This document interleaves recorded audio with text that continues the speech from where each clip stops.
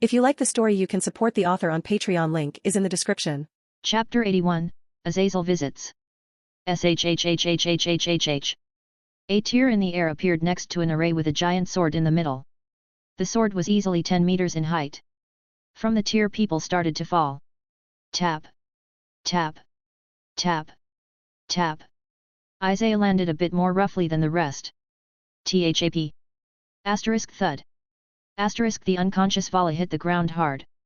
Everyone turned to Baikao, who was the last one holding her. My bad. Baikao sheepishly scratched his head. Kurama just facepalmed. Let's just go inside. My other clone is waiting in there. Lafay tilted her head. Other clone? What about the original? Kurama just smirked. He is busy in transitioning into a sage. This time when Baikao dropped her, Arthur was there to immediately pick Vala up. A sage? Are you serious? So he is going to be just like Gramps? Baikao yelled out. Yep, now move. Isaiah groaned as he started walking, and everyone was right behind him. A few minutes later they reached the meeting room. Yasaka comes in. We have Azazel in the waiting room. I will send someone to bring him in. Kurama nods at her, then turns to the rest of the team who were grinning at him. They were making fun of him because of how he acts as leader. Shut up, he growled at them. All of them just smiled harder. Isaiah sits casually on the chair next to the throne. Seeing as Nexus doesn't have an official HG, Kyoto is still Kurama's territory, so he sits on the boss chair. Not that any of them care about things like that. Isaiah is the leader. As long as everybody treats and respects him as that, everything else is meaningless. Azazel enters the room. Azazel enters the room casually. Like he wasn't caught testing out and studying the yokai wards in secret. Really, Dad? Studying our wards in secret? I at least expect you not to get caught. Why didn't you send someone else to do it? Dino grumbled, a bit put off by his father's actions. Ha ha ha. It was a new type of ward, I couldn't let a few amateurs do the job, so I came here in person. Azazel laughed without a care in the world. Good to see everyone. I see there are some new faces. He turns to Tiamat, Roswis and Gloxinia. Good to see you again, Azazel. I see you are as lazy as ever. Tiamat watched him carefully as he walked to the guest table. Ha ha ha, what's the point of being a leader if all you do is stress out? I need to have some downtime as well. But you are certainly a surprise. Who would have expected that you would become a goddess? I couldn't believe it when I heard the news, Azazel said as he stroked his beard. I have Isaiah to thank for that. Tiamat threw a loving look at Isaiah, who smiled at her. Azazel smiled. Interesting. Who? And the new recruits? Roswis stood up. Greetings, Governor General of Grigori. I am Roswis of Asgard. Former bodyguard of Lord Odin. Azazel raised an eyebrow. She is at best in her mid-20s. Old man Odin might screw around, but his advisors won't allow anyone weak to guard him. She must have some serious talent to get that position. Baraquil mentioned her, but seeing is believing. Azazel nodded at her and turned to Gloxinia, who just smiled. Greetings. I am Gloxinia, the Fairy King and ruler of Alfheim. The newest member of this team and an ally to Nexus. Azazel.exe has stopped working. Rebooting. Hey. He is the Fairy King in Alfheim. This means the fairies have moved to Alfheim and have been there for a while. He couldn't have taken over Alfheim by force. The realm would have resisted him, and he would be stuck there. Just by being here means he has been accepted by the realm. Therefore by the elves. His strength is not to be underestimated either. I can't tell much, but his strength should be somewhere just below mine. He is young, but he can grow stronger, especially on this team of monsters. I see, it's a pleasure to meet you, Your Highness. Said with a smile. Krrrrrrrr. Team Vala just walks through the doors. Vala was somewhat conscious now and looking a little pale. Azazel, there was a complication, Arthur says with a strained voice. Azazel frowns and goes to touch Vala on the shoulder. He notices right away that the gear is gone and Vala has lost her strength. What happened? Azazel turned to Isaiah. He had just lost one of the big players in Grigori. White metallic wings burst from Isaiah's back. His draconic aura is already showing. Sigh, Vala attacked Isaiah like an idiot. But instead of getting killed, Isaiah ripped the gear from Vala along with most of the mana and life force. Vala is by all accounts a regular human now. Fate has a weird sense of humor. Albion sighed out. Damn, Azazel cursed under his breath. Just great. He has only been a devil for 10 or so years. And yet he is standing among the top of this world. He is like them, Ajoka and Surtsks. A real freak of nature, someone who goes against the very flow of the world. Are you becoming a dragon? Azazel asked, carefully not to overstep any bounds. Yes, Isaiah nodded seriously. Nice, their leader is getting stronger and stronger. Now not only do they have Kyoto, they have Alfheim with them. Most fairy magic has been lost. Only a few books remain in some private libraries. And it's mostly the same books being copied and sold. That knowledge alone would give them the backing they need for the grunt members. I see. I guess I can't talk you into joining our alliance? Azazel asks hopefully. The result was a few chuckles from the stronger members of the team, making Azazel frown. Azazel, you should know the current situation of your alliance, Kurama smirked. All three of your factions have traitors inside. Devils with the Great King and Old Satan faction. Heaven has the church, and you have the idiots that were smart enough not to join Kokabil's suicide mission and are laying low now, Tiamat said with power in her voice. I agree with them, Miyasaka spoke up. It is one of the reasons why I rejected any proposal you sent us. It's only a matter of time before this blows up in your face. Though mostly it was because of the crimes committed against the yokai. Isaiah continues, and there is your problem. This alliance of yours was created for two main reasons. To stop the bickering in the biblical factions so they aren't eliminated by another faction. And to use your combined strength to eliminate your tractors, as you can't do it yourselves. That's why you are inviting Old Man Odin, right?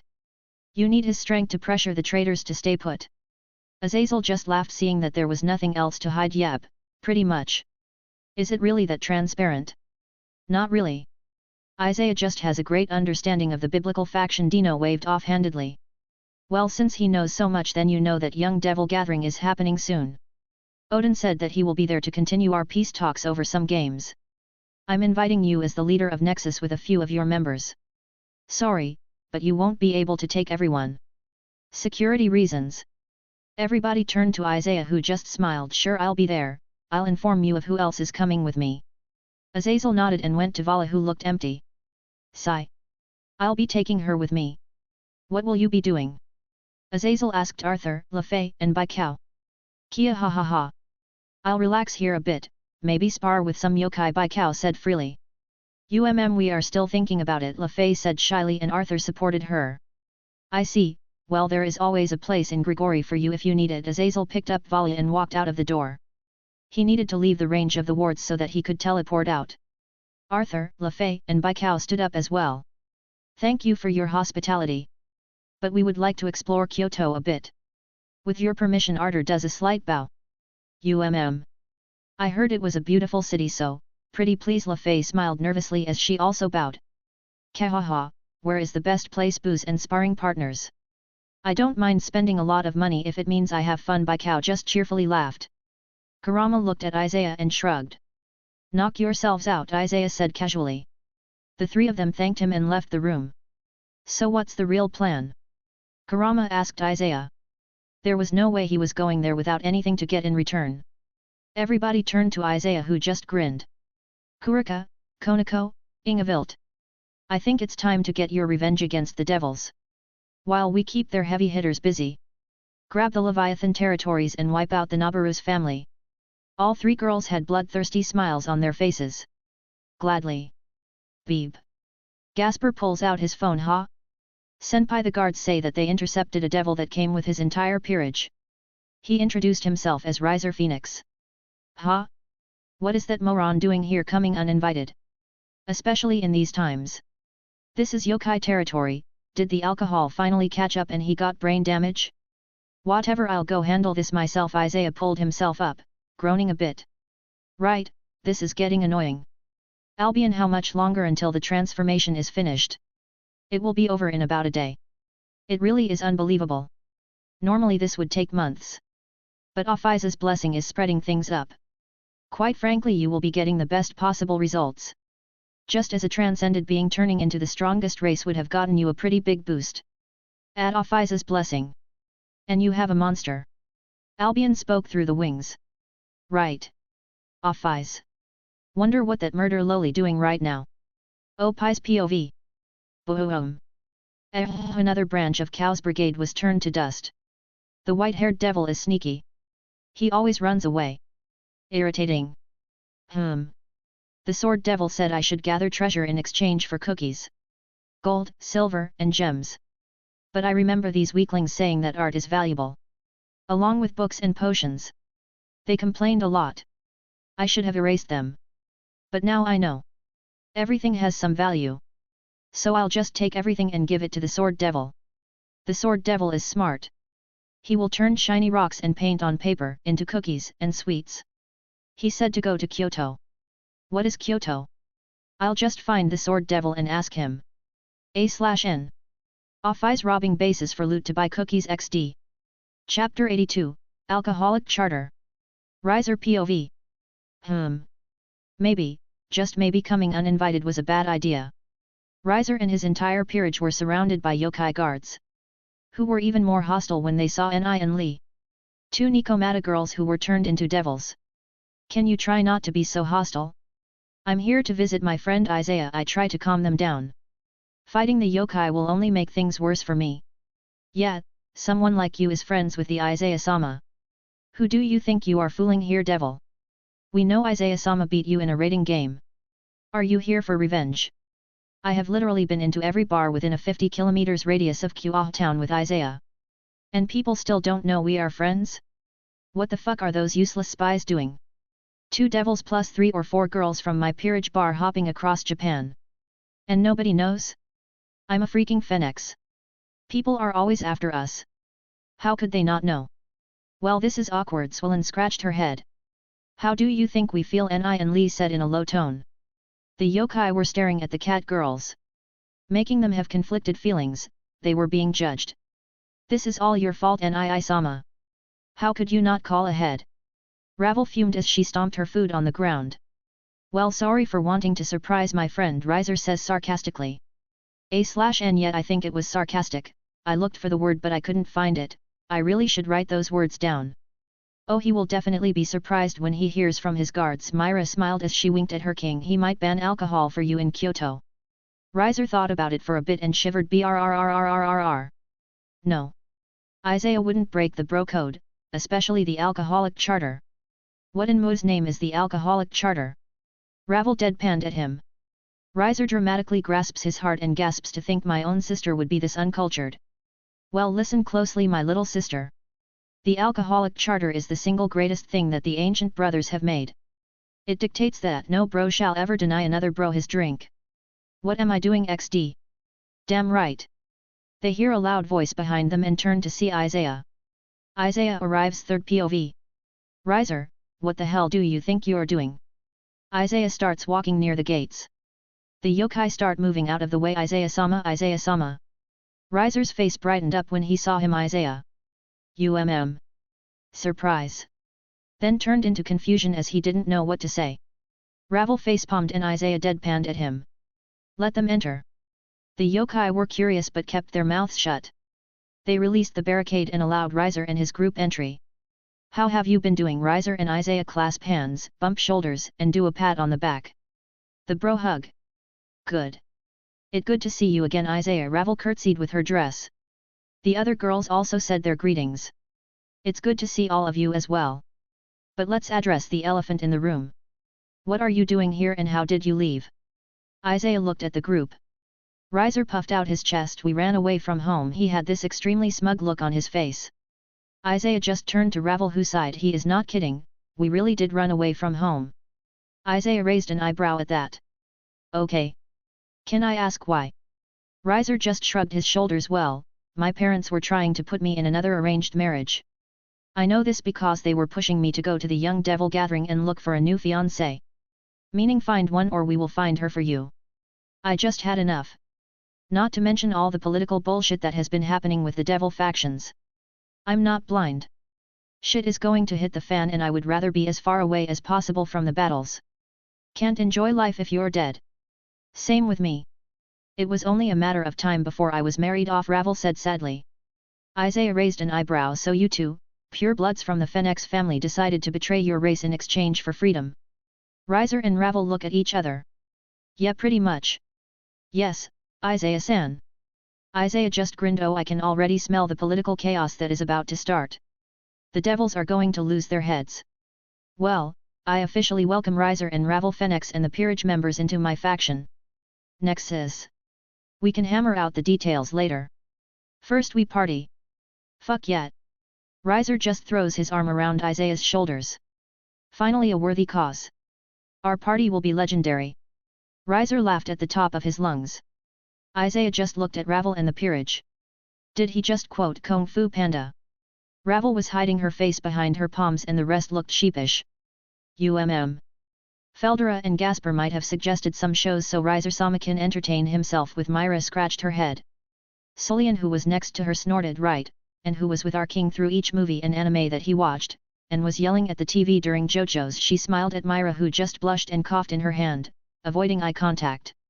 Isaiah just chuckled and shook his head. Damn, Gasper and Feldera do good work.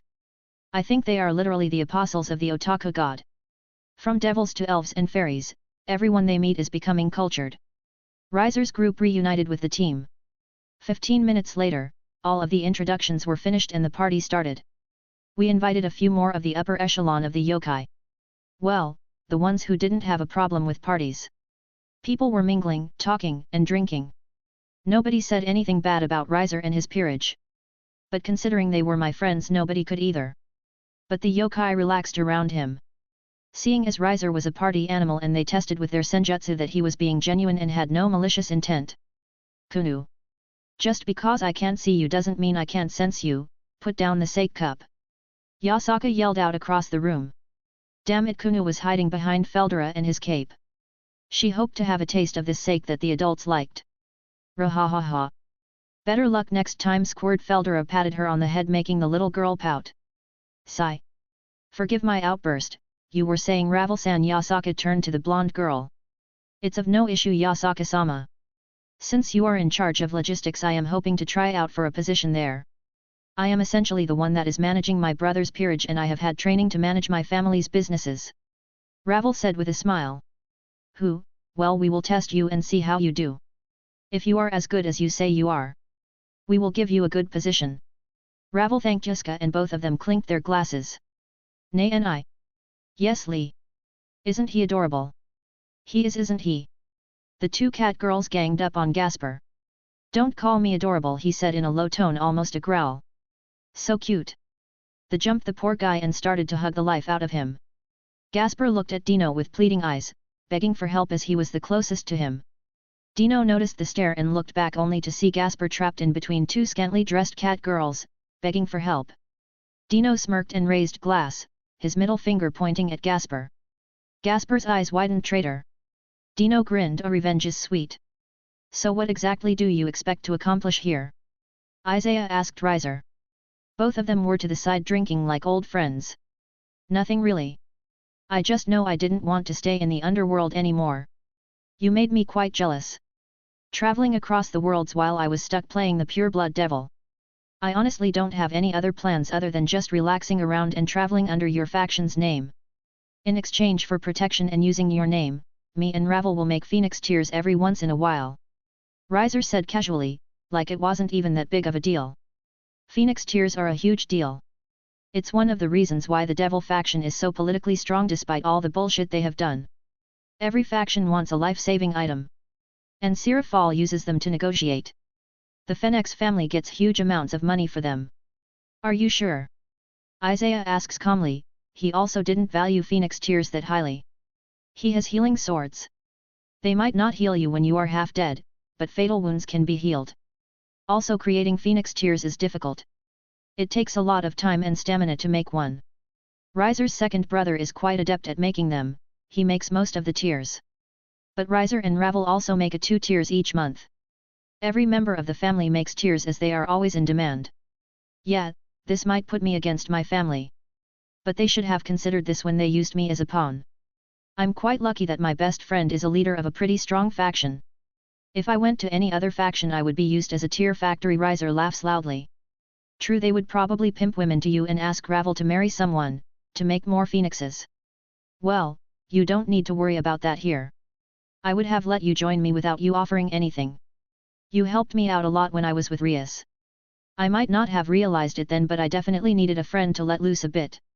I won't ask anything of you. But I still suggest you go with the Phoenix Tears. It will calm down any disputes that might arise from the masses and will make you look good in their eyes. Of course I personally invited you, they wouldn't be able to touch you anyway. Isaiah smirks at Riser as they both clink their bottles. I said what I meant, we will provide you with Phoenix Tears. After all, we need some sort of foothold. I might not want it now. But later down the line, I would like to settle down, have a few kids. Me having a good position will be good for them. But that's in the future, for now we drink. Luna. Bring the karaoke machine. Riser yelled out. More and more people called out as well, wanting to join in. As expected, Ingevild slayed it. Yasaka was great as well. After all, she has been alive for a long time and singing is an important part of her culture. Surprisingly, Riser and Ravel were right behind them. But they were related to a phoenix, a mythical bird that is said to heal people with its voice. Let's go. Feldera yelled out. Jojo open point 1 Sonochi no Satum. Sora. Kabariokata, Futatsu no Hoji Gaaa. And the Otaku dragon started to sing JoJo's and got a surprising amount of cheers from the crowd. Feldera and Gasper have worked really hard to make the people in their faction cultured. And it was paying off. Sonochi no Satum. Yuhuhuhuhujo. Chapter 83, Date Night. Kyoto. Saturday night. A small festival was currently happening in Kyoto, sponsored by us. So everyone can go out and have fun. Asia was hugging Isaiah's arm while humming. Well, someone is certainly happy. Isaiah smiled when he saw the happy Asia. Of course I am. I finally have some alone time with you, far away from those horny bitches, Asia said with a bright smile. Isaiah's sweat dropped. The fight for the date night had been brutal. But in the end, Asia won. Come to think of it, it's the first time we have gone out together in a while. Probably since the time I first met her. So where would you like to go, Asia? Asia thought about it for a bit before grinning. The arcade. It was one of the first things you showed to me when we met. And I want to go mess around. Isaiah nodded. Well, she certainly looks the part. But I can't lie, I'm loving her punk/rock look. Arcade. Ding ding ding. Asia was dancing, she was moving with grace and speed. Ding ding ding ding ding ding ding. Everybody was looking at her in awe. Ding ding ding bam. She finished her dance and slammed her feet on the last two colors. Winner. New high score. The people around us start to clap and cheer. Asia smiles at them and thanks them with a wave. She got a new high score on the dancing machine. Day. She can punch a mountain to pieces. This is a breeze for her. Well, that was fun. Asia skips to me and links our arms together. I'm glad you had a good time. How about we get something to eat? What would you like? Asia had a thoughtful look on her face. I'm not really in the mood for any restaurants. Why don't we just go eat street food? We can try all kinds of food here. I chuckle at Asia's enthusiasm, a woman after my own heart. Let's go. We spent the next few hours visiting street stalls. We kept eating and having fun. Giving the other a piece of our food. We listened to street performers. And had a great time all in all. We decided to get some peace and quiet, so we went on a nice long walk in a less known park. Hey Isaiah. Asia intertwined their fingers together. Yes, Isaiah held her hand tighter and smiled. I don't feel like sleeping alone tonight. I hope you can help me out with that, Asia whispered in his ear. Both of them knew what she was asking. Isaiah nodded at her.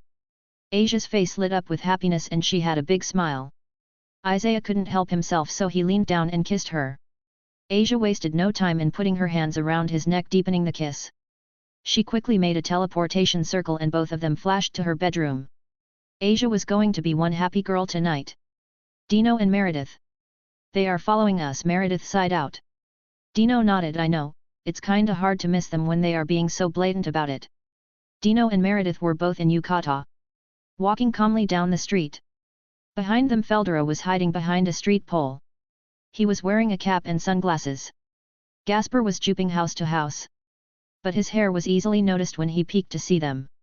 The other girls were there as well. Valerie had a bat follow them and used the bat's eyes to look at them herself. Kurika and Konako were in their cat forms following them. Even Dukalion was there.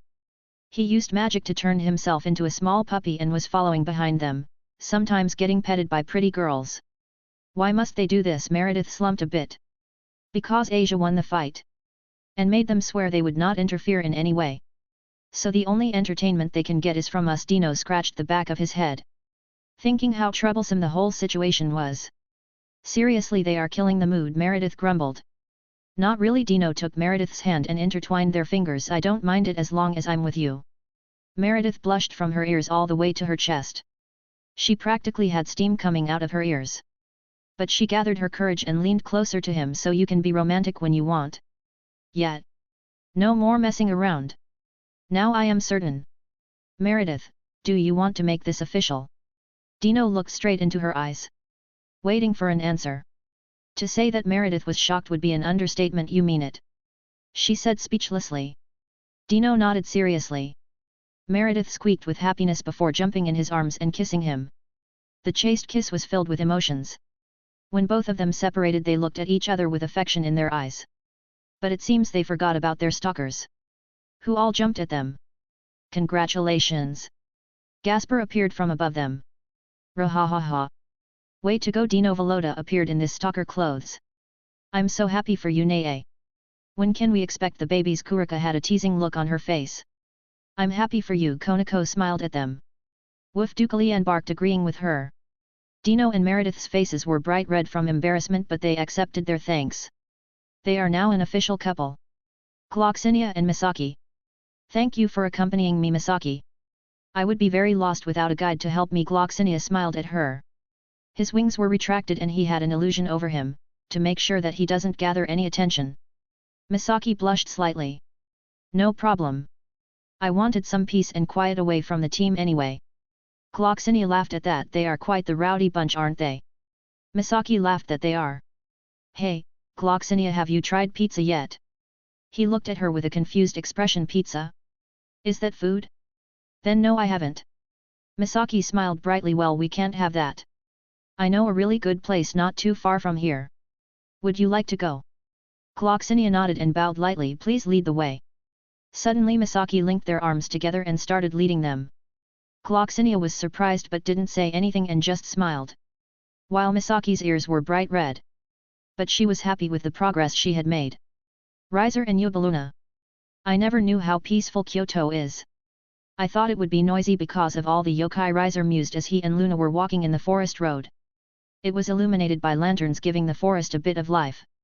Well, we never visited Kyoto as it was Yasaka's territory. Devils get killed the moment they step foot here, Luna says as she tightens the grip on Riser's arm, putting it between her cleavage. Riser just smirked knowingly. It was a game that both of them sometimes played before they had sex. They kept teasing each other until one of them snapped and dragged the other to the bedroom. Well, let's take our time then, enjoy the views. Riser smiles at her, but his eyes were saying something else. Luna grinned. Yes, let's enjoy our time. Winner gets to pick what roleplay we are doing tonight. Deal. And so the game started. A/N. Asia and Isaiah are finally together. Dino and Meredith have stopped playing around and are now an official couple. Chapter 84, Preparations and Gathering. Sunday morning. Day after the festival. Every one of the top echelons was slowly gathering in the dining room. Only Riser and Revel were here from their side. Isaiah informed them that they will be reviewing their plans for tonight. For the young devil gathering.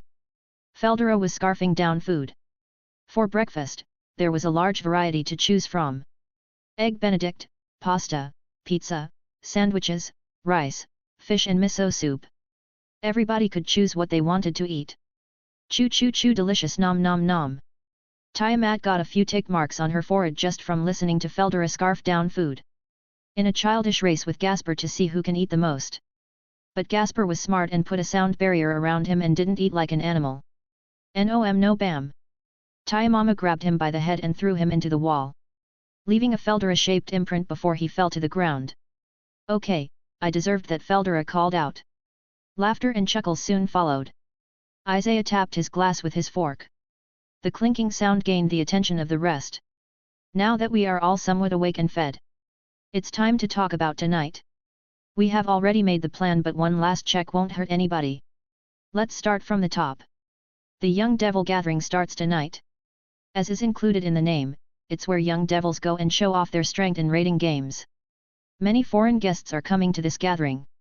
I have no doubt in my mind that the biblical faction will try and convince them to join their alliance. Rose nodded and spoke up. I have heard back from Asgard. Lord Odin and his new bodyguard will be attending. For further security, Baraquil from Grigori will be escorting them. Oh, and I just got news this morning. Lug from the Celtic Pantheon will be there as well. Gasper smiled proudly. Isaiah instantly knew where he got the news from. Well done, hacker Brando. You are one step closer to becoming as cool as Dio. Tiamat mumbled. Interesting. I thought it was a coincidence, but it appears not. Yesterday there were rumors amongst the sea gods. Poseidon has left Atlantis. I assumed it was just one of his walkabouts in the deep seas as he sends his avatar into the mortal world. But maybe the Greeks will make an appearance in the gathering. Valerie glanced at Tiamat. You can communicate with other gods. Tiamat shook her head. No, it's like hearing a whisper from the sea. Some of the stronger sea creatures saw Poseidon leave. They told other creatures, and if enough sea creatures talk about it, the rumors reach us sea gods as it is our domain. Kurama had an understanding look on his face. It's the same with me. Well, almost. Nature gods and sages are pretty linked. I have been hearing some random chatter. Made me laugh too. Some noble devil from a lower house got killed by dryads. He boasted about his stamina and wanting them in his peerage. Got sucked dry. Quite literally. Osh. But still funny. Riser chuckled. He had already seen too many idiotic acts done by his people. Hee. Looks like this gathering will turn out more interesting than we thought. Veladra sat down on his chair. Even without us causing all the chaos. Kurika nodded as she chomped down some tuna. These people have been enemies for centuries. Grudges like that won't go away that easily. Naya. Isaiah nods. So as planned, I will go to the gathering with Asia and Rose as my bodyguards. Isa being there will make Diodora act. Trying to get close to her. Asia can just erase him on the spot. Since he was the reason she was expelled from the church, and almost killed by the fallen, so he could reincarnate her. Crack crack. Everybody turned to Asia, who was happily smiling while cracking her fingers. I need to express my thanks to him. After all, if it wasn't for him I wouldn't have met Isaiah. So I will thank him, with punches filled with gratitude and pain. Rose will be there because of Odin, and she can protect us if something unexpected happens.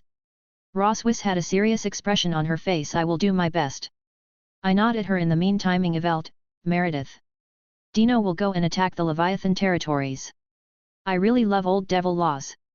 They made it so things are heavily in their favor. Especially for the Big Four.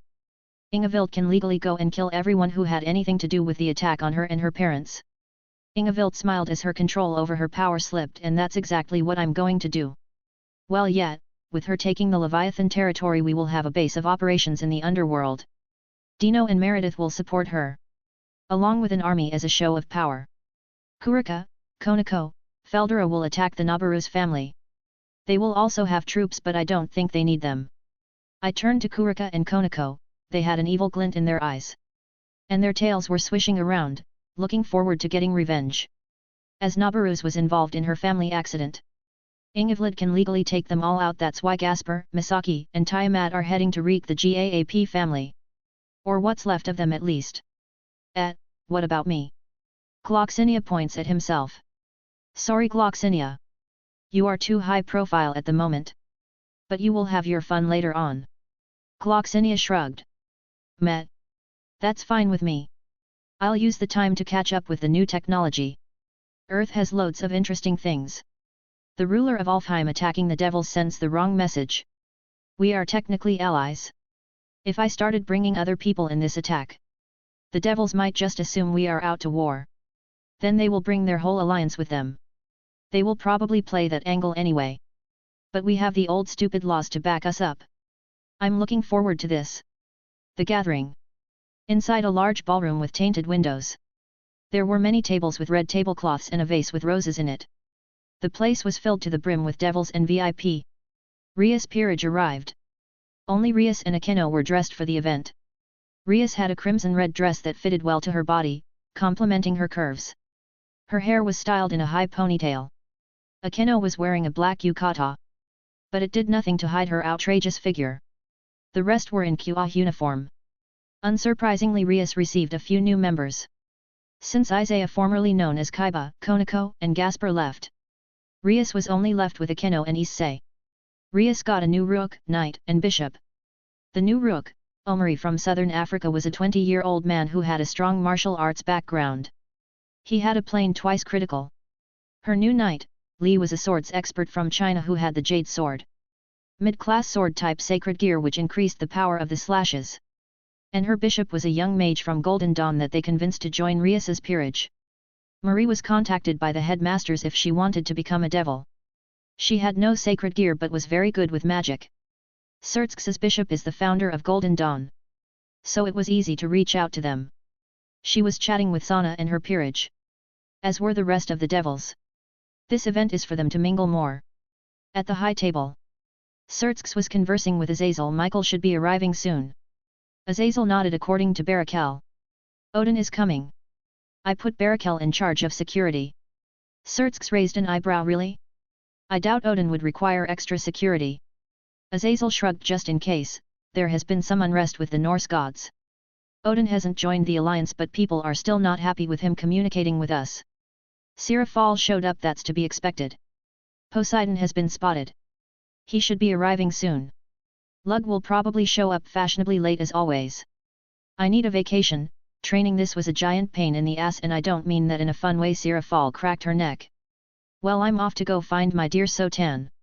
Good luck with it. She skipped away, leaving Sertzx and Azazel to smile wryly at her attitude.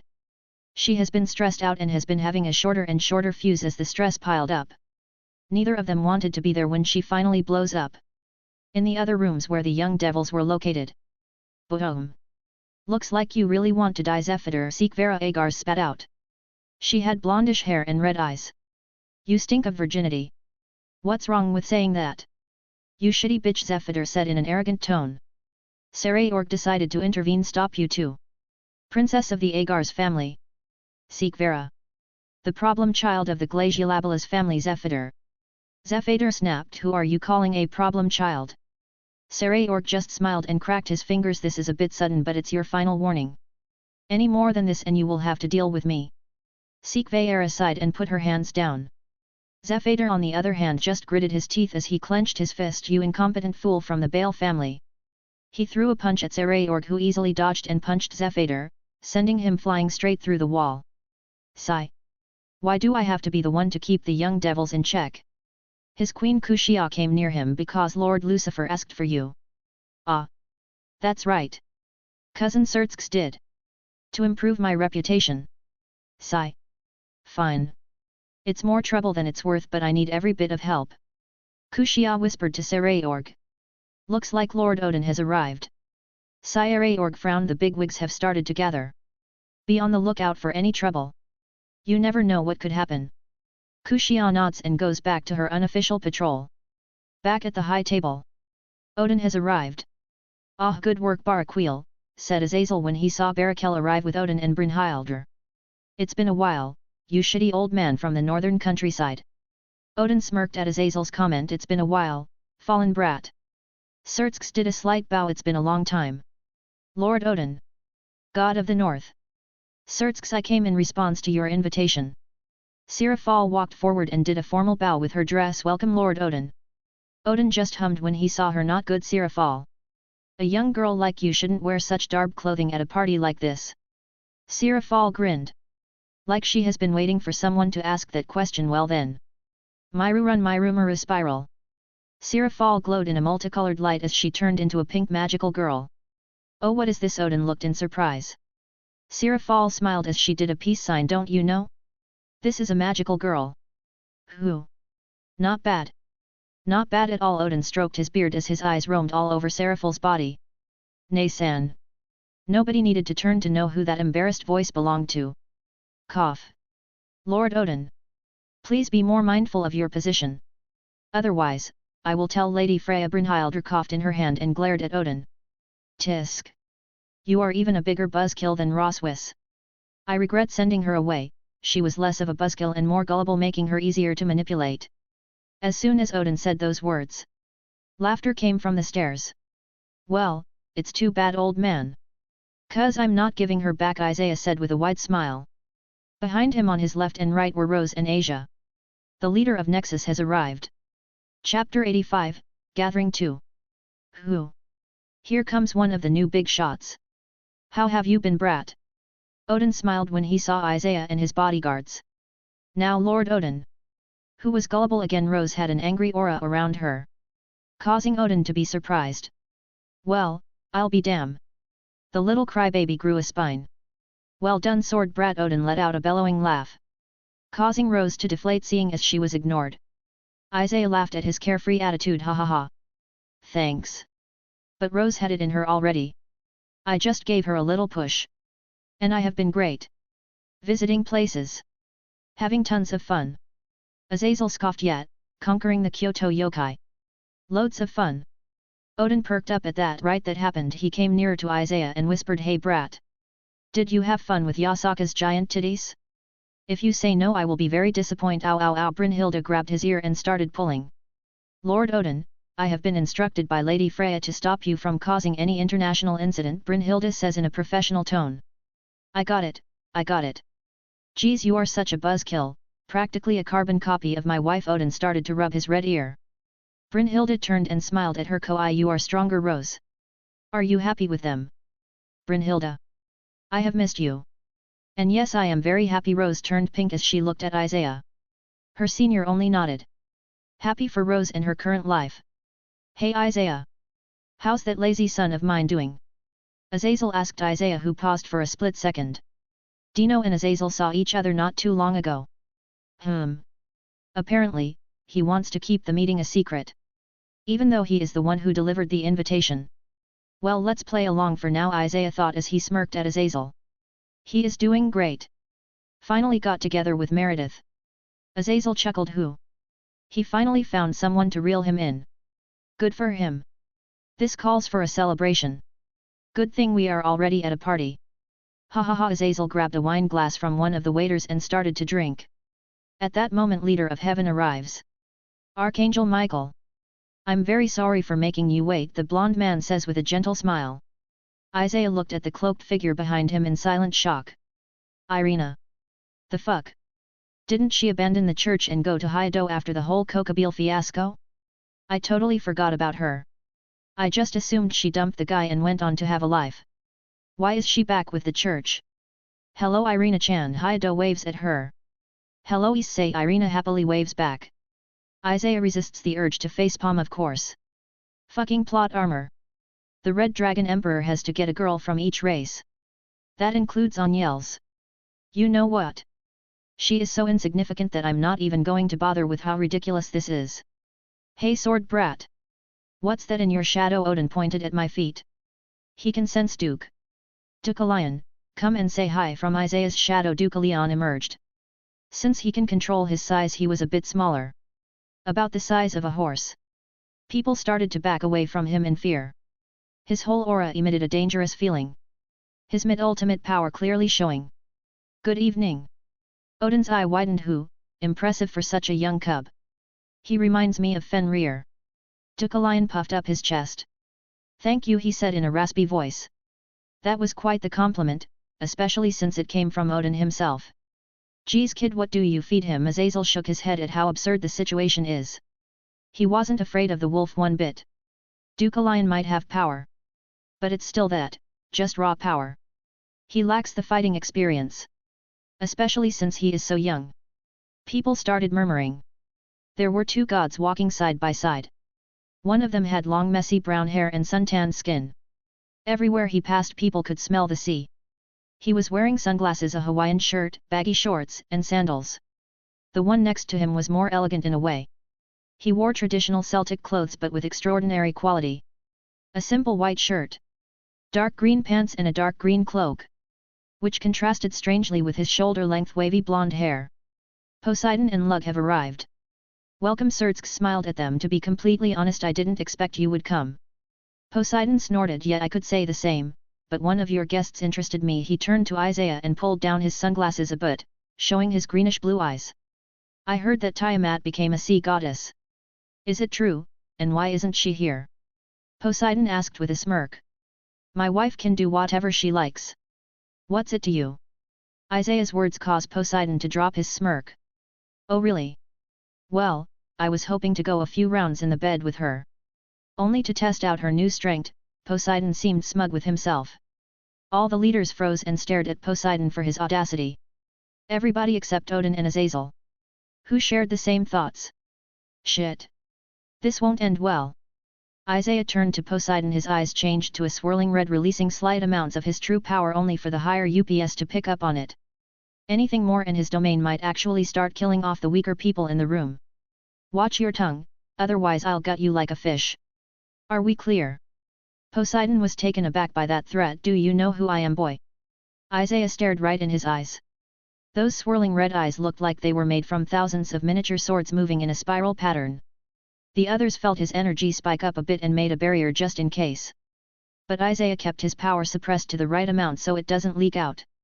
Falbim looked at Isaiah with a lazy expression. Troublesome. This power. How has he achieved this level at his age? He isn't even 18 yet. I didn't break through transcended until my late 50s, Xerxes was contemplating in his mind. I wonder how I can make him agree for me to do some tests on him. He might have a mutation like Xerxes. Ajilka was thinking on how to make Isaiah into a lab rat. While Seraphal was sweating on the inside. Shit. This was such a bad idea. Why did Olympus have to send Poseidon? If they kill each other here I will have an international incident on my hands. Fuck, this job is so not worth it. The last few years have been hell. A fallen god who doesn't know his place. Tell me, fish boy. When was the last time someone prayed to you? You have lost most of the power you got from prayers. So clean those barnacle-filled ears and listen to me. Another word about me or my people, and you will be begging me to kill you as I fillet you alive. Poseidon was completely red-faced. He looked like he was one step from blowing up. How dare this child mock me? Poseidon summoned his trident. Isaiah just raised his hand as if he was holding an invisible sword. But everybody felt the edge coming from his hand. Before either could move, Lug stepped between them. Gentlemen, I believe this isn't the time or place for this. Not to mention the loss of life that would happen should the two of you clash. I suggest we take a deep breath and de-escalate the situation. Isaiah looked at the god standing in front of him. Lug, the Celtic god of light and justice. Very well. Your words are true, this is neither the time or place. But should Poseidon act up, he will receive no mercy from me. He slowly raised his hand. Lug smiled at Isaiah, glad that he was being reasonable. He then turned to Poseidon, who just scoffed and put away his trident. Seraphal let out a small sigh, which might as well have been a big one, as she stopped herself as soon as she noticed. I have decided. Lug is now my new favorite god. I need to get him something nice for this. Seeing that everybody was here, Xerxes started his speech about how the time of war is over and that everyone needs to come together for a brighter future. Until he was interrupted by a loud voice. How laughable! A magic circle appeared in the air above the tables. It split in half and a man came out of the portal. He had yellow eyes and grey hair that floats behind him like a tail with two chest-length bangs. I am the Norse god Loki, he said arrogantly. MCPOV. I am the Norse god Loki. Here comes the troublemaker. I gave the signal so that my team can start the attack. Loki, even though you are a Norse god, it does not give you the right to cause chaos here. Xerxes stared down at the god of mischief, who looked unbothered. Even with all the powerful individuals here, seeing our great father mingling with other mythologies sickens me. Loki, if you return to Asgard right now I will forgive you. Odin stopped his bodyguard. Forgive me? Don't joke around, you old geezer. Loki, how dare you speak like that to the All-Father? Brynhilde released her power. It shocked the people that a bodyguard has reached that level. She was easily Cotter level. If he allies with other mythologies, we will be unable to achieve Ragnarok. I have heard this conversation before. You bastard! You are with Chaos Brigade. Azazel frowned at him. Loki shook his head. I was with them. But then the leader of Eyes went crazy and started to hunt down all the members. More than half the brigade has been destroyed. So I quit. Luckily she didn't even know I joined them. PFFFF. I spat out my drink. Too shocked to stop myself. Everybody looked at me strangely, but I ignored them. That murder loli seriously went on a rampage? I know I suggested it, but I didn't think she would work this fast. I thought that someone might trick her out of it due to how naive she is. She already whipped out half? Scary. Mental note. Speed up on the sweet stockpile. I mean, I have 5 full warehouses filled with sweets. But I don't think that will be enough. Come out, my beloved son. Fenrir. A giant wolf appeared in the hall. Whoops. I was daydreaming. But he brought out Fenrir, did he? Who? I smiled at the giant god-killing wolf. Took a lion, it's time for some fun. From my shadow a smaller but still giant wolf appeared. His fur was shining like black metal. Fenrir, you don't joke around, do you, Isaiah? You know I can't defeat someone like that. Yet. I smiled at my longtime partner. He really has come a long way. I know, that's why I'm going to give you a little boost. I put my hand on his torso. I was basically fusing multiple swords in his skin. Go wild, I say in a cold tone. Awoo. Took a lion launched himself at Fenrir, biting him by the throat and crashing both of them through a wall. And just to make sure, I threw a few swords at Fenrir to debuff him basically. How dare you, Loki snarled at me. I just smirked at him. Didn't think this through, did ye? Loki paused and composed himself before smirking at all of us. Actually I did. Everybody attack. Opie's going on a rampage. Redistributing funds that belong to the Cows Brigade. Needs money to buy sweets XD. BTW. On Pat *, I have been having loads of inspiration for the other FICS. That's why Kiba releases have slowed down. That, and I'm still brainstorming ideas about the end of the FIC, which is very near. Chapter 86, Chaos Everywhere. 15 minutes earlier. Rias Peerage POV. Damn, that Eichmann bastard. He didn't even look in our direction. Hydo grit his teeth as Isaiah and his 2 bodyguards walked to the high table. He wasn't jealous. Not one bit. Rias just sighed and shook her head. Say. We talked about it. You can't cause trouble for why, Isaiah? He is now a faction leader. A powerful one.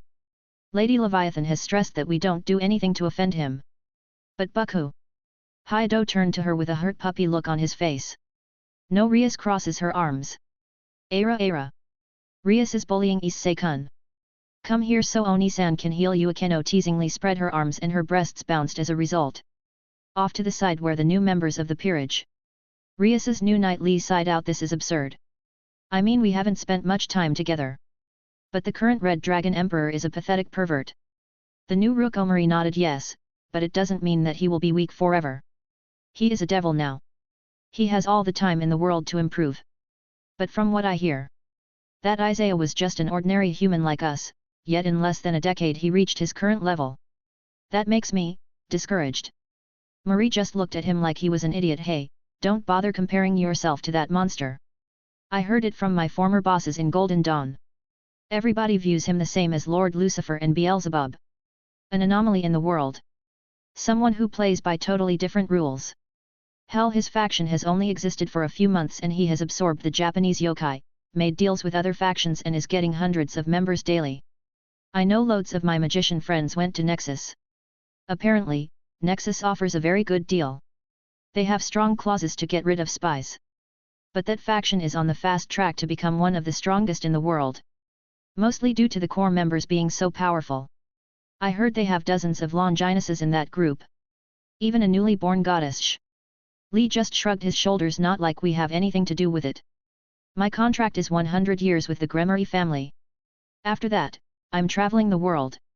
Omori nodded, agreeing with him. They said they will keep my family safe, healthy, and prosperous as long as I serve Rias Gremory. The deal also applies to my family's descendants. As long as they keep their part of the deal, I will serve and keep improving myself. Marie looked at both of them. Seeing as they were expecting an answer out of her, she just sighed. My contract is 60 years. I mainly accepted because they said I would be a student of one of the original founders of Golden Dawn, who is currently Lord Lucifer's bishop. It was really a no-brainer for me. Rias's family is rich, which means I don't have to worry about research costs. I get devil imagination magic and get to study under one of the most brilliant magicians to walk the earth. Isaiah appears to be on very close terms with Lord Odin. Akeno spoke up, causing the three of them to look at the high table, where Odin and Isaiah were laughing and smiling. Yes. It appears that the silver-haired woman used to be Odin's bodyguard, Rias said with a thoughtful face. Huh? You mean she left Odin to become Isaiah's bodyguard? Why? Isn't Odin like the biggest god of the north? Being his bodyguard is a big deal, right? Haido said with a confused expression. Yufu. That's right, Issei-kun. He really must have offered her a lot for her to abandon her prestigious position. Haido just whispered, damn that Eichmann, getting all the hot babes. Ah, looks like Archangel Michael has arrived. Rias smiled as she saw the blonde man walking up to her brother. Ara. Look who is behind him. Akeno giggled and pointed at Irina, who was standing behind Michael. Haido looked shocked before smiling and giving her a wave. Hello, Irina-chan. Irina happily waved back. Hello, Issei. After a while, Isaiah summoned Dukalion out of his shadow at the request of Odin. Fuck. Is that Duke? Haido pointed at the big wolf. Duke-chan got so strong. Akeno said with a shocked tone. Even his familiar is stronger than us. Rias whispered, but her peerage heard her. Lee, Omori, and Marie were looking at the wolf in shock. That's a familiar? It looks like a war beast ready to tear everybody apart. Suddenly there were murmurs around them. The Gremory peerage quickly realized why. Two people were approaching the high table. A tanned muscular man that looked like he was dressed for the beach. And the other one was a blonde-haired man dressed in Celtic clothes. Poseidon and Lug. To the complete shock of everybody, Poseidon insulted Tiamat, Isaiah's wife. A barrier was quickly put in, separating the people on the high table from the rest of the guests. The young devils quickly backed away just in case. Some quickly fell to the ground, screaming in pain, which only lasted a few seconds. They swore they felt that they were cut. Those were the ones that were able to see Isaiah's eyes directly from their angle. Partner. That Isaiah fellow. He is a dragon now. Drake materialized as just a green circular gem on Haido's hand. Hey. How do you know that? Haido asked Drake. I'm one of the heavenly dragons. Even inside this gear, I can still sense my kind pretty well. Not to mention the fact that he has Albion with him. Excuse me, but what do you mean he has Albion? What about Vali? Rias asked respectfully. I meant what I said, Gremory princess. Isaiah is now the wielder of divine dividing. How it happened we can only speculate. But most likely Isaiah killed Vali and ripped the gear from her. I see, was all that Rias could say. Everybody stood on pins and needles as they watched the powerhouses. As soon as the matter was resolved, everybody let out a sigh of relief and relaxed. Well, until the god of mischief attacked with his friends. Everybody attack. As soon as Loki's words ended, dozens of magic circles operated in the air from them. Hundreds of magicians stepped out. I welcome Elucid Lucy Phage, the leader of the magician faction Nilrem, and Walburga, leader of Hexenacht. Right as he finished those words, a silver-haired man in a fancy suit and a woman in her mid-20s wearing a purple gothic Lolita outfit appeared. Hello, sister. How nice it is to see you again, Elucid said with a sneer. He had been furious at Graphia's betrayal. Especially because his obsession with her. Elucid. Graphia said with a small gasp. Her surprise was obvious to everybody in the room. It was common knowledge that she was the last survivor or the Lucy Phage house, the house that served the Lucifer bloodline. In the flesh, Elucid said grandiosely, taking this moment to add a bit of theater. He unleashed his power, showing his strength as a solid ultimate class. But people were unable to see what rank he was. His aura is constantly fluctuating, both his magical and his ki, Ajoka said with narrowed eyes. How do you like it? It's an invention of mine to prevent my moves from being read, he said with a proud grin, looking down on everybody in the room. Surprisingly, Isaiah spoke up, smiling at the man with his glass raised. I made a sword that could do that when I was 10. But if you are so proud of it, well, good for you then.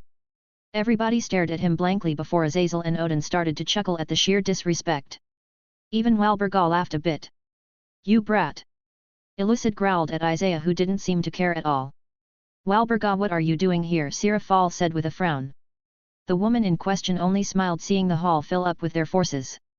She was a coward at heart, but WTH this many people she had the confidence to confront the Satans. Oh, nothing much, just finishing up a contract. They paid a lot for this job and I thought I would pick up a few test subjects along the way. Find the Phoenix brats. She waved her arm and the magicians started to fire beams at the devils, who were teleported somewhere right away. Everybody hang on. Ajoka said calmly, but his words echoed. Then a cube of giant green magic circles formed, with the high table as the center. Inside the cube were all the invaders, the VIPs, Rias and Sana Peerage, and a few random devils. The cube glowed and the next moment all of them found themselves in a wasteland, right next to a devil army outpost. Fenrir and Dukalion were still biting and clawing each other. Dukalion was losing though. Where is this? Walburga yelled out nervously. She and everybody else were forcibly teleported. Impressive. He actually moved the entire space inside the cube to here. But it must have cost a ton of mana. Rose whispered softly. They want to cut down on the collateral damage. Isaiah smiled as the fighting started. Outpost 332. Attack the invaders. Focus on the magicians, yelled out Falbium. The men quickly followed his orders. I don't think so. Walburga raised her hands and a purple flame appeared. The Longinus Incinerate Anthem. The Holy Cross. Which is deadly against creatures of darkness, being almost an instant kill for high-class devils. Powerful against ultimate and super devils. I'll take her, preferably alive. Ajoka, get ready to seal her. We don't want that gear ending up in the hands of someone even more troublesome. Surtsk stepped up. Walburga quickly called her men to fight with her. She wasn't stupid enough to take on the strongest devil alone. His queen Grafia rose to the air to confront her brother. We will handle my troublesome son Odin. And Brynhilda rose to confront Loki. Aren't you going to do anything? Azazel asked Isaiah, who just raised an eyebrow. Why the hell would I do that? This isn't my territory or my fight. Isaiah just calmly sipped his wine. Yeah, but don't you like collecting sacred gears? There is a Longinus in front of you. Azazel pointed at Walburga. True, but her sacred gear is a pain, and it chooses its own wielders. So no point in fighting her without getting anything from it. Then what about your wolf? Sirafal pointed to where Dukalion and Fenrir were destroying everything in their path. Duke has been asking me for stronger opponents. Fenrir is the one he can learn the most from. Naturally, he will lose. But it's a valuable lesson. Looks like their brawl is over. Isaiah quickly noted to Rose, who used her sacred gear to warp space and bring back Dukalion. The giant wolf was bleeding heavily. Damn. Sorry. I gave it my all but still lost. Duke lowered his head. Isaiah just took out the swords that were boosting him and Asia went to heal him. Don't worry about it. You never stood a chance. Fenrir is much older than you. He is the god-killing wolf. The fact that you could keep up with him for this long proves your strength. Just keep on training and you will beat him someday. Isaiah smiled at his familiar. Duke nodded and went back into Isaiah's shadow to rest. But in that moment purple chains wrapped around Asia and dragged her away. Rahaha. Asia, you are finally mine. Deidara, who was playing the nice guy, finally showed his true face. He saw a chance when their guards were dropped and took it. He used chains enhanced with Ophiza's power to bind her and tires to teleport away. A magic circle already formed under his feet. Rose raises her hand and freezes space, stopping him with her sacred gear. Asia turns around, just smirks at Deidara. I was hoping you would do that. Now I can take revenge without any consequences. Balance breaker, undying battle medic. A/N. Walburga is shown to be a coward who will only fight in battles where she has an absolute advantage, often retreating if the odds turn against her. Hexanacht, translated into Witch's Night. Walburga. Walburga is a woman in her early 20s with short hair adorned with numerous ribbons. She wears a purple Gothic Lolita outfit. Incinerate Anthem. The Holy Cross on which Christ was crucified. Chapter 87, Chaos Everywhere 2. Balance breaker, undying battle medic. Asia's aura burst out of her, cracking the ground. Her 2 twilight healing rings flew out of her hands and fused, becoming a tiara with an emerald gem in the center. On her hands, she had small spiked golden gauntlets that covered her knuckles, the back of her hand and her wrists. Then from the wrists, 2 wide golden straps went crisscrossed all the way up her arm to her shoulders. FMA, Alex Armstrong gauntlets. Asia crushed the purple that were binding her. Everybody who wasn't fighting stood there in shock, including Diodora. Asia cracked her fingers. I never thanked you for framing me at the church. If you hadn't done that I would have never met Isaiah. So accept my gratitude. She appeared right in front of Diodora. Her magic and Toki fused in her fist, together with the energy from her sacred gear. Demolition Fist. Boom. Her fist didn't even touch him. The moment her fist hit the passive magic devils leak out. A large explosion launched from her fist, completely obliterating Diodora and the ground behind him, leaving nothing behind except the dugout dirt from the explosion. Everybody was quiet before Issei and Saji yelled out, "Holy shit! OWW!" and immediately wincing in pain. Way to go Asia, Isaiah cheered with a loud laugh. Good job Asia, Rose clapped happy. Asia turned around with a bright smile and practically skipped back to them.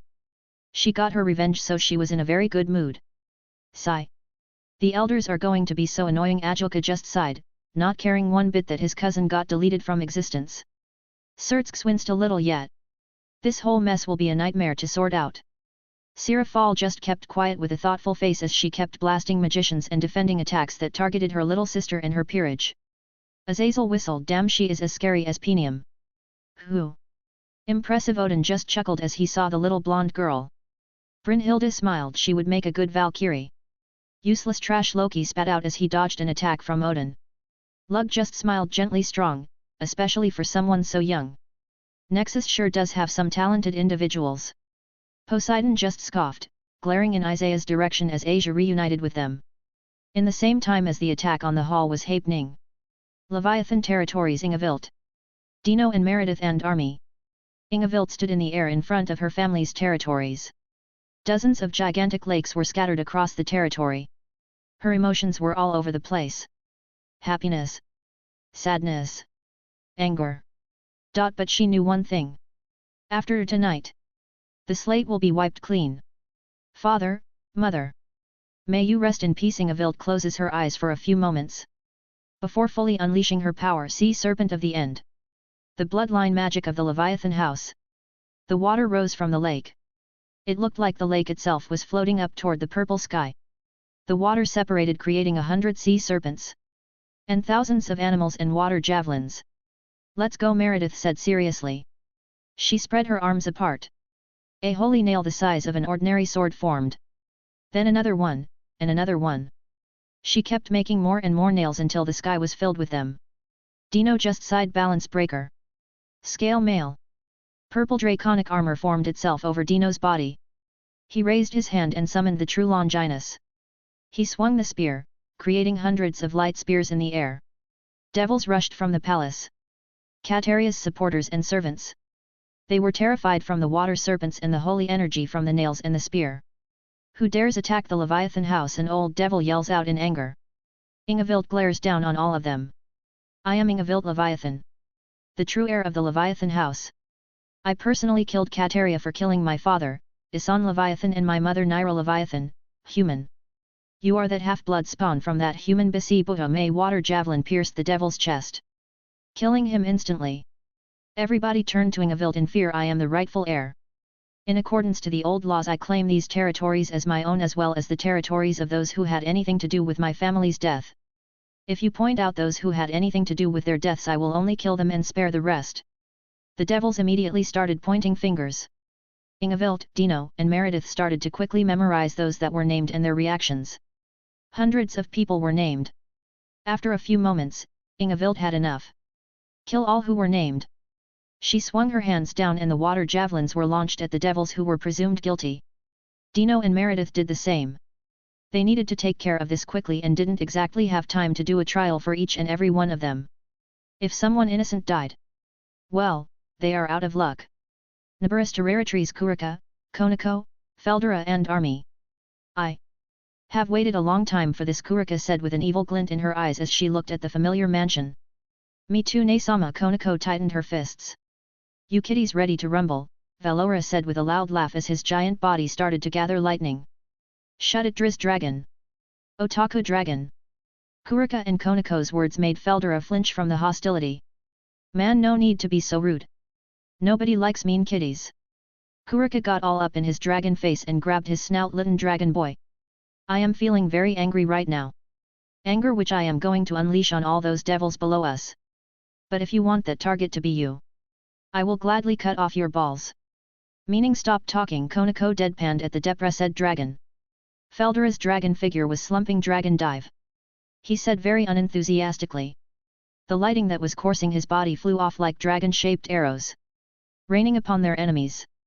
Let's go, Chiron. Kurika flew down.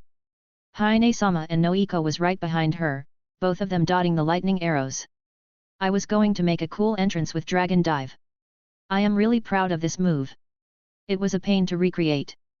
Sigh, why is everybody such a buzzkill? With one last sigh, Feldera flew down as he started to randomly shoot his dragon breath, feeling totally unmotivated. GAAP territories: Gasper, Misaki, and Tiamat and Army. The entirety of the GAAP territories were on fire. Well, that was disappointing. Misaki just crossed her arms. Yeah, no kidding. Gasper was standing next to her. Both of them were in the air watching as people ran away from the fires. Tiamat unleashed just one fire breath at the main house and it exploded. They waited a few minutes for the GAAP family to step out, only they didn't. A few men went in to check the situation in the house and reported back that all of the GAAP were dead. How could I know that they were so weak that they would die from a single blast? Tiamat narrowed her eyes at the younglings. As if they were blaming her. Misaki and Gasper raised their hands. We are not blaming you. Both of them said at the same time. Gasper scratched his head. It's just. There is nothing to do. The army is rounding up the survivors. We will see who is innocent and who isn't later. But. What do we do now? Misaki finished for him. Do we go back?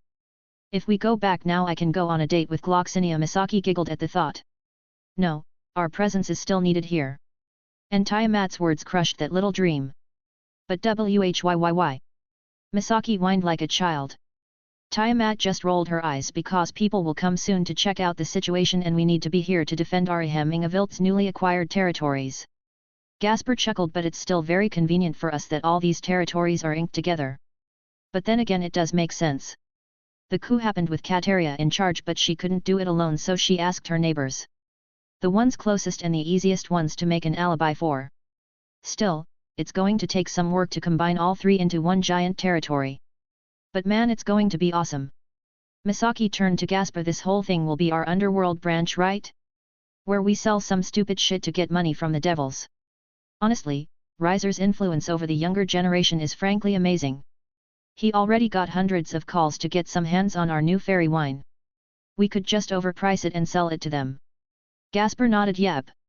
That's the plan, but only the bad batches. We keep the good stuff for ourselves.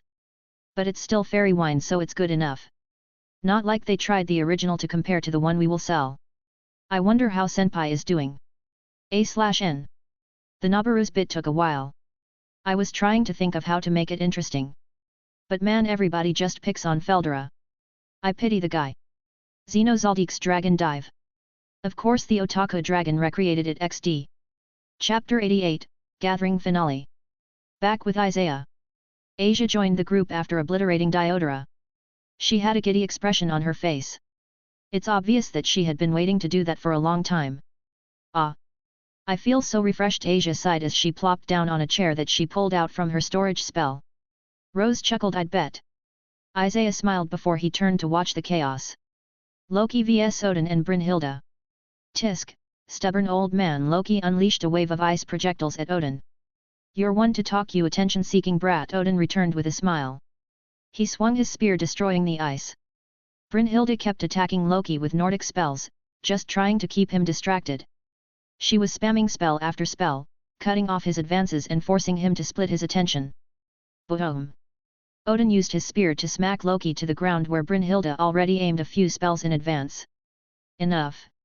Loki yelled out. He took out one of Ophiza's snakes and it entered his body. Ice Age. From Loki's feet. Blackish ice spread hundreds of meters around him. The ice started to grow, forming into glaciers. The only ones who were in the ice ring were Loki, Odin, and Brynhilde, as all fighters separated to avoid friendly fire. Except for Walburga, who purposefully kept Surtsk near his sister. Seeing the black glaciers coming toward them, Odin sighed.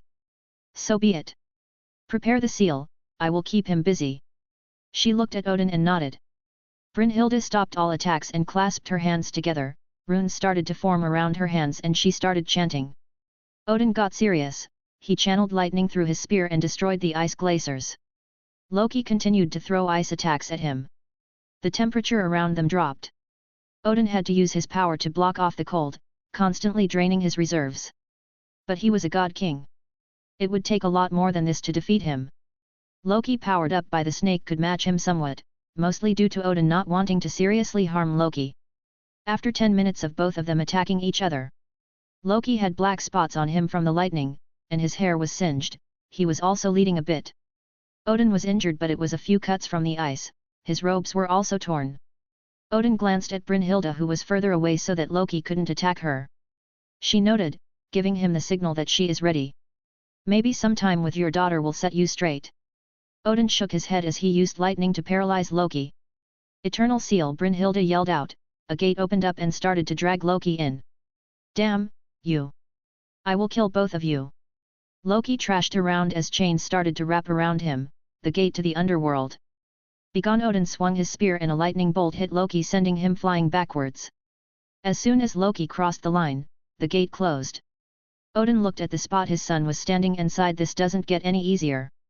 I'm feeling old, he chuckled to himself as Brynhilde started to heal his wounds. You are old, Lord Odin. But that doesn't stop you from being a pervert, Odin chuckled at her words. Still, the name of the seal is ironic. It's not even a proper seal, it's a teleportation spell, and it just slightly seals his magic so he can't escape. Brynhilde shook her head. Odin just looked around the battlefield. Well, let's go to the others. We can at least protect the young ones while the rest fight. Walburga and most Hexenacht vs Surtsks. Surtsks was pushing all of them back. Walburga was using the holy flames from Incinerate Anthem to somewhat tie with Surtsks. But the only reason she was able to tie in the first place is due to Rias being in the same battlefield as them. Once Surtsks shows his true power, he destroyed everything around him. Which is not ideal with so many young devils and VIPs here. But he was picking off the Hexenacht witches one by one. Lowering their numbers, he was gaining ground with each witch killed. Ruining their formation and leaving holes in their defense. Damn it! Walburga yelled out. They were not supposed to be this strong. Her holy flame should have burned them all. Walburga called upon the power from Ophiza's snakes and increased the strength of her flames. Surtsks raised an eyebrow and just matched her. He was being careful not to hurt anyone from his side. He knew it was only a matter of time before he won this fight. He just hoped his little sister would be fine. Elucid Lucy Phage vs Grafia and Sirafal. Now sister, let's see how strong you have gotten, Elucid says with a creepy smile. He is obsessed with his sister but also hates her for betraying their side in the civil war. I shall stop you, brother, Grafia said in a serious tone, which looked a bit odd in her maid outfit. I just realized that all of us are ice users. Time to prove that magical girl Leviathan is the strongest. Sirafal smiled brightly. The young devils were watching her, so she would give them a little show, especially since all the fights are being filmed. She can use them as a special episode for her show. All three of them unleashed their powers. Ice started to spread from all three of them, creating a frozen ice hell. This decision of his would come back to bite him in the ass. Grafia was a contender for the Leviathan title. She is unofficially tied with Sirafal. Elucid in all his genius decided to fight two Satans at the same time. The result of this match was obvious before it even started. Nilrem, Fenrir, Hatai, and Skull. The soldiers of Nilrem attacked the young devils and the devil army. They focused on the heirs. Namely Rias, Sana, Sarayorg, and Seekvera. Zephyr was knocked out by Sarayorg, so he wasn't here. Falbium and Ajulka were fighting against Fenrir and his sons Hatai and Skull. Ajulka is still in recharge mode. He is acting like a support, and aiding his comrades with some precise spells to mess up the opponent's tempo. Forcefully teleporting so many people, not to mention the gods in the room as well, took a lot out of him. Falbum tanks attacks from Fenrir, somewhat. He was a really bad matchup against Fenrir. Falbium's strength lies in his defense. But Fenrir has fangs that can kill gods, Satans, and dragons, piercing through their defense. After a while, all the fights were done. Surtsks killed each and every one of them. The lower their numbers got, the easier it was for him to pick them off. Walburga, being a coward, tried to run away. But turning her back to Surtsks was a mistake. He immediately unleashed a large blast of power of destruction and erased her from existence. After Loki was sealed, Fenrir, Hatai, and Skull soon disappeared. Eliminating the magicians from Nilrem was easy after that. The only one who was left was Elucid. And he saw that he was completely surrounded. Shurinder Sirafal said in a cold tone as she looked at him. Not wasting a single moment, Elucid, he dashes toward Isaiah. Intent on at least taking down the arrogant brat. Say your goodbye prayers, brat. Isaiah saw Elucid flying towards him in one last desperate attack. How sad! Isaiah slowly raises his hand, his finger pointing at Elucid. He quickly moves his finger up and down, making a V in the air. At first, everybody who was looking was confused as if nothing happened. But in the next moment, as Elucid was quickly approaching, all of his limbs slid off his body, he was now only a flying torso, speeding toward Isaiah. Going too fast to stop. Isaiah just pointed his finger directly at his head. At that moment Elucid felt true fear. There was nothing that he could do. Him, an ultimate class devil, who had lived for centuries, was defeated that easily. But just as Isaiah was about to kill him, "I need him alive," an emotionless voice suddenly whispered in his ears. Isaiah froze, waving his hand quickly, stopping Elucid mid-air. That voice. This energy. Off-Eyes. Off-Eyes was talking to him from the dimensional gap. He looked at Elucid with a look full of pity. "Well, I'm certainly not going to piss off Off-Eyes.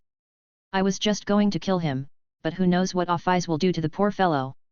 Isaiah quickly makes a clone, tears open a hole leading to the gap, and the clone drags Elucid with him. Off-Eyes. "Hello, Off-Eyes. You arrived just in time, another second and he would have been dead. Why do you need him anyway?" Off-Eyes floated to Elucid, who paled and started to shake in fear. "Creepy devil knows where the treasure is hidden. Sword devil, what is Kyoto?"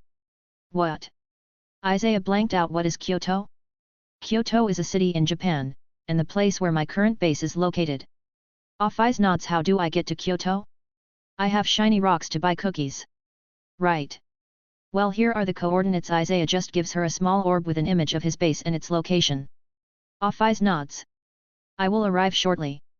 And with that, she grabs Elucid and vanishes off somewhere. Probably still treasure hunting. Isaiah quickly activates this communication magic circle and calls Kurama and Yasaka. He doesn't have the time to chat, so he only leaves a message. Off-Eyes is on her way. "We got a few hours to a couple of days. We already have 5 full warehouses. But I don't think it will be enough. Grab anything that has sugar and start stocking up new warehouses." The clone just fades out of existence. Back at the hall, Isaiah just received the memories from the clone. Damn, Off-Eyes is really cleaning up the house. Sugar sure is a terrifying motivator. Well, bless work and worry for me. "Isaiah, is everything all right?" Asia asked with a worried tone. "It's natural, after all I just froze and instead of killing Elucid I kidnapped him." "Yes, is unlike you to stop yourself like that." Rose put her hand on top of mine. Isaiah smiled at both of them. "Everything is fine, our short lowly friend just gave me a call." Rose and Asia both looked at me in shock before quickly putting on a calm face. They knew any discussion about Off-Eyes should be done in absolute secrecy. Sirafal started to approach my table. "Isaiah, you wouldn't happen to know where the Riser and Ravel Fenix are, would you? They disappeared a while ago from their mansion. And no one has seen them since." I kept a calm expression. "No, why would you say that? Isn't it your job to look after devils?" Sirafal nodded and smiled. "Well, at first I wanted to approach you since you are close friends with Riser. But a minute ago this popped up on my Devi page." She turned her phone around and showed us a video of Riser getting drunk with some yokai. "Ah! Fairy wine is awesome. It's dozens of times better than the stuff in the underworld.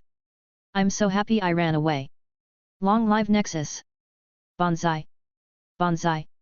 Bonsai!" The crowd of yokai started to cheer together with Riser. "Ano Baka, that idiot!" Isaiah resisted the urge to face palm. "I would appreciate if you would return Riser to his rightful home," Sirafal asked politely, but there was a cold look in her eyes. Isaiah just smirked. "Riser and Ravel came to me of their own free will. They are dissatisfied with the current underworld. So they chose to leave. Don't blame me that your society sucks." Sirafal was about to retort, but Isaiah cut her off. "Their parents can come at any time to speak with them. If they can convince them to come back, then it's fine. But nobody will force them to return. If they try, they will return to the underworld in a body bag." Seraphal's cold look disappeared as she reverted to her cheery fake personality. "Sure, magical girl Levitan will inform them. You can expect guests pretty soon." Bang! A panicked soldier enters the hall with great haste and a pale face. He quickly kneels in front of the Satan's report. "The territories of houses Leviathan, Rias and Gaap have been forcefully occupied. The house heads and elders have been killed. There is an army and powerful fighters on each territory." "Occupied by whom?" asked Sertsk in an angry tone. His power was fluctuating, so was the aura of the other Satans. "By me," Isaiah said casually as he enjoyed the food. All the occupants in the room stared at him in disbelief. Chapter 89, Taking Territories. Sorry for the long wait. For the life of me I can't figure out how to finish this fic. Chapter 99 took me a week and a half to finish. It's 4K words long. But I rewrote that shit like 8 times. I always have a problem with the endings. Or near endings. I took some time off Kiba to work on a few other FICs. Got some new ideas as well and wrote a few chapters for those ideas. They look promising. But that's after I finish HP, Raven, which will come out after Kiba. Most of the people in the hall yelled out. But the loudest were Issei and Saji. Sertsk frowned and asked in his commanding tone, Isaiah, explain yourself. Isaiah just glances at the strongest devil, not caring one bit about his attitude. Exactly what I said. Nexus is the one occupying those territories right now. All perfectly legal, I assure you.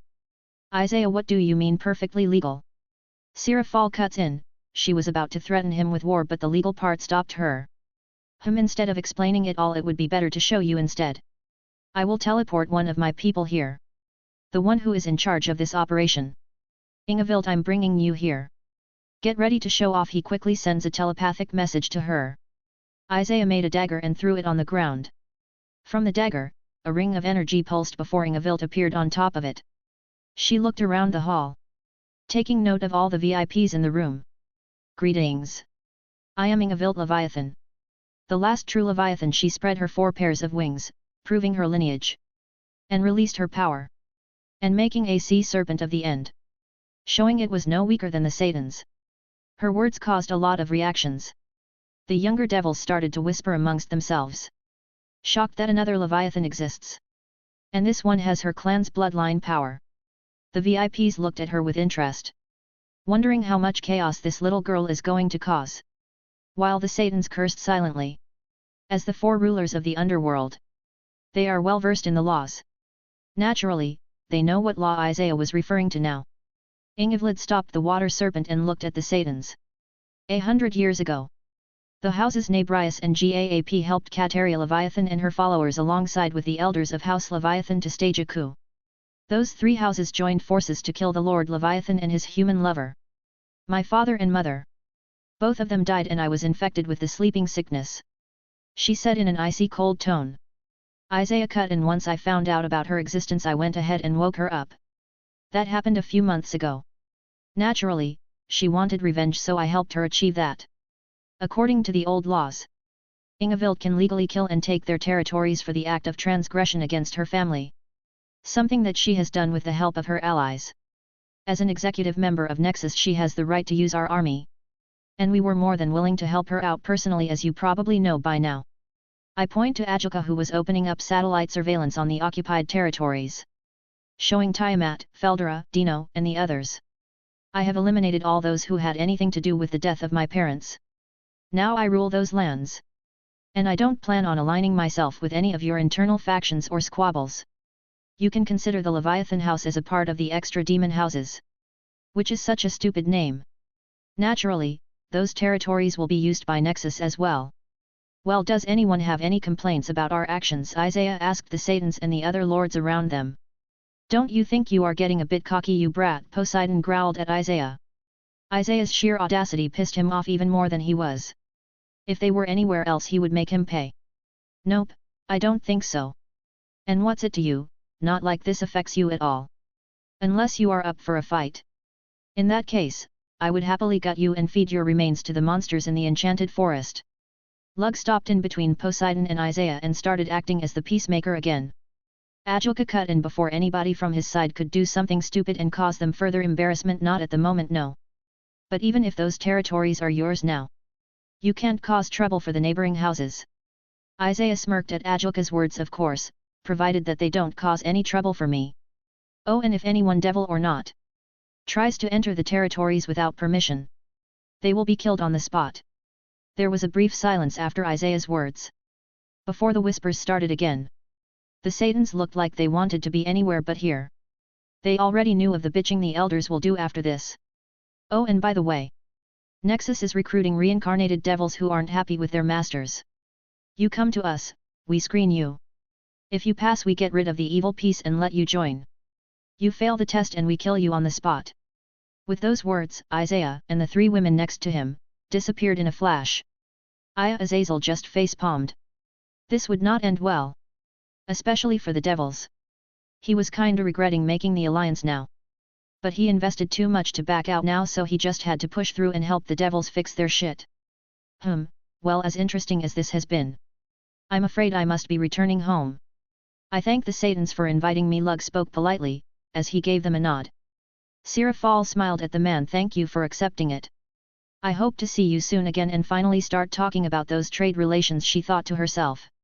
Lug nodded at her, realizing her intentions. But after tonight, that would be difficult to achieve. The devils were about to start having some serious internal troubles. And the other factions are like sharks who smell blood. They will make things difficult for them to force the devils to give up more during any future deals.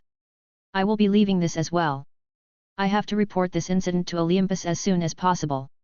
I wish you good luck. You are going to need it. With those words, Poseidon teleported back to Olympus. Sirafal scoffed on the inside.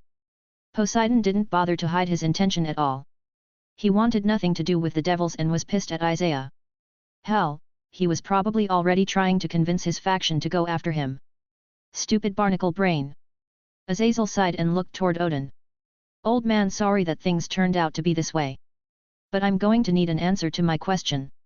The situation has forced my hand. Odin nods at Azazel. It's all right, crow brat. I understand your situation. But I'm afraid I must refuse your offer. Azazel nods sadly. Understandable. But just to do this by the books. May I ask why? Odin just chuckles. Both he and Azazel hate the political side, yet here they are, talking about excuses when both of them know why. I refused your offer because all three factions that make up your alliance contain too many traitors and unstable individuals. The whole reason for this alliance is so the leaders use their combined force to press down on the rebels and keep them in check. Azazel winced just a tiny bit at that. Also, I have a lot less to gain from all of this. Sure, my faction can get access to evil peace technology, phoenix tears, and sacred gear research. But this alliance is attracting more trouble than it is worth. And the rebels are making things even worse. Asgard will not be joining an alliance with someone that has too many traitors in their faction. There is no need to say anything about the devils. Heaven has the church and Grigori has too many Rouge fallen. Why would I want to risk my men protecting people who haven't done anything about the rebels and traitors? Odin asks with a raised eyebrow. The Satans are just debating whether to just straight up eliminate all the rebels and then deal with the unsatisfied devils in a possible new civil war later. Michael nods sadly. I see. Thank you for your honest words. I would like to point out that we are making an active effort to take care of the rebels. Odin just chuckled. If you want to find and get rid of traitors, I suggest you contact Nexus. As far as I know, they have managed to completely eliminate any and all spies and potential traitors. Honestly, I have been trying to negotiate for their method, but they aren't budging. Maybe I should offer a few Oppai clubs from the north as well. Brynhild sighed. Lord Odin, I believe it's time for us to leave. Before you decide to do something foolish. Lady Phrygia will not be pleased. She has been waiting to teach you a lesson for days. Odin sighed dramatically. Ah crud. Why did I get married again? If I could, I would smack Yonag Odin across the head for making such a stupid decision. Well, I'll be seeing you brats around. I hope you fix your problems. Odin and Brynhild disappeared in a rune portal. Sigh, they finally left. Sirafal rubbed her temples. She was sitting on a table with the other leaders from the biblical faction. The Satans. Michael and Gabriel, Azazek, and Baraquiel. Yet. I suggest we all head back to our bases pronto. Things are about to get messy and we need to handle the situation carefully. Especially the situation with the reincarnated devils. That won't end well. Ajoka just narrowed his eyebrows slightly. I'm handling it. Suddenly all of their phones started to ring. They looked at each other and smiled wryly. Things have already started to go to hell. A few hours later. After they fixed the first wave of reincarnated devils leaving, they immediately went to the council meeting, where all the elders blamed Sirafal as she is the Satan of foreign affairs and not knowing how strong Nexus is. At first Sirafal acted calmly, neutralizing their accusations with her own. They brought up dirt on her, she did the same to them. But as this went on for a few hours, Sirafal's patience was running out. It was 1 hour after that when she finally snapped, saying that she should be punished for her failures. That's it! Sirafal yelled out, her aura blasting from her. The meeting room chilled down instantly. Everybody had to use their demonic energy to keep themselves from freezing. For 300 years. I have kept the other factions at bay. Some stupid young devil causes an international incident every month by reincarnating someone he shouldn't have. I have prevented war against our species more times than I could count. And now you are blaming me for our bad relationship with Nexus. It was your stupid laws that pressed Isaiah to do this. You are the ones making things difficult for reincarnated devils. And now he is offering a safe haven for them. Ajoka sighed. Our numbers have already started to drop and it hasn't even been a day since he spread the news. We already know that Isaiah can take out the evil pieces since he did it on himself, Konako and Gasper. I have activated the self-destruct switch in their evil pieces. They have started to degrade and poison the reincarnated devils. But only time will tell if they die or they make it to Nexus in time. It's still your responsibility as Satan to fix this. You Satans invited Isaiah. You are in charge of foreign affairs, Seraphil. You should have heard at least some rumors about this attack. You are to blame, one of the council elders yells out. Ice spread from Seraphil's hands as she froze her part of the table. My responsibility. Seraphil says in an ice-cold tone, before she smirks at all the devils in the room. So be it. Well, you can see this as me taking responsibility for my actions. I resign. Someone else can become Satan's Leviathan. Without me keeping the other factions at bay, our faction will be caught in a war by the end of the year. Good fucking luck to you all. Her words shocked everybody, even her fellow Satans. Seraphil. Be reasonable. Are you really going to walk away like this, after all the effort we have put? Seraphil, calm down. Are you willing to put our race at risk? She snapped back at her Satans. Don't tell me to calm down, Surtsks. These idiots have brought this on themselves. I am just regretting I haven't done this earlier. 300 years of my life I have wasted protecting this trash. If they can't learn to control their desires and impulses, then they deserve to die. Want my advice? The next time some devil brat screws up, send his head to the other faction as an apology. Maybe then these idiots will start to learn. Now if you will excuse me. I'm going on a very very long vacation. So unless any of you want to fight me right now, I suggest you get out of my way, she said to the elders, who quickly moved back. Oh, and if any of you bother my sister or house Satrai, I will end you. Remember, I am now Seraphil Satrai. I don't have to worry about my image as a Satan. So bother my family and I will completely erase you. Seraphil Satrai sent one last glare at the people in the room. Ice spread from her feet and quickly spread. The elders actually jumped back in fear of being frozen alive by an unstable Seraphil. Seeing their pathetic reactions, she just scoffed before teleporting out. Leaving the devil faction at the weakest state it has been in centuries. Her actions would have devastating consequences on the devil race and the world itself. Chapter 90, Kurama's Ascendance. Yasaka, Kunu, Kurama, Kloxinia, and a few others were waiting in the meeting room when Isaiah appeared in a slight flash. Yo, he waved at all the people. Hello, Kunu waved back. Kurama chuckled. Going by your expression, things went well, I assume. Couldn't be better actually, Isaiah chuckled. Everything went according to plan. Now Nexus has a pretty big territory. The Leviathans were one of the original 4. They have one of the largest territories in the underworld. Even if it's mostly water. But with the other 2, we can set up a big base of operations. After all, the underworld doesn't just belong to the devils. And so Nexus grows yet again. You know, Isaiah, I have never heard of a faction growing this quickly. The closest I can think of is Lucifer falling and creating the devil race. Kloxinia looked at it. Ha! I knew Isaiah-sama was going to be big. I'm the first yokai he met in Kyoto, you know. I told him where to find Kurama-sama. Little Kunu puffed up her small chest, bragging about being the one to bring her current 2 leaders together. In a way, Kunu was instrumental in creating Nexus. Isaiah rubbed Kunis's hair, much to her dismay. You know, Lucifer didn't really fall like the rest. The guy left of his own free will. He wasn't kicked out. That's what made him special. And why do you think there are 3 factions instead of 2? Heaven and the rebels. The fallen were jealous of him being the favorite son, of Lucifer just being able to leave heaven so easily. They fell and formed their own faction. Lucifer was alone, so he and Lilith created the devils. A few thousand years later and we are stuck in the mess they had created. Isaiah sighed as he drank his wine. Mehi is dead now, and his psycho son is being hunted by Off-Eyes. He won't be living for very much longer, Kurama says with a cruel grin on his face. Thump. Isaiah perked up as he grabbed his chest. Speaking of off-eyes. How goes the sweet gathering? It's going well, we have people buying up every sweet thing at reasonable prices. In 1 week we should have our desired amount, Kurama says casually. Yeah. You might want to hurry it up. I met off-eyes today, she will be coming here in a few minutes. PFFFFF. What? You said I few days, Kurama yelled out. Yet. Off-eyes just used the residual energy in my body to ping me. We should her a phone. I'm calling our men. All hands on deck for this one. Yasaka pulled up a few communication magic circles.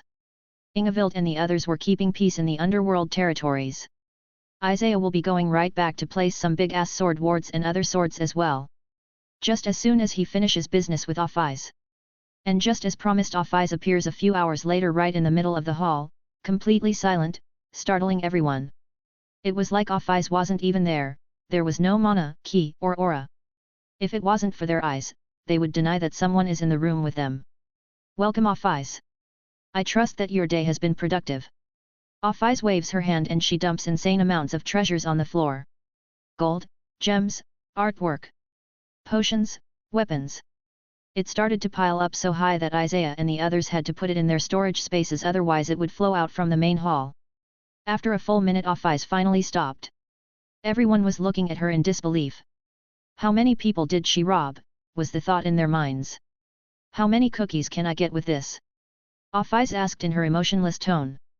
We would have to calculate it, but for now follow me. Isaiah stood up and led off-eyes to an industrial zone, where a few warehouses were waiting for her. Open the gates. The yokai guards quickly followed Isaiah's command. They were very well aware of the identity of the young girl next to Isaiah. In a few seconds all the warehouses were opened, showing that they were filled to the brim. Cookies, puddings, candy, cake. Anything sweet that they could find they put it in here.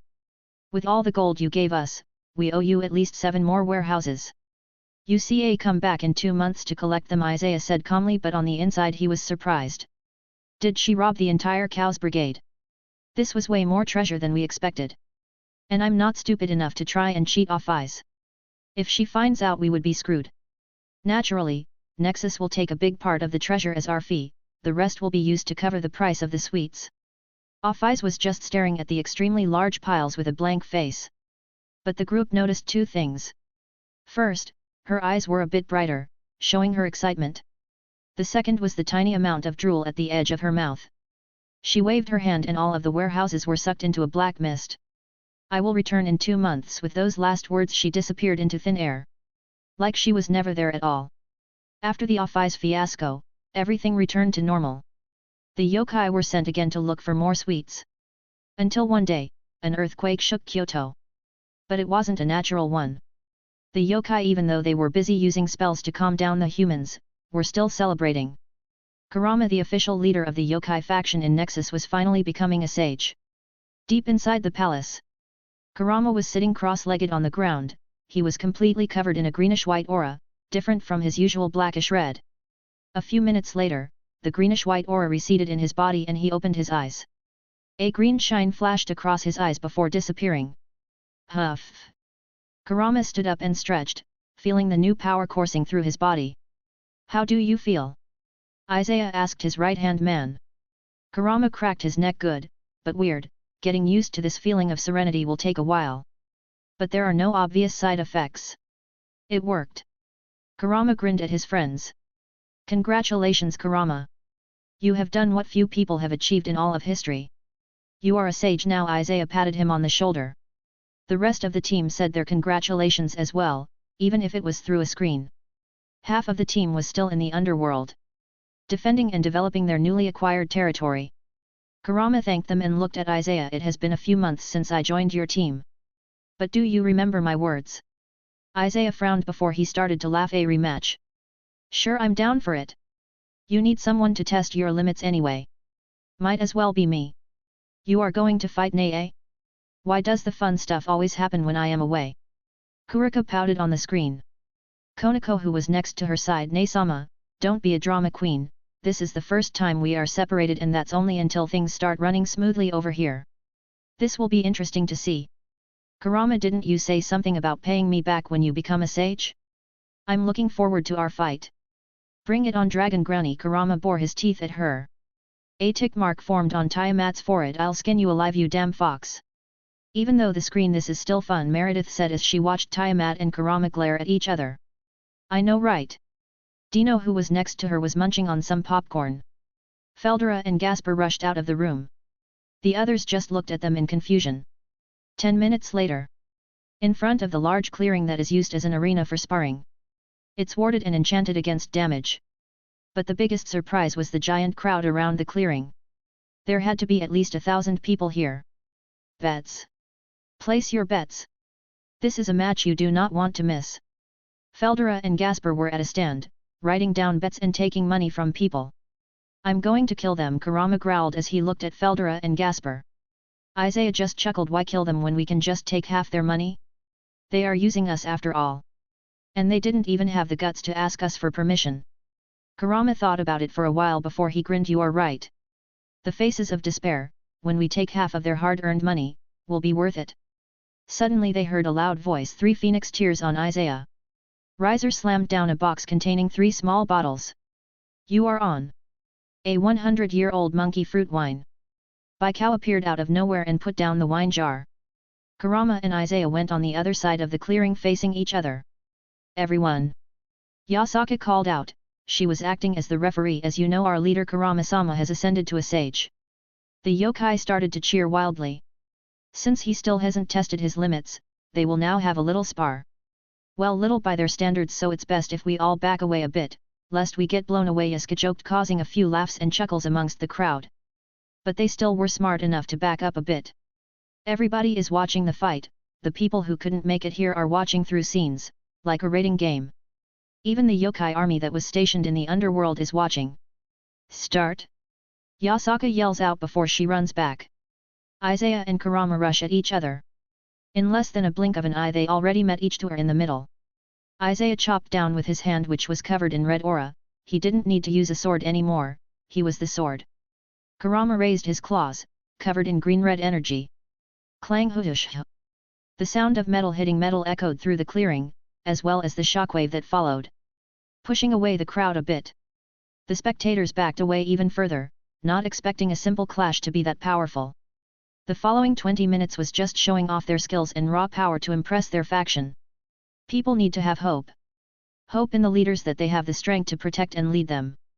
In those 20 minutes, Kurama learned everything he can about his body. Strength, speed, defense, endurance. Everything has been elevated to a whole new level since he became a sage. His senjutsu was also at another level. He was constantly drawing power from nature, it was automatic, and it had the kind of purity that only a sage could extract and take. But it was time to start the fight for real.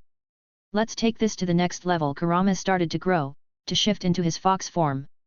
But people immediately noticed the difference. He was bigger, stronger, and his fur, it was no longer just dark orange. For every 2 orange hairs, there was a golden one. It was not blonde or yellow, it shined like real gold. Yasaka looked at him in awe. He is a lot bigger than my full form. Almost twice as big. The scrolls said you would be reborn into a sage. But it appears to be quite literally reborn into a new being. No Kyuubi has ever reached that size. Isaiah laughed when he saw Kurama's new form. He was giant, and the golden hairs shined in the light, yet a feeling of danger was coming from them. Well, I'm not one to back away from a challenge. And I can finally do this. Isaiah was engulfed in red aura, he started to shift. Scales appeared all over his body, a tail, and draconic wings as well. His face shifted into a dragon's. And he grew and grew, to match Kurama in size. 2 titans were staring at each other. I guess I can start by introducing myself as a full dragon now. As well as the title I received. The Demonic Blade Dragon. The name is up for debate. I wanted to show off that he is half devil half dragon, and his sword powers. Kurama swung his tail's fox fire. Crimson flames from each tail was flung at Isaiah, who used his claws to rip them apart. But the flame stuck to his body, continuously burning him. So this is your new flame? Isaiah said as he pumped more power to defend his scales from burning flames capable of burning a dragon, and they are feeding off my power to burn even more. Kurama smiled. Yeah, the only way to stop it is to put the flames in an energy ball and let it burn out in the air. A/N lower tier version of Amaterasu. Well, in that case, let me show you a new move I made after becoming a dragon. Lacerate, name up for debate. A cut appeared on Kurama's shoulder.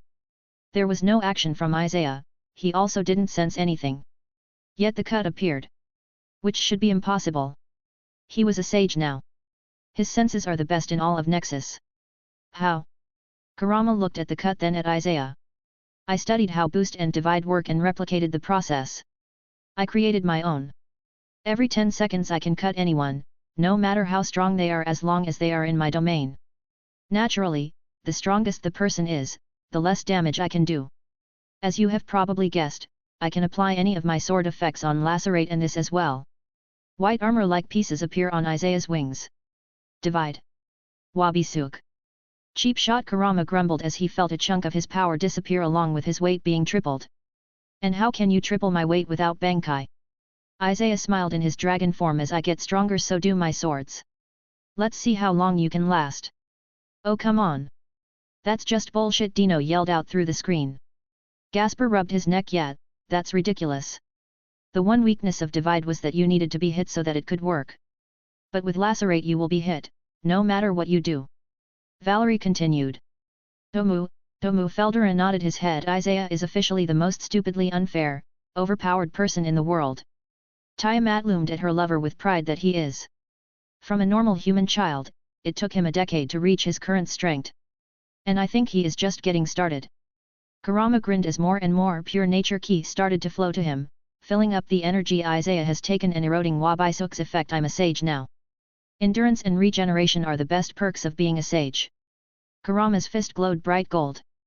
Gaia's wrath. Isaiah raised his fist as well, a deep red aura engulfed his entire hand. Draconic departure.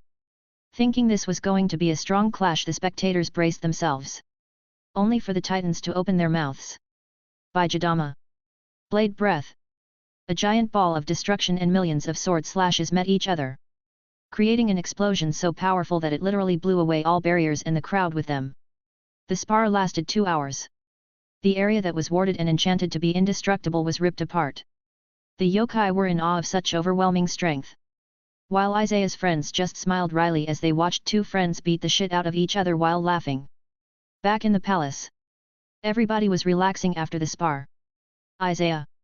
Rose and Asia told me how you confronted Poseidon. You usually aren't that arrogant and cocky. You are much more subtle than that. What's your play? Tiamat asked her lover. Isaiah just smiled at her. It was a bait for a certain god. After all, when catching a big fish, special bait is needed. Poseidon's arrogance won't allow him to just sit there and do nothing. He will attack me sooner or later. When he does, I will beat his ass, strip him off his domain and ransom him back to Olympus. And my lovely wife gets a new sea domain to strengthen hers. Ha! I knew it. Kurama yelled out. I knew a bastard like you would have a second agenda. You don't do shit like that for no reason. Acting out isn't like you, you just kill people if they annoy you. No, I don't. Yes, you do. Gasper chugged his drink before standing up. Come on, Feldera, shift change. He lightly kicked the otaku dragon, snapping him out of whatever scheme he was plotting. Ha! Oh, you right, we are supposed to change with Dino and Meredith. Meh, no problem, this suits me just fine. I have a whole territory that I have to convert. I must show them the way of JoJo. The team sighed.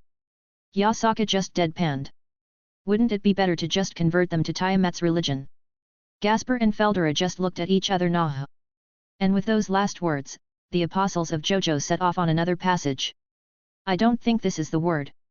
What's the word for missionaries or apostles going somewhere to convert? A week later. Takamagahara. The heaven of the Shinto pantheon. The realm looked like a combination of clouds and paddy fields. There were two areas. The ones higher up on the clouds is where the gods lived.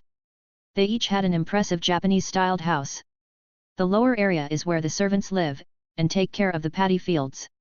Inside the central house, 3 gods were in a meeting, sitting around a small tea table. Amaterasu, the goddess of the sun and the chief god of the Shinto. Next to her were her 2 brothers. Tsukuyomi, god of the moon, and Susanoo, god of the storm. The environment around them was peaceful and serene. The 3 main Shinto gods, however, were not. Sister. Nexus cannot be allowed to grow anymore.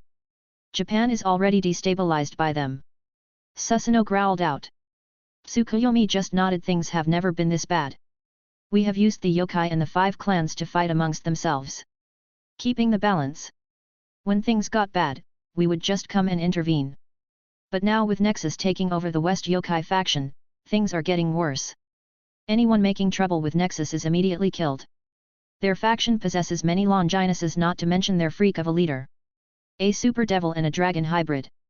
Amaterasu just rubbed her temples. That's not even the worst part, seeing how well Yasaka's faction is protected and thriving under the Fox Sage. Nururihayan took the East Yokai faction and joined Nexus. Now both of the main yokai factions in Japan are under them, the smaller groups will soon follow. Sister, we must do something. The 5 clans have no chance anymore. From what I have seen, if they don't stop their arrogant attitude, Nexus will wipe them out soon. Even with the combined strength of the 5 sacred beasts, lowering our influence over Japan by a lot. Soon we will lose our place as the main faction in Japan. Amaterasu looked at her brothers with a serious expression. Call anyone and everyone that has a grudge against Nexus. It's time we made an alliance of our own. Inform all gods of Takamagahara. Inform the 5 clans. The Shinto are going to war. 5 clans. The 5 Amiyuji clans of Japan. Each clan has a spirit that protects them. The spirit is locked to their bloodline and always chooses its next host within that family. If you are chosen, it guarantees you become an ultimate class fighter. Well, most of them only reach low ultimate. Few have reached high-low ultimate class. But with those 5 sacred beasts, they were able to match the yokai factions. The 5 beasts are Azure Dragon, with the ability to manipulate wood, wind, and lightning. Black Tortoise, with the ability to manipulate water. White Tiger, with the ability to manipulate metal. Vermilion Bird, with the ability to manipulate fire. Yellow Dragon, with the ability to manipulate earth. Today, the Shinto pantheon has summoned the 5 clans for a meeting. Everybody knew why they were being summoned. Nexus has become a problem. And to fix that problem their strength was required. Help that they would gladly give if it meant destroying their enemies. Greek pantheon. Atlantis. Crash. That brat will pay for humiliating me. I don't care if he has a sage on his side. Poseidon threw another glass at the wall, shattering it. Brother, calm yourself. Next to Poseidon sat a skeleton wearing very fancy and expensive robes, similar to what a high priest would wear. And even though his eye sockets were empty, there was a small blue glow, which served as his eyes. This was Hades, brother of Zeus and Poseidon, ruler of the Greece's underworld, and the owner of a large part of souls that belong to the Abrahamic religions.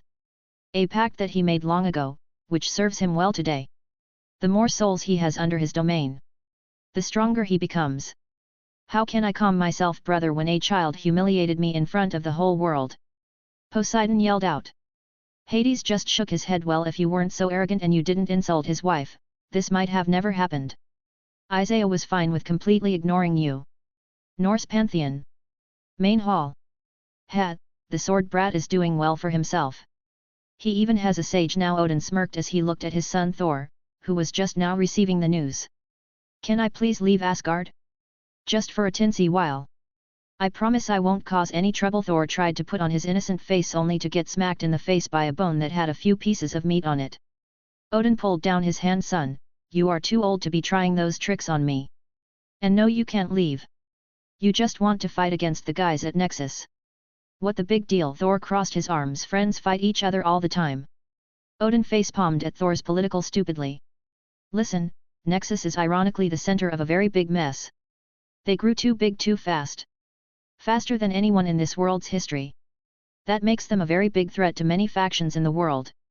Thor thought about his father's words, and drew a blank. What does that have to do anything with my fight? Odin just slumped and put his hands on his head. And this is why I can't retire even if I want to. All of the genes went into his muscles and none in the brain. Asgard will be ruined in Thor's hands, Odin grumbled to himself. Hidnu Pantheon. Indra's mountain. What the hell is going on? Indra slammed his fist on the table. Why can't I read the future? I refuse to believe this is the only path. It's the path of cowards. He gritted his teeth. No matter how many times he tries. Because of his future actions, Indra can only see one future. He dies at Isaiah's hands after attacking Nexus. The solution to the problem was simple, avoid Isaiah and Nexus. But how could he do that? Isaiah hasn't even lived for a full 2 decades. And Indra has lived for thousands. There has to be another way. There must be, and I won't rest until I find it. A/N. Next chap we see the biblical factions situation. A bit of devil POV and what's happening with Sirafal gone. FICS on my pat. Should give you an idea why I'm releasing so slow here. I'm also working on other FICS. Next FIC after Kiba is, Harry Potter / DxD, the Raven. Smart, independent. Stupidly OP Harry. Researcher / mad scientist. Art is an explosion. DBZ, Regohan 16ch. DC Young Just to Ice Re Superboy 17ch, prob will be short. Only S1. Dimensional chat group, Killers version 15ch. DxD, Necro 14ch, this one is very fucked up. DxD, Magneto 12ch. HP, Blood Ron, 11, and Wizarding Mafia, 9, are on a hiatus of sorts. Reworking the plot a bit. Fairy Tale, Son of Gildard / God of Destruction ch10. And lots of other small FICS, that I have started. DxD, True Gamer Business System Re Naruto. Multiverse Survival Death Game Mha, Sinner Mha /HXH, Killua's Revenge. And a few one-shots. Chapter 91, Biblical Trouble. Underworld. Capital Lilith. Inside a meeting in Surtsk's office. Surtsk, Graphia, Ajoka, and Falbium all had somber expressions. There were 2 other screens opened up. Azazel and Michelle were in the meeting as well. Well, let us have it, Surtsk. How bad is it? Azazel says with a sigh. He was really starting to regret this alliance. At least they aren't fighting amongst themselves, which was their primary goal. He really expected more. Surtsk let out a long sigh. There are a few topics I need to cover. First of all, is Nexus. Due to the territory they have taken in the underworld, many reincarnated devils have become strays and have fled to their territory. I have activated the contingency plan of the evil pieces. Ajoka spoke up. Everybody knew he meant the corruption process. The one that turns the devils into monsters and slowly kills them. Only the stronger reincarnated devils can resist the corruption. But we have received reports that the devils that were allowed entry into Nexus come out several hours later only to be completely fine. Not a trace of monstrous features could be seen, so the pieces have most likely been pulled out safely. They probably left so they could go and bring their family and friends back to Nexus. Falbium read the report. The number of devils joining Nexus is frankly staggering. Surtsk picked up the conversation. The elders complained a lot. I executed a few of them under the pretense of causing strife in a time of instability, labeling them as terrorists. The others quickly shut up. But I honestly think the biggest loss is Sirafal. Due to the loss of their pieces, the young devils have begun reincarnating others to fill in the blank spots of their peerage. This caused a lot of political incidents. Incidents that we have still not settled. If this goes on, we just might have to do what Siral said.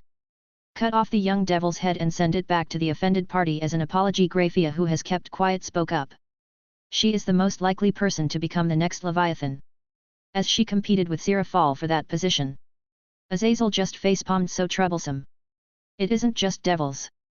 A few low-level fallen have left Grigori as well. Most likely heading directly to Nexus.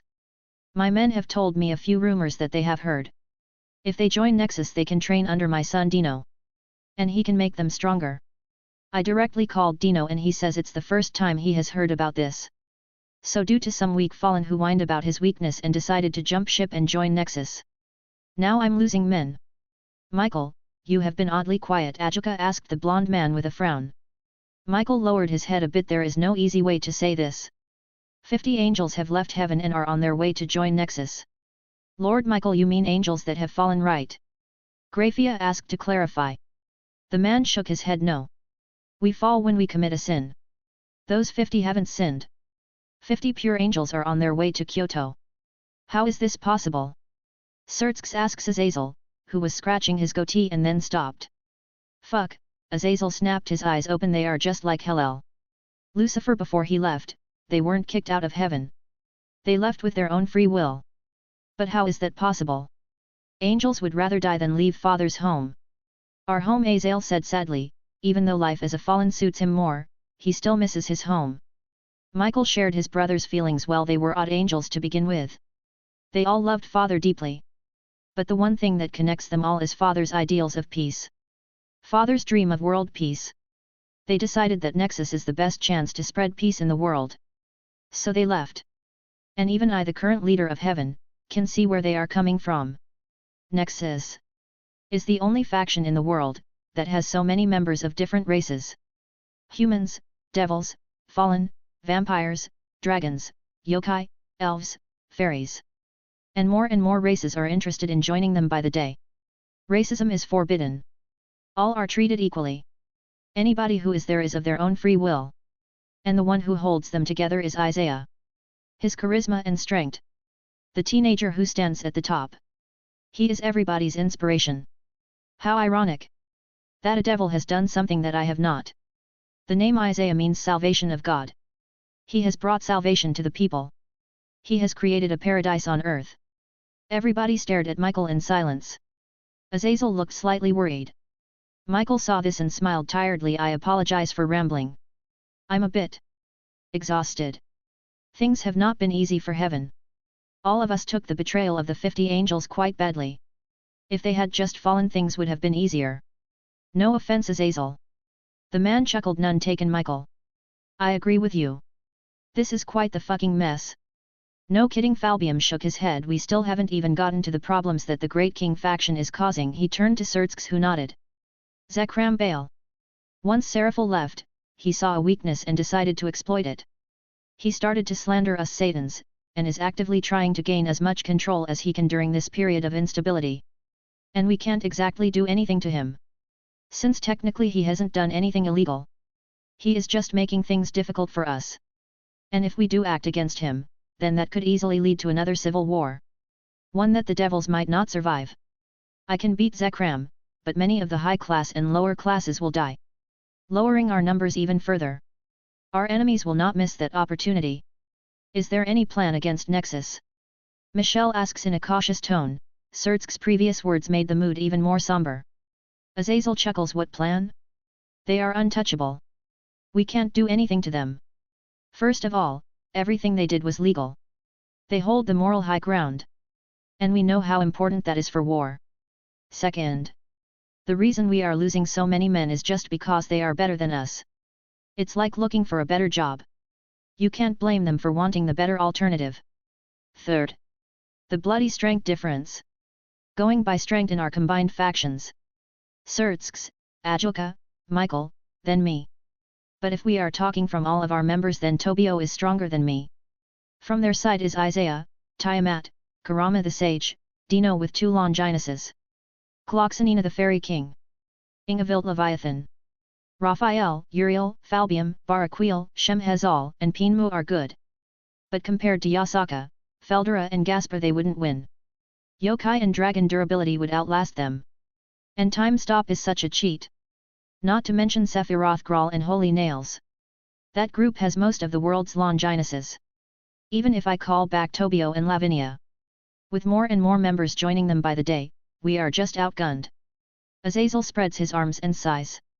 Ajilka turns to the maid in the room. Graphia, will you take the title Leviathan as we discussed?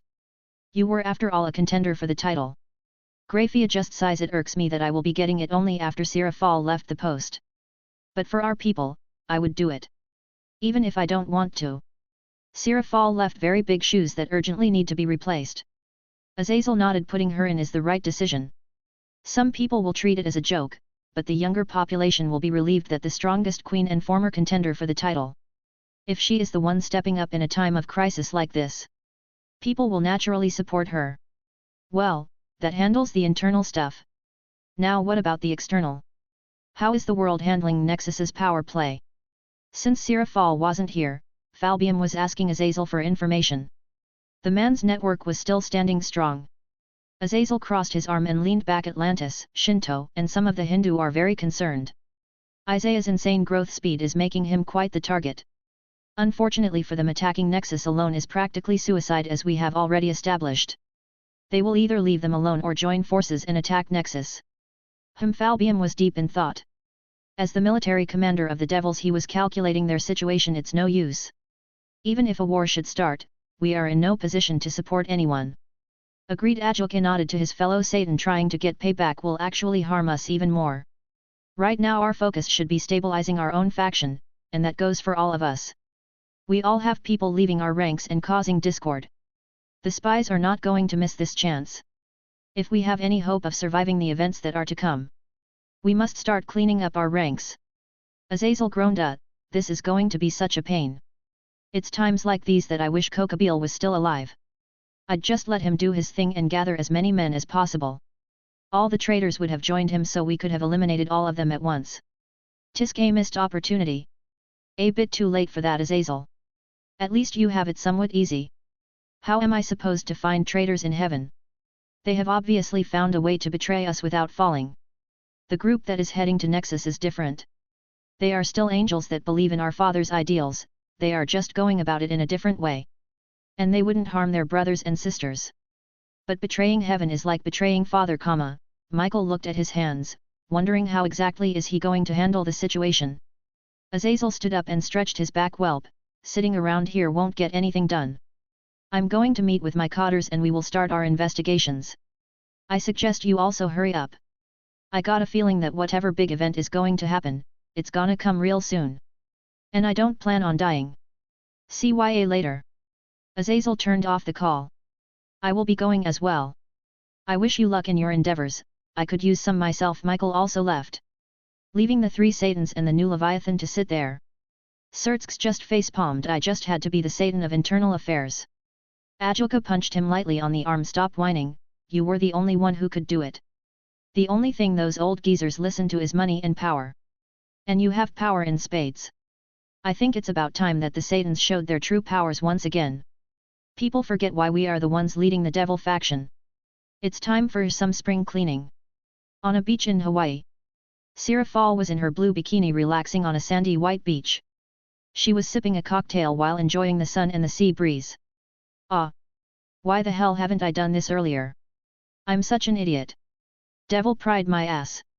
I should have left those fools long ago. Now this is the life. I don't think I have ever been so relaxed. A waiter comes by and drops off a different cocktail. Sierra Fall pulls up her sunglasses and looks at the waiter. I didn't order this. The waiter smiles. Miss compliments from the gentleman at the bar. She looks at a bar to see a man raising his drink at her. Sierra Fall looks surprised. Handsome check. Dark hair check. Purplish eyes check. Glasses check. Cute, awkward nerd vibe check. Moo. He is a male version of Sana. Might have some connection to the supernatural due to his eyes, but he hasn't recognized me yet, so he is probably not important. He looks weak as well. And I haven't gotten laid in 100 years, so I don't really care. Mama's getting laid tonight. Chapter 92, Time and Giant Tribe. Kuah Academy, a cult research club.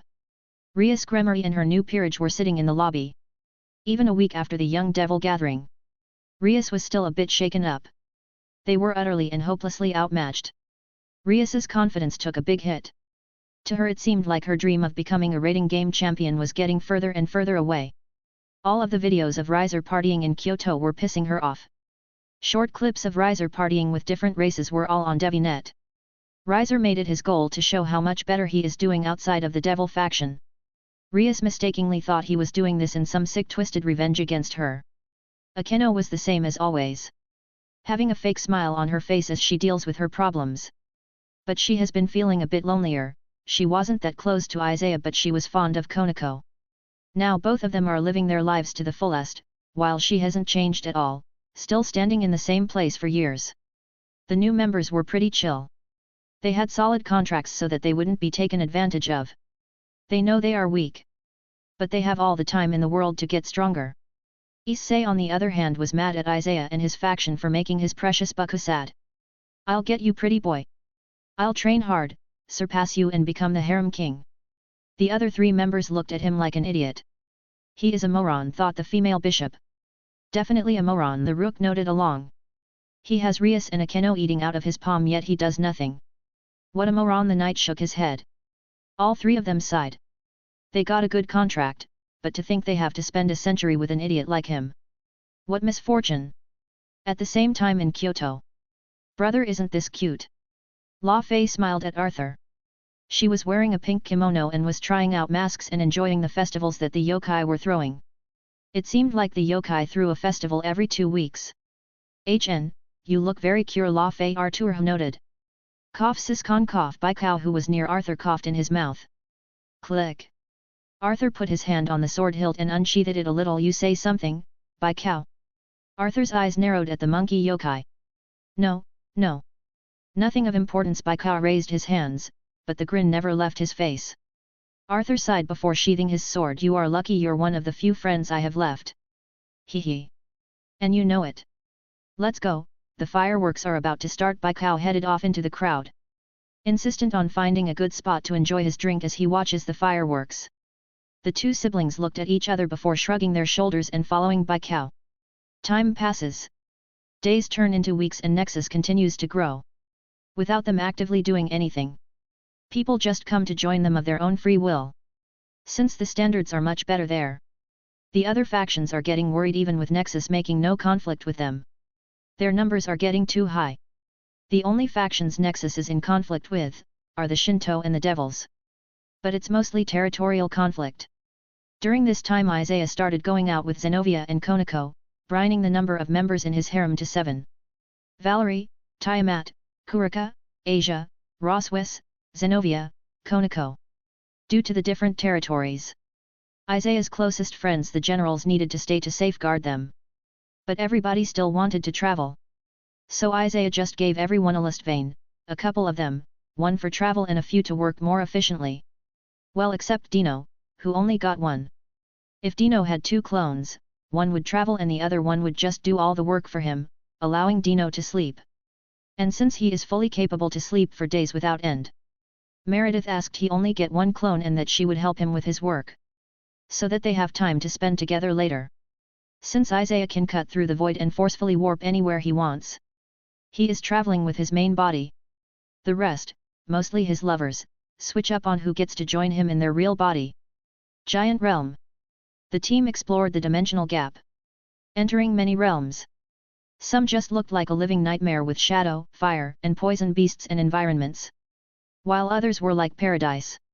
When they entered the giant realm by mistake, they were immediately attacked by the guards. After defeating them, the king himself came out. And now Isaiah was fighting the giant King Droll in a one-on-one duel. Droll is a massive giant, towering over other giants. His skin is light blue, and he has 4 arms, with the normally positioned pair each having an armband. He wears tattered orange pants with skull patterns on the lining. He also has brown hair. He is missing his left eye, now having only scar tissue covering the socket. "Come on, Droll!" Draggle yelled out, "Tenchera! If you lose I'm next!" Fen the green-haired giant yelled out. "Kick his ass, uncle!" A giant woman named Diane was cheering loudly, 7sins. "Go Isaiah! Go wild! Rahahaha! Show him who's the best! Kick his ass nay!" His team, all clones except for Asia and Konako, cheered for their leader. "Come, leader of Nexus!" Droll yelled out as he got into position. Isaiah was in his dragon form, gladly king of the giants. The dragon raised his hand and swung down. His claws tore apart space, 5 blade arcs flew at Droll. Heavy metal. Droll's skin turned steel grey-black. He tanked the attack, leaving only a few scratches on him. Cut. A cut appeared on Droll's upper left arm on the biceps. He was immediately hit with a wave of dizziness. He was losing balance. He gritted his teeth and started to dance, while he still had some balance left. As a giant, skin was hard and tough. He had magical resistance, word effects had a lesser hold on him. With him performing his nature dance, he started to gather energy from the earth and to push back the affect. Ground Gladius. Droll slammed his foot on the ground. From it, countless huge sharp, gigantic spires with the appearance of a wavy dagger. They looked like they were made out of dark stone, resembling metal. The spears slammed into Isaiah, slightly piercing his scales, showing how magically powered those spears were. "Hat! You actually managed to pierce my scales. But that's as far as you went, making a couple of scratches. Well, that satisfies my curiosity whether you are capable of even piercing my scales without any power on them." As Isaiah said that, power flowed to his scales, they gained a dark red aura on them, they were further enhanced. Droll said nothing and slammed his palms together. From Isaiah's sides, gigantic hard stone palms appeared and slammed into him. Shred. Shhhhhhhhh. All the stone around Isaiah was diced up into tiny pieces. Droll started to focus his power on his fists, the aura took on a dark brown color. He started to spin and dance. Droll's fighting style resembled capoeira but a hell a lot more refined. Isaiah's dragon fists did the same with darker red color.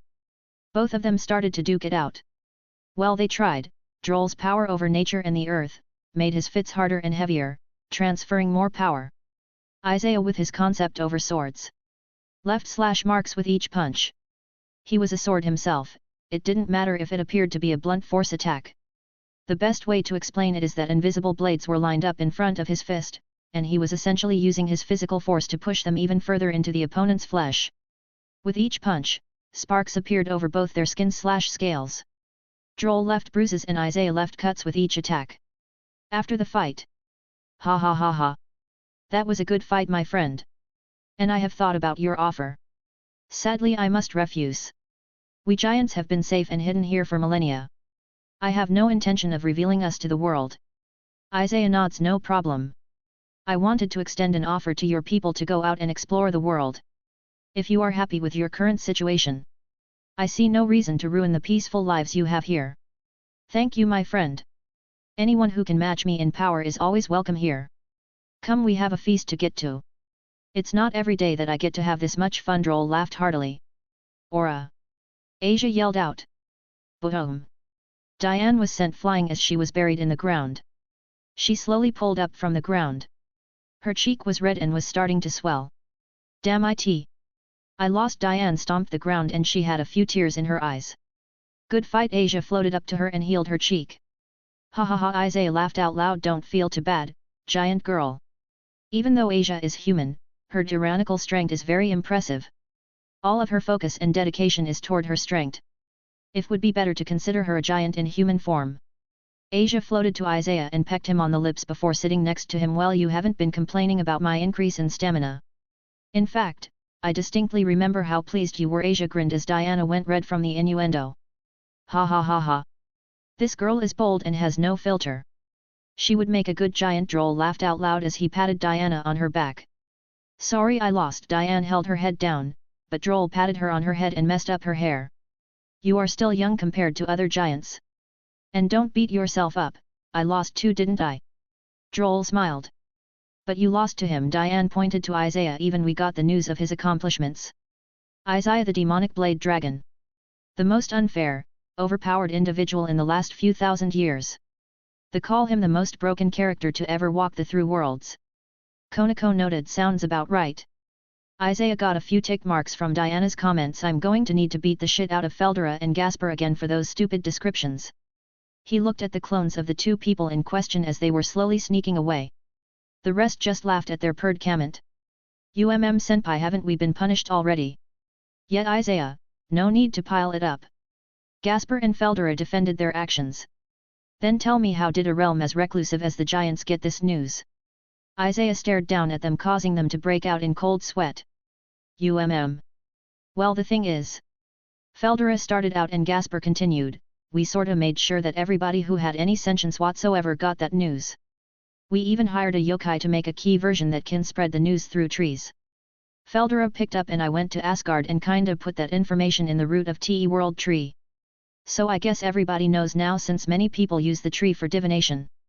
You two have a 5-second head start. I'll make it so any punishment the clones received will be sent back to your original bodies. Feldera and Gasper dashed at full force. Mercy. You won't get any from me.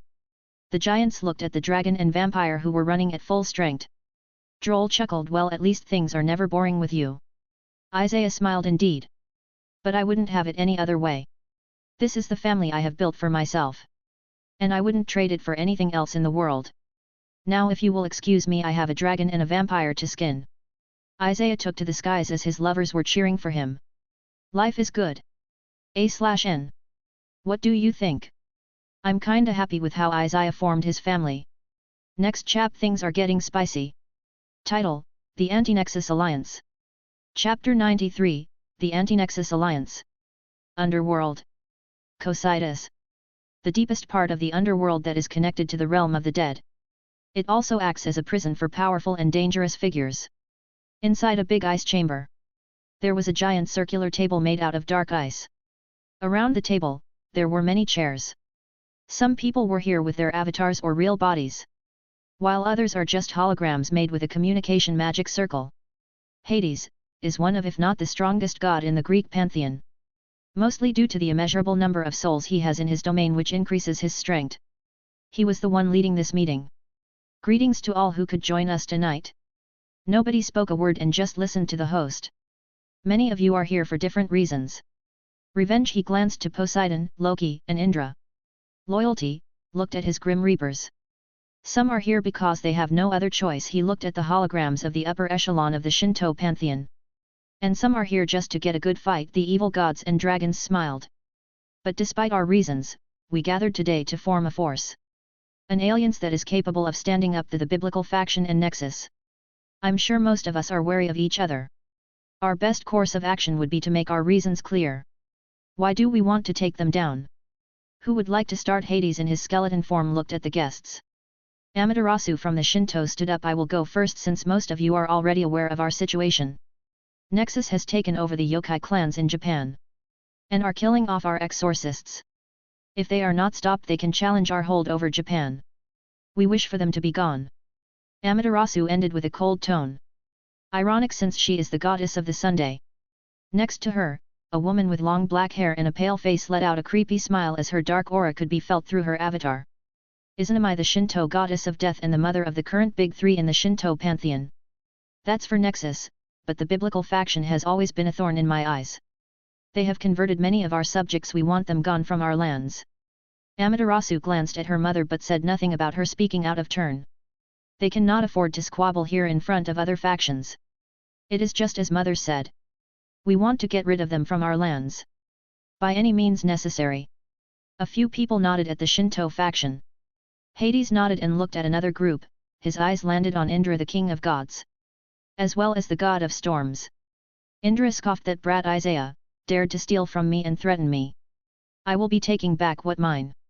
However, I am curious about one thing. How are you here, Loki, god of mischief? Didn't your father imprison you? Loki held back a growl. This is currently a puppet that has a piece of my consciousness. I will be breaking out soon and getting my revenge against Asgard and the biblical faction. Nexus interfered with my plans, so they will pay the price as well. Raise of Em. You are lucky I'm not here in person, otherwise I would rip your throat out. Raise of Em, the son of Lucifer, chuckled. Like you could do that. And it's not my fault you failed at the young devil gathering. Plus I'm a puppet as well. I can't use any communication magic as off eyes will sense it and hunt me down. Well, unlike most of you here, I'm doing this because I'm bored. Everybody turned to a very chill voice. Everybody immediately recognized him. Seth, the Egyptian god of chaos. That's so like you. Next to him was a half-man half-jackal creature. Anubis, the Egyptian god of the dead, like Seth has so eloquently put it. The Egyptian pantheon has already lost most of our followers, so we don't have a lot to lose. And what does your leader have to say about this? Amaterasu asks politely. The leader of the Egyptian pantheon is Amun or Amun-Ra, the god of the Sunday. She was naturally intrigued. Seth smirked. Old man Ra said that we can go wild and he will back us up. A lot of the guests were surprised by Amun-Ra's choice. He usually likes to stay out of trouble. But it seems something has changed. Hades chuckled dryly. Well, I guess I'll be next. To put it simply, I hate that my pantheon is slowly being forgotten in the sands of time. In comparison, the biblical faction is only growing. Me and all of my Grim Rippers are joining the fight. What about you, brother? Hades asks Poseidon, who scoffs at being put into the spotlight like this. That brat humiliated me. I want his corpse to be tied up to the entrance of Atlantis. Poseidon growled a bit. At the end, the Greek giants from the underwater volcanoes will join our cause. As will my sons.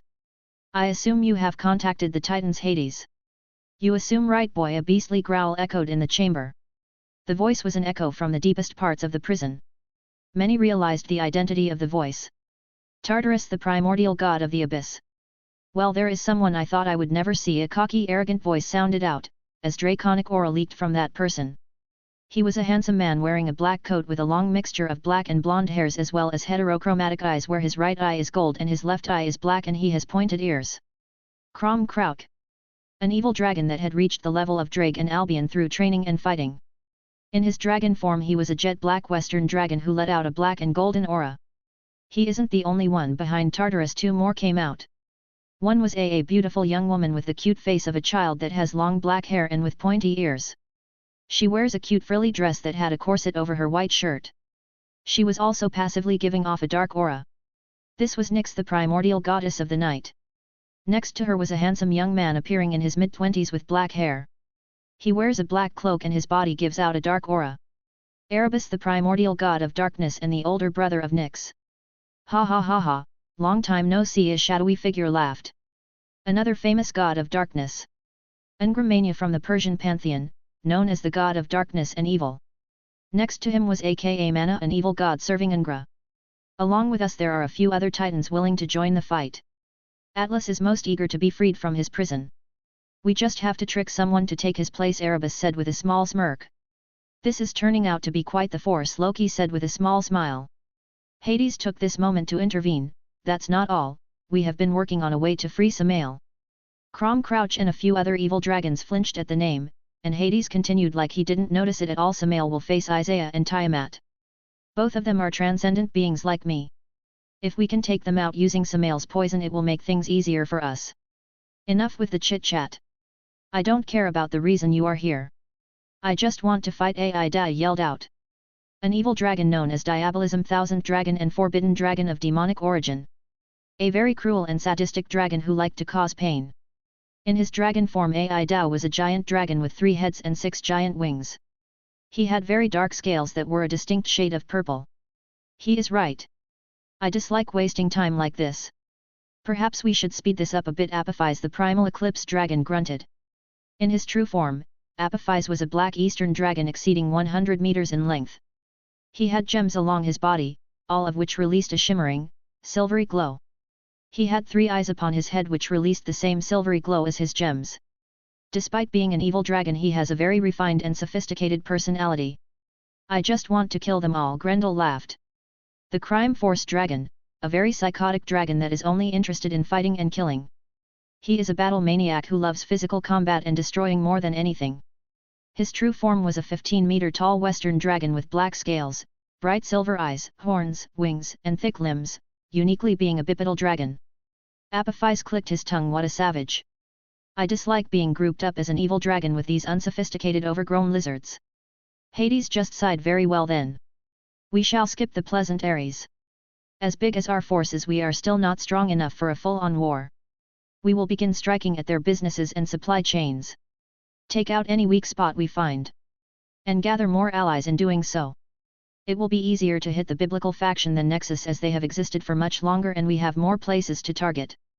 Nexus on the other hand only has its yokai territories and the devil territory they took. Both are very well defended. We will start to slowly eliminate a few people who are dealing with Nexus. Izanami said in a cold tone. I will contact some of my spies that are still left in the devil faction. They will give you the information you need. Razavm spoke up. Hades nodded. I suggest the evil dragons take care of that. As it won't be out of character for them to run wild. In the meantime, the Greek and Egyptian pantheons will try and recruit more titans. Since we have the easiest access to where they are sealed. Seth and Anubis nodded at that. While the evil dragons just grinned. This suited them just fine. We will start off slowly and take them apart bit by bit. But our main focus should be on Kuaha. That's where the Satan sisters are staying and where the current Red Dragon Emperor's lair is. If we can get the boosted gear, we can use it to increase the strength of our troops, and perhaps clone weaker dragonic soldiers using Drake. Hades looked at the people around the table. Each of them is dangerous in their own right. Yet they have gathered to fight a war together. Managing each group and making sure there is no infighting will be a key part of winning this war. Does anyone have anything else to say for this first meeting? Hades asked. It was the first meeting where they were just introducing each other. There will be many more meetings where they can talk about in-depth logistics and more refined plans.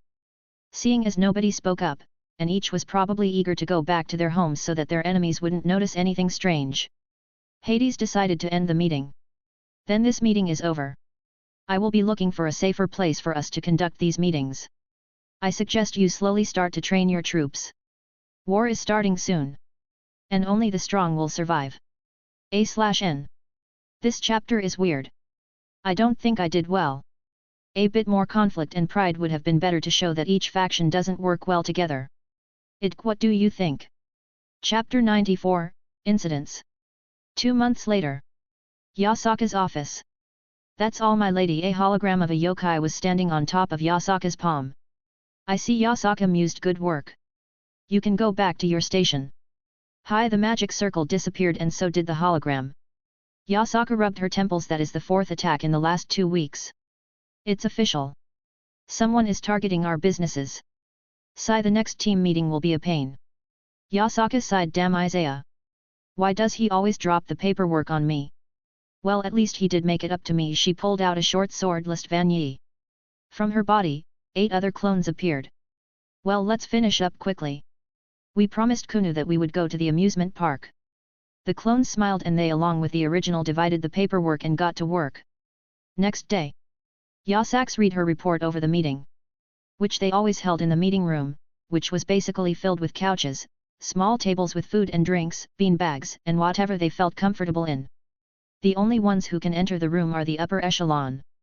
The real players of their faction. So they didn't have to worry about being formal like they do in front of their troops. So we are getting attacked. Kurama exhaled a smoke cloud. Yasaka nodded with a serious expression. It appears so. There have been 5 attacks in the last 2 weeks. They only targeted our businesses that were outside our territory or just on the edge of it. They were good, no trace was left behind. Valerie raised an eyebrow. Nothing? No blood, no tracks, not even signs of magic. Nothing. Yasaka confirmed once again. That is concerning. We don't have any leads to track down. Tiamat shook her head. Dino snorted. I wouldn't say that. Look at Isaiah. They turned to their leader who had a slightly amused expression. You know something, don't you? Meredith, who was laying her head on Dino's shoulder, spoke up. Isaiah nodded. Yet I know who it is, and they did leave a clue. The team looked among each other to check if anyone had any idea of what he was talking about. Well? Don't keep us waiting. Senpai, a taller and more muscular Gasper, yelled out. The clue is that they left absolutely no trace. It was completely perfect even for me to find anything. That's why I know who did it. Who is the person that can turn invisible and erase his existence? Yasaka and Tiamat were the first to realize Hades. Rose facepalmed. Of course, Hades' helmet of invisibility. There are dozens of replicas, all of which are used by his spy Grim Reapers. Wait, didn't you catch a couple of Grim Reapers and rip them apart a while back? Asia said as she was getting a lap pillow from Isaiah. Oh yeah, that did happen. We didn't see anything except Senbonzakura though, Valerie said as she just remembered the scene. So these dudes can erase their existence. And somehow you figured out a way to sense them. Dino said with a tone that said he was done with the OP bullshit that was Isaiah. Yep. I'm going to send a few clones to put down the swords that can find them. But Hades isn't the only one involved. Everybody paid attention to Isaiah. As you guessed, Poseidon is with him, probably along with Ares. So 3 gods and 3 strong armies from the Greeks. Indra doesn't like me, so he will join them as well. The Shinto are definitely with them. They pulled back their troops completely a month ago. They spread some rumors of the 5 clans banding together. But that was just to hide the fact that they are busy blessing those fools to make stronger foot soldiers. The survivors of Chaos Brigade. And there are probably some evil gods and dragons with them as well. Those are the only ones I can think of, but I probably pissed off a few more people. The team was processing this news. Before nodding. That sounds about right. Kurama grinned as he blew out a smoke cloud. You were pissing people off before you even met me. Feldera laughed. I can confirm this. Riser raised his glass and laughed together with Feldera. Valerie leaned against Isaiah. You do have a certain knack for it. Ha ha ha. You should have seen him with Poseidon. The man was so red from anger that he looked like a tomato. Asia giggled as she remembered the scene. Yasaka turned to Isaiah. Well, the new Satan Leviathan contacted us. Graphia wants a word. So did Azazel and Gabriel.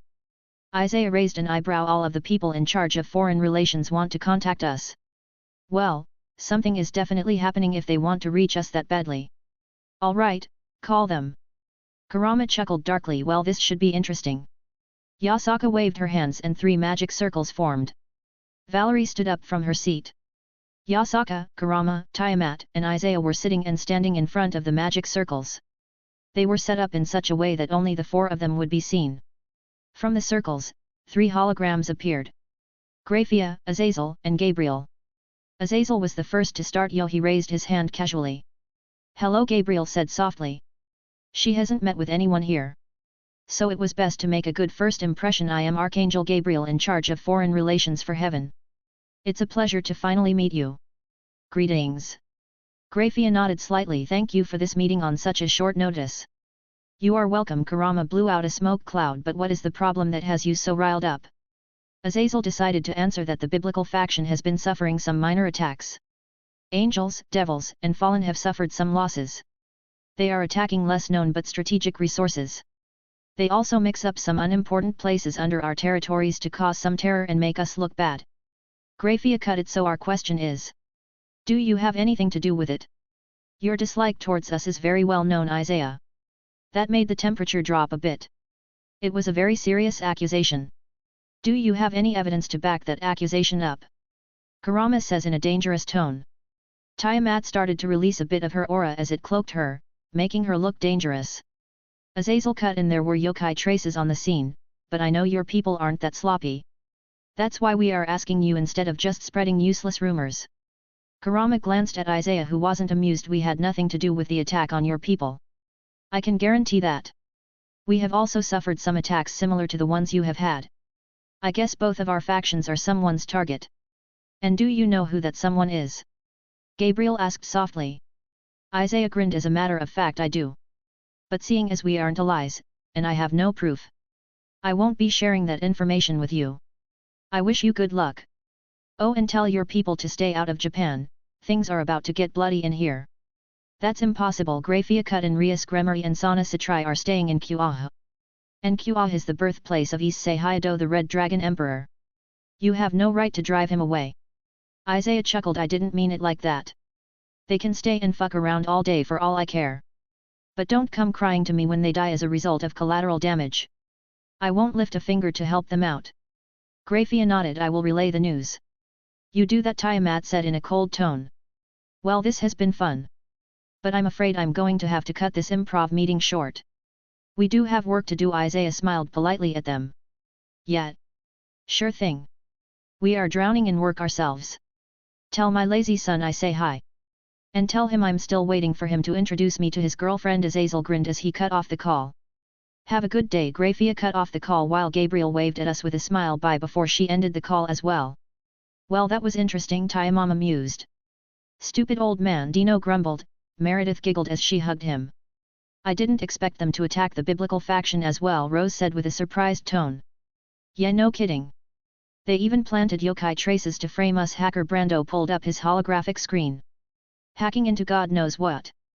Gloxinia hummed as he broke down the situation. "The conclusion is obvious. Someone is trying to start a conflict between the biblical faction and Nexus. The stronger and older members would not fall for such a simple trick. But the young and naive ones. All it takes is a few idiots from one faction, in this case, the biblical faction, to attack Nexus. The yokai are very emotional. They would attack back without a second thought. Well, the way yokai were before joining Nexus. No offense." He looked toward Yasaka. "None taken.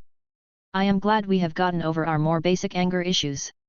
And once the young ones start killing each other, the leaders must demand compensation from the other faction. Once they don't get it, war will start." Asia slumped on the sofa. "What a pain." Isaiah stood up and popped his joints. "Well, sitting around won't solve anything. And I have been planning to take my training to the next level. Everyone except Gasper, Feldera, and Zenovia.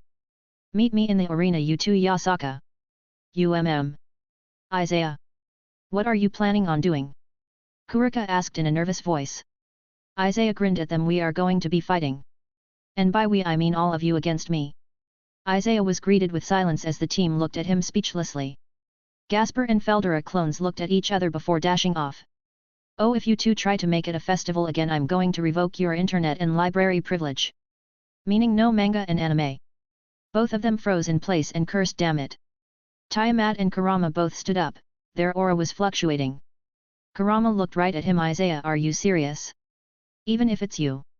You can't possibly win against all of us. Isaiah nodded. I know. But the whole point is to push myself even further. I might be transcended class. But I can still get stronger. And with war on the horizon, I intend to do just that. And keep getting stronger even then. Isaiah, are you sure? Tiamat asked him gently, but her aura was saying something else. They haven't had a serious fight in a long time. Yes. Isaiah nodded, knowing full well that he would have to fight against a sage, a dragon goddess, and many ultimate class fighters who posses a few Lonja uses. Kurama grinned with a savage look as his aura started flowing. This is going to be fun. Chapter 95, 1 vs all. People, I am still alive. But you have been waiting for quite a while, so here is a chap. I technically owe my pets a chap now. Anyway, this is chapter 95. So I need to get to CH 105 on my pat before I can start releasing here again. It's 103 right now. If you are wondering what I am doing, just check out the pat site, and see the chapters I write. I got more than one FIC to write. That way you can track the progress. HP/DxD Raven currently has 27 chapters. I'm going to stock up on those chapters for the release after Kiba. When the group arrived at the arena, Isaiah frowned. This isn't going to work. What do you mean? Naya Kurika jumped on Isaiah's back, her tail swishing in happiness. Isaiah just smiled at her. Kurika, out of all his lovers, craves affection the most. Our combined powers will break the barriers and enchantments on this place. So where are we going to fight? Kurama walks near to Isaiah. Looks like we have no choice. Isaiah raised his hand and slashed down. From the tips of his fingers a multicolored space formed as his hand moved downwards. He was opening a tier in space to the dimensional gap. Isaiah took out a bag of cookies. He shook it a little before opening it. A few seconds later a figure soundlessly appeared on the other side of the portal. The team just stood there, not taking a single breath. The little lowly goth looked at the bag of chips and then at Isaiah. Why have you summoned me? Isaiah grinned brightly while Dino face-palmed, and he wasn't the only one. He used the swords Isaiah gave them to communicate telepathically. Oi! Oi! Since when can a dragon god be summoned with a bag of cookies? I thought you needed 7 mythical balls to do it. No, that was Dragso Ball. Konako deadpanned. This is ridiculous. Riser had cold sweat all over his entire body. This was the first time he had seen off-eyes since Isaiah appeared in this world. Now focus. Kurama growled mentally. Isaiah smiled and waved at her. Yo, off-eyes-chan. I want to make a little deal. Me and my friends are going to fight a little bit in the dimensional gap. Only a short while. But we are afraid Great Red will attack us. If he does, in exchange for your protection, we will give you another warehouse of sweets. Deal. Off-eyes looked carefully at Isaiah before raising 2 fingers, making a peace sign. 2 warehouses. The team looked at Off-eyes speechlessly. So did Isaiah. But he quickly grinned. She is negotiating. Well, I did negotiate with her when we first met. But seeing her negotiate for sweets is a whole other thing. And to think she just agreed to fight another dragon god. For more sweets. I'm liking this Off-eyes more by the minute. Deal. Isaiah laughed happily. Before turning back to his comrades. I just found us an arena. Kurama, Konako, Kurika, Yasaka. Start gathering Neruurki. You won't be able to find any in the dimensional gap. You will have a bit of a handicap, but it is what it is. Kurama just blinked before he started to laugh. Ha ha ha. Fine by me. You will need all the help you can get. He sat down cross-legged and started using senjutsu. Isaiah, will we be fighting with or without the seals on us? Rose asked. Yeah dude. I want to let loose once for a change. Dino rolled his shoulders. I don't have any right to complain since I'm new and I have had the seals only for a month or 2. But I would like to stretch my legs properly, Riser said hopefully. Isaiah sighed. Fine. I guess it's time to release the seals and see how much progress everyone has made. A few moments later, the senjutsu users topped up their reserves. And everyone entered the portal. Including a sneaky little bat holding a camera. Inside the dimensional gap. Isaiah started to stretch. Well, let's get this thing started. You guys can fight however you want. I won't be using my dragon form in this fight. Darling. Aren't you underestimating us a bit much? Tiamat raised an eyebrow. Isaiah smiled. On the contrary. Being a huge-ass dragon is good and all. But I have fought most of my life with a sword in my hand. I still feel I'm at my strongest in that state. And it's not like I can't partially become a dragon. True, Valerie nodded. Well then. Shall we? Asia smiled and so did the rest. Kai, release. The space in the gap distorted even further. The seals have been released. Each week Isaiah would increase the strength of the seals. So they never got used to one level. And always tried to get stronger. Ah, this feels great. No more weight on my shoulder. Dino happily rolled his shoulders. Isaiah sighed. Come on, we don't have all day by Jehudama. Isaiah was hit by a massive ball of chaotic energy. Everybody turned to Kurama and gave him a judging look. He only flipped them off. He who strikes first wins. Did you think I would stop fighting as a kitsune just because I became a sage? Grow up, there is no such thing as fairness on a battlefield. Even if this is just a spar. Technically. Haha. You never fail to make things interesting. Gloxina flew up, his spear glowing with power. Dino was right next to him. This team has been fighting together for quite a while. The team members have learned how to coordinate with the other members. That's why they can pull off these random combo moves. Balance break, Holy Draconic Lancer. Spirit Spear Basquius, first form. Dino quickly entered balance break on both his Longinus's. The Scale Mail Vritra and the Holy Spear. Gloxinia just powered up his spear. HUP. Both of them threw their spears at Isaiah. In a second they were already in front of him. Naive Isaiah smirked and backhanded the spears away. Clang clang. Two very loud metallic sounds echoed when Isaiah's hands touched the spears. Balance break, Undying Battle Medic. A voice echoed and Asia appeared behind Isaiah. Hello love. Fist of November. She slammed her fist into Isaiah's back. Boom. A huge explosion sent him flying out. Asia, that pun sucked. 5th of November, V for Vendetta really. Asia just smiled. What, it sounds good. No it doest nay. Kurika and Konako were mixing a huge fireball, and comprising it down. Nikodama. Isaiah cut the compressed fireball and caused a huge explosion. That wasn't any better. Sea Serpent of the ending of Ild made a giant water leviathan. Agreed. Tiamat also used water and started to pressurize it. You are both mean, Naya, Kurika complained as she and Konako backed away. Ingevild and Tiamat sent their attacks at Isaiah. Foxfire Yasaka called out as blue flames raced at the swordsman. Crimson Flame Kurama did the same. Phoenix Flare Riser followed up. Valerie summoned 10 evil dragons. She had revived them with her grail and erased their will. Now the strong evil dragons were just her puppets. Roar, she called out calmly, and the dragons launched their breath attacks at Isaiah. Rose, Misaki, Meredith, now Tiamat called out. Rose raised her hand and sealed the space around Isaiah's feet. Misaki used her shadows and Meredith used thin nails as acupuncture. They held most of her mana reserves as it took a lot of power to pierce Isaiah's skin. With his legs immobilized, Isaiah was trapped. Or so they thought. Isaiah created a simple iron sword. He slowly started to raise his sword. And the world turned grey. The weaker members only saw a slight blur. When they came to, their attacks were cut in pieces. Aha! The fuck? Chiron.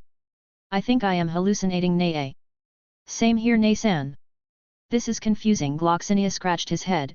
The rest were also trying to make sense of it. They were recalling the scene, trying to rationalize it. But Tiamat and Kurama saw it clearly. Isaiah's hand was moving faster than their own bodies. Than their combined attacks. Hell, his hand moved faster than his own body. A bit further away was someone who saw it perfectly. Gasper was literally fang-earling. Senpai is so freaking awesome. Even to me, it looked like time had gone still, and here I thought if I got stronger I could perhaps freeze Senpai one day and play a prank. I would probably be cut down by his insane reflexes even with him being frozen in time. I wonder how he did it. Back at the battle, Kurama stepped towards Isaiah. How did you do that? To my knowledge, nobody at our level is capable of that kind of movement. The stronger you are, the faster you can move. But your /speed is more than 3 times faster than my speed. Isaiah smiled. You know those 2 hours of alone time each of us have before our evening training. Dino raised an eyebrow. Yet I use it to catch up on some sleep or some anime. What about it? Isaiah just raised his sword. Ever since I became ultimate rank I created a new daily goal. 1 million sword swings per day. In those 2 hours, under the effects of my seals. I complete 1 million sword slashes. And each week I increase the level of the seals just a bit, that's a constant increase in strength. Eventually, my arm or rather my attack speed, has surpassed my own body speed. By the time Kurama unleashes one attack, I can cut him at least 3 times. Isaiah man. You need help Riser deadpants. Isaiah chuckles. I call this Netero style. I do 1 million slashes a day. Every day. Except for the time when we are traveling. Tayamama grinned. Well then, we will just have to up the number and speed of our attacks. Even you can't cut them all down. She raised her hand. Instead of water javelins and swords. Hundreds of thousands of them. She created small dagger-sized icicles. Ingevilt did the same with water. Meredith used her sacred gear. And created the same number as Tiamat. Dino followed up with light senbons. Rose did her multi-magic barrage. All in all their combined might 5.7 m attacks. As he saw the attacks flying at him, Isaiah whistled. Celestial Forge. Anti-magic sword Demon Slayer. Dozens of black rusty great swords appeared, but they were bent on the spine. Isaiah formed some hands from his magical aura and they grabbed the swords. They formed a dome, and blocked all the attacks, reflecting them back at the team. Kurama dashes through some of the last reflected attacks and takes a few hits, but he appears right in front of Isaiah. Don't underestimate a sage. His fist glows golden and he punches Isaiah. The swords did nothing to defend him. They block magic, not ki. He sent Isaiah flying back. Right where Yasaka was at. Apologies for this. Yasaka slashed at Isaiah with her claws, sending him flying again, but a few moments later she stumbled. And turned back into human form. Yasaka out, Isaiah called out as he created new swords. Asia scanned Yasaka only to find a cut on her right hand, where purple marks started to appear. Poison. Yasaka, focus on your senjutsu. Expel the poison, Isaiah called out as he slashed at Tiamat. Lacerate. Damn it. Not again, Kurama yelled out as there was a cut on his back. Now time to get serious. Isaiah smiled at the rest. Kurama just broke through the restraint. Isaiah created a curved short sword with several circles on the center of the blade.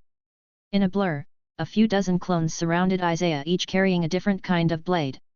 Oh come on! Dino yelled out as he slumped. The others weren't any better. Don't say it's not fair. You are the leaders of Nexus. Time to act the part. All of the clones took different poses. Chapter 96, Great Red. If you want to read ahead or just support me, go check out my pat. There are a lot of FICS and ideas there. Every single one of these FICS and chapters will be released eventually. But if you don't want to wait or just want to support me, check out the pat. patreon.com/alcoholic_panda. I'm done. I reworked all of the chaps. Thank fucking God. Back to normal people. Bankai. Dino did not flinch when he heard those 2 words. Nope. Not a chance. Focus, Dino.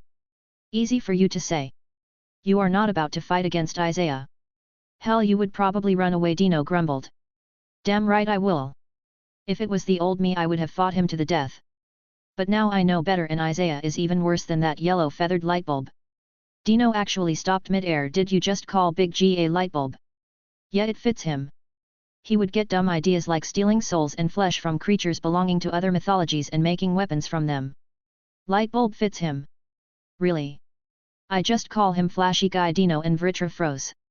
Dino slowly turned his head to the right to see Off-Eyes staring at him while munching on a basketball-sized cookie. Yo! Dino says wryly, hoping that he doesn't get disintegrated. Off-Eyes just pointed behind him.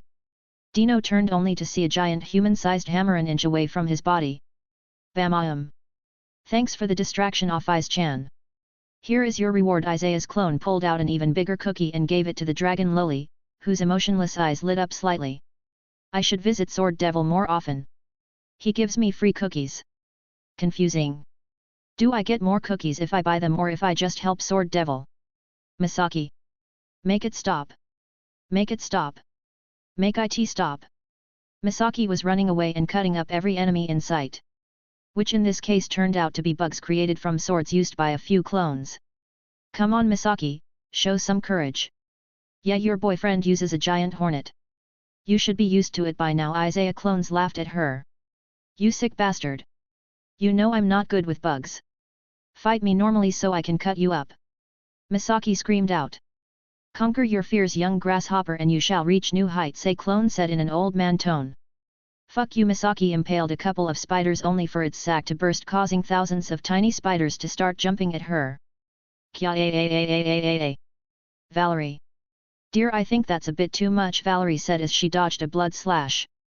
She was surrounded in a sea of blood. The smell and the fact that she can't manipulate or drink it was messing with her senses. Her dragons were also weaker in this area. Nope, it's just the right amount of insanity. If I can exploit her fear of bugs, someone else can as well. It's better for her to deal with it here. Bang! Isaiah tilted his head, dodging a blood bullet that moved so fast it left several aftershocks in its trail. Right, and us fighting in the environment and situations where we are at our weakest is just a coincidence, Valerie deadpanned. Yep, another clone called out from above Valerie and kicked her into the blood sea. I'll get you back for this. Ross Wise. No. Rose summoned water spells trying to put out the fire, but it wasn't working. Tears were streaming down her eyes. Her favorite 100 yen shops being burned to the ground. Isaiah! Please stop and help me! Rose yelled out. Rose was dealing with illusions. And failing. In the real world, two Isaiah clones looked at each other. There was an awkward mood. She needs more training. The other clone sighed, yet, falling for an illusion this week. Rose must really like those 100 yen stores. Ingevilt. This is so bullshit, Ingevilt panted, sweat rolling off her body before evaporating. There was a giant phoenix made out of fire. It was similar to Kurama or Isaiah's true forms. Don't lose focus, another clone yelled out. Raijin Jaka, east. Damn it, Ingevilt created a sea above her, but it was quickly evaporated. Oh come on. She gritted her teeth. And used more and more of her magic. A giant leviathan appeared and clashed with the phoenix, and countless other magical beasts made out of water bombarded the clones along with water spears and swords. I'm going to beat your swords. Then the original is going down. The clones chuckled. Well, she has spirit, let's see if she can do it. After all, we clones have a limited amount of magic in us. Riser and Gloxinia Ice Domain. This is a bit unfair, Any. Gloxinia complained as he saw the landscape around them. A landscape that wasn't there in the dimensional gap a minute ago. He was in his armor form, defending himself from the environment. Shut it, Riser said as steam was coming out from him. They were surrounded by ice and snow. Riser felt like he had been shoved in a magical overpowered freezer. Life is unfair, a clone said as he wielded Hiren Meru and another one wielding Sodi no Shirayuki. And to show how unfair it is, you are going to have to suffer a bit. What do I Fuck. You. Riser screamed out as he fell to the ground. Riser. Gloxinia flew down and he saw a sword stabbed in Riser's thigh. It was dark red with spikes coming out of the sword. Pull it off, damn it. Gloxinia quickly did so. He looked at the sword with a wary look. Guilty thorn, it causes pain directly on the nerves. Riser's greatest weakness. And for you, Gloxinia, the clone swung his sword as ice shards started appearing in the air. What now? Gloxinia asked. Now, defend yourself. The shards burst apart, creating an icy fog around the Fairy King. Gloxinia was confused before he felt something behind him. Bam! He was sent flying. You are an excellent fighter, Gloxinia, worthy of being the Fairy King. But you have very little experience in close combat. We are going to have to fix that. Gloxinia spread his senses but couldn't find anything in this ice mist/fog. It was interfering. Bam! Bam! Bam! Gloxinia was hit 3 more times, his armor cracked a tiny bit at his chest area. The Fairy King sighed. This is going to be very annoying, isn't it? Grr! Definitely, Riser growled in pain as another guilty thorn slashed him. Isaiah, what's the point of separating us? Wasn't this spar to push you further? Kurama asked as he slammed one of his tails against the original. Tiamat and Yasaka were right behind him. Yeah, but they have a few weak spots to fix. I'm just pointing it out. The clones should be running out of fuel soon. Then you can all attack me together again.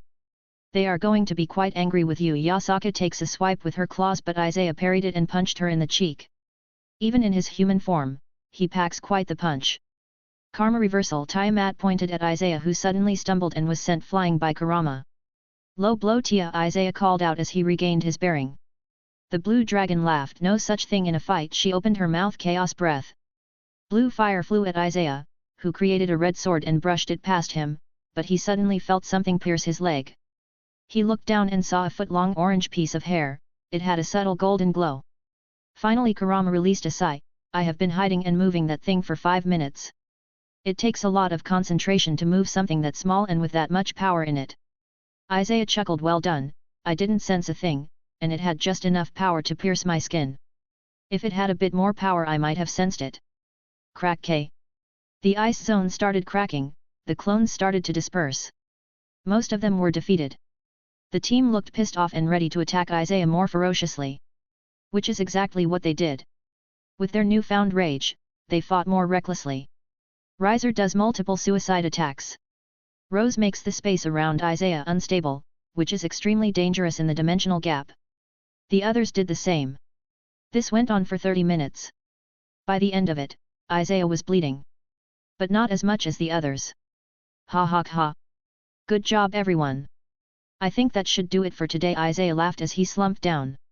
Finally, wake me up in a decade. Dino slumped down and a cloud materialized below him.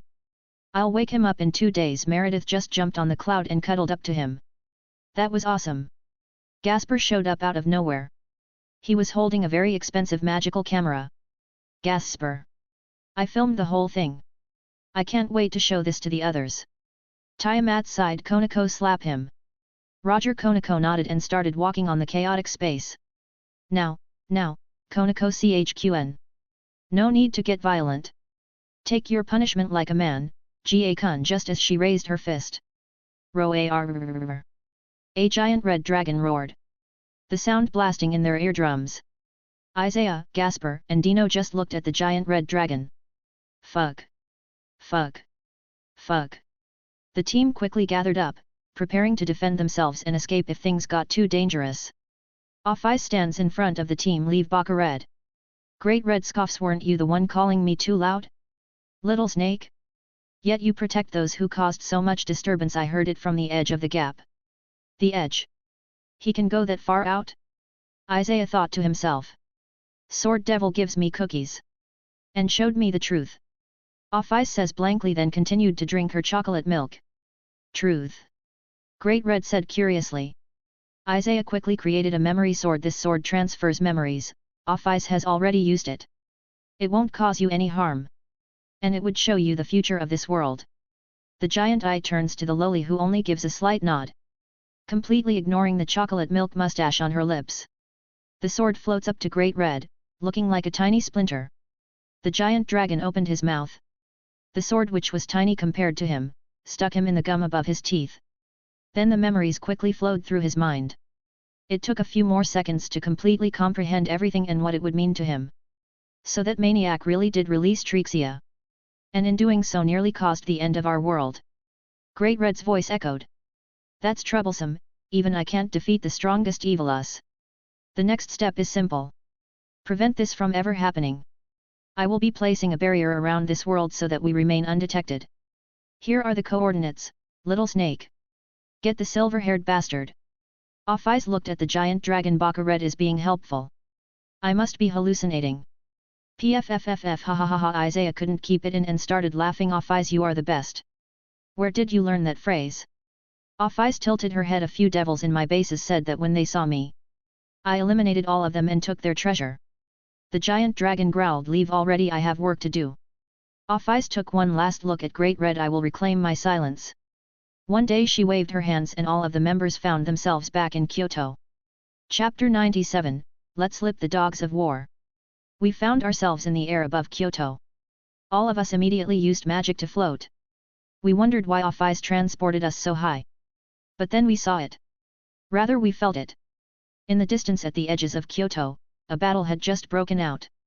Right as we arrived. No rest for the wicked. Everyone to their stations, I called out, and all of them moved except Rias, who just looked at me. I immediately realized what he was thinking. Go, check on the girls, then come join us. If you see any enemies, stay there and fight. Rias smiled. Got it. Some headed towards the blast with me, but the others headed to protect some key locations in our faction in case this is a distraction. Rose and Meredith headed to the main ward control room. They were the most equipped to handle the wards. Their first job to erect wards in the most important areas of their territory. Then they would search those areas carefully for any intruders. And once they find nothing, only then can they focus the wards to help out in the battle. As soon as Isaiah and his team arrive at the battlefield, they saw devils, fallen, priests, small demons, various magical beasts, werewolves, vampires. Feldera, how are things in the underworld? Isaiah talked through a magic circle near his ear. No problem, boss. There are no signs of any enemies, but we are all on high alert. Well, some of us are. Gasper and his clone are communicating to decide how to take the best shots of your fight. Leave Gasper alone. He can multitask, otherwise, he wouldn't be able to separate into that many bats at once and control each one individually. Isaiah's eyes scanned the battlefield. In that huge army of different species, a few people who immediately stood out. The first was a man with red hair that went to his cheeks. He wore traditionally long white Japanese robes, and was holding a Japanese longbow. Hachiman-sama Yasaka narrowed her eyes. She must have felt the curious gazes of her comrades because she quickly explained the Shinto god of archery, and one of the gods of war. Originally he was an agricultural deity but later on became the guardian god of Japan. That bow is troublesome, Kurama grumbled, and Isaiah nodded. A little further away from Hachiman was what could best be described as a berserker. He was a huge man with long brown hair and a tanned body. The only thing covering him was some cloth underwear and animal pelts, most likely bear skin. He was wielding a large stone club and kept bashing in everything that stood in his way. Yuvajin from HXH. I imagine him like this XD. So Heracles Nae. Kurika pointed out. But he is dead, Nae-san. Asia got the Descendants' sacred gear. Didn't he carry the spirit of the original? Konako asked as her eyes were darting around the battlefield, marking out a path she would take. Ingevild groaned. They brought him back. Great, now we have dead heroes and gods after us. They can't do it often, but if Hades was willing then that's a whole other story, Rose said through the comms. And the team focused on the last person, a relatively tall blonde man with a lean physique. His blue eyes darted around, parrying every attack with his fists then counter-attacking. He was fighting using only martial arts. Kurama narrowed his eyes. Isaiah. Isaiah only nodded. Yet I can sense it, he is 100% human, there is no divinity in him, no sacred gear. And at best peak low ultimate reserves. Yet if I'm not mistaken he can take on Falbium or Sirafal and win, but not without taking some serious damage. Tiamat said nothing and just stared at the man in confusion. He looks familiar. Yasaka stopped next to them. There hasn't been a human like that in recent history, otherwise I would have heard something. Interesting. Asia cracked her knuckles. So he is basically my senpai, and if I'm not wrong it's not Vasco Strata who is the strongest human but him. I'd like to see what he has got. Wasn't this Tobio person the strongest human? Gloxinia raised his hand. Tobio has a Longinus Gloxi. This guy is unarmed. Misaki smiled at her boyfriend. Well, let's go and find out. Dino, say hello to our new friends. Isaiah smirked at the fallen who only sighed. Why me? Dino whined but still spread his wings. All 6 pairs of them. Dino, please see do it. Gasper yelled out, play ZE. Dino just facepalmed. Fine, but I want a 1-month silence coupon from you and Feldera. Meaning to not bother me for anything. We accept hologram. Feldera pops up on Gasper's palm. Dino summons the true Longinus and points at all of the enemies. He spreads his wings and infuses his own light power. Yasakani no Megatama, Dino calls out with a little blush his cheeks. From his surroundings, countless tiny sharp beams of light flew at great speed at the horde of enemies. Well done, Kizaru! Feldera yelled out. Good job! Borsellino 2.0. Gasper gave a thumbs up. Dino just slumped. I hate those two. Enemy POV. Dodge! A soldier yelled out. If you can't dodge then defend. A werewolf said to his troops. The other commanders did the same. While the troops dodged, the 3 figures just stayed up in the sky, slowly sidestepping or just flicking away the light arrows. So they are here. Heracles said with a wide grin. Finally. I was going crazy from boredom. Calm yourself, you savage. Hachiman sneered as the attacks were easily batted away with his bow. What did you say to me, you tiny prick? I will strangle you with your long ass robes. Heracles growled at the Shinto god. They are better than I thought. Dino mused to himself. Well, let's see how they handle this. There is no better place to test the effectiveness of new attacks than in real battle. Dino pointed his spear again, but this time he was more focused. Small light arrows appeared again. But this time they were in different colors. The sky lit up in different shades of reds, yellows, blues, greens, and browns. Devils, as long as they live long enough or get strong enough, gain immunity to light. And light attacks affect them the most. That goes the same for all species. The stronger you are, the more immune to attacks you get. But what if the body is hit by multiple elemental energies at once? Dino thought to himself, for the strong this will be an inconvenience before they flush the energies out of their system. But for the weaker ones, it's elemental poison wreaking their bodies. Elemental light arrows. Dino swung the spear downwards. The arrows were unleashed upon the invaders. Hachiman smiled as the light arrows fell down. Interesting. That is not an attack used by any of the holy emperors I have seen. Let's see how he handles this. He raised his bow as an arrow materialized in his hand. He pulled the string back, the arrow pointing in the sky, and he just let go. The arrow flew vertically, leaving small shockwaves. But that was it. It was fast, but it looked like any ordinary arrow. Until the arrow started to shake and cloned itself into two into four. In a few seconds, there were thousands and thousands of arrows. They collided with Dino's light arrows. Cancelling each other out, a few thousand of Dino's arrows got eliminated until a huge sea serpent crashed through all of Hachiman's arrows. Then a blue fire breath burned the remaining pieces into ash. Ingevild and Yasaka stood coldly as she looked at the god. Those were divine arrows. Better not take any chances of them possibly reforming and attacking them from behind.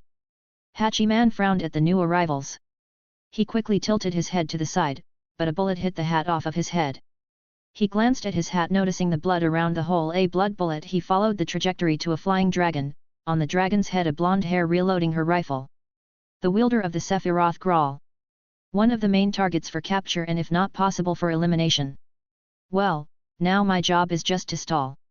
Heracles. Come. Heracles raised his stone club and smashed the shadows and vines coming towards him. Then he put his club to the side, blocking a punch from Tiamat. You are weak, he yelled out as he wasn't affected by her punch at all. Tiamat just smirked. And you are stupid. Heracles immediately turned behind, only to see a small fist heading toward his face. Ore! Boom! Asia blasted Heracles in the face, sending him flying back to where the real Tiamat was waiting with a water sphere. Heracles hit the sphere, sinking inside. The pressure in the sphere changed, and it started to press against his body. He quickly tried to escape. Release me! Have you no honor? Tiamat scoffed. Honor? That's rich coming from a barbarian. If this was a fight or duel, things would be different. But you attacked our faction. This is war. And judging how very few strong people are located here, you guys are just a distraction. Heracles stopped and grinned. What are you going to do about it? He put the club in front of him. First labor. Red aura exploded from him, sending a shockwave, scattering the water prison. Small back tribal tattoos started to show up on Heracles's body. His strength increased as they grew. Let's see how far you can push me. Heracles slammed his club into the ground, causing a crater. Gloxinia waved his hand and a giant spear hit Heracles in the back, sending him flying forward and into the ground. He received little damage, showing his capabilities as the god of strength and heroes. But he was still pushed forward, where a half-formed Tiamat was waiting. She slammed her fist into his chest and sent him flying again. Gloxinia descended as he looked down at Heracles, who stood up but had a small red mark on his chest. Don't get cocky, son of Zeus. You will not be leaving here alive, and you won't be coming back alive. Heracles brushed the dust off himself. We will see about that. Isaiah meets the unknown human, who going by his energy is the weakest of the three.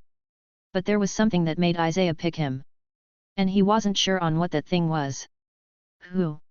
The leader himself is going to fight little old me. Don't you think that a little overkill? The blond man's blue eyes twinkled with amusement. Isaiah frowned. You.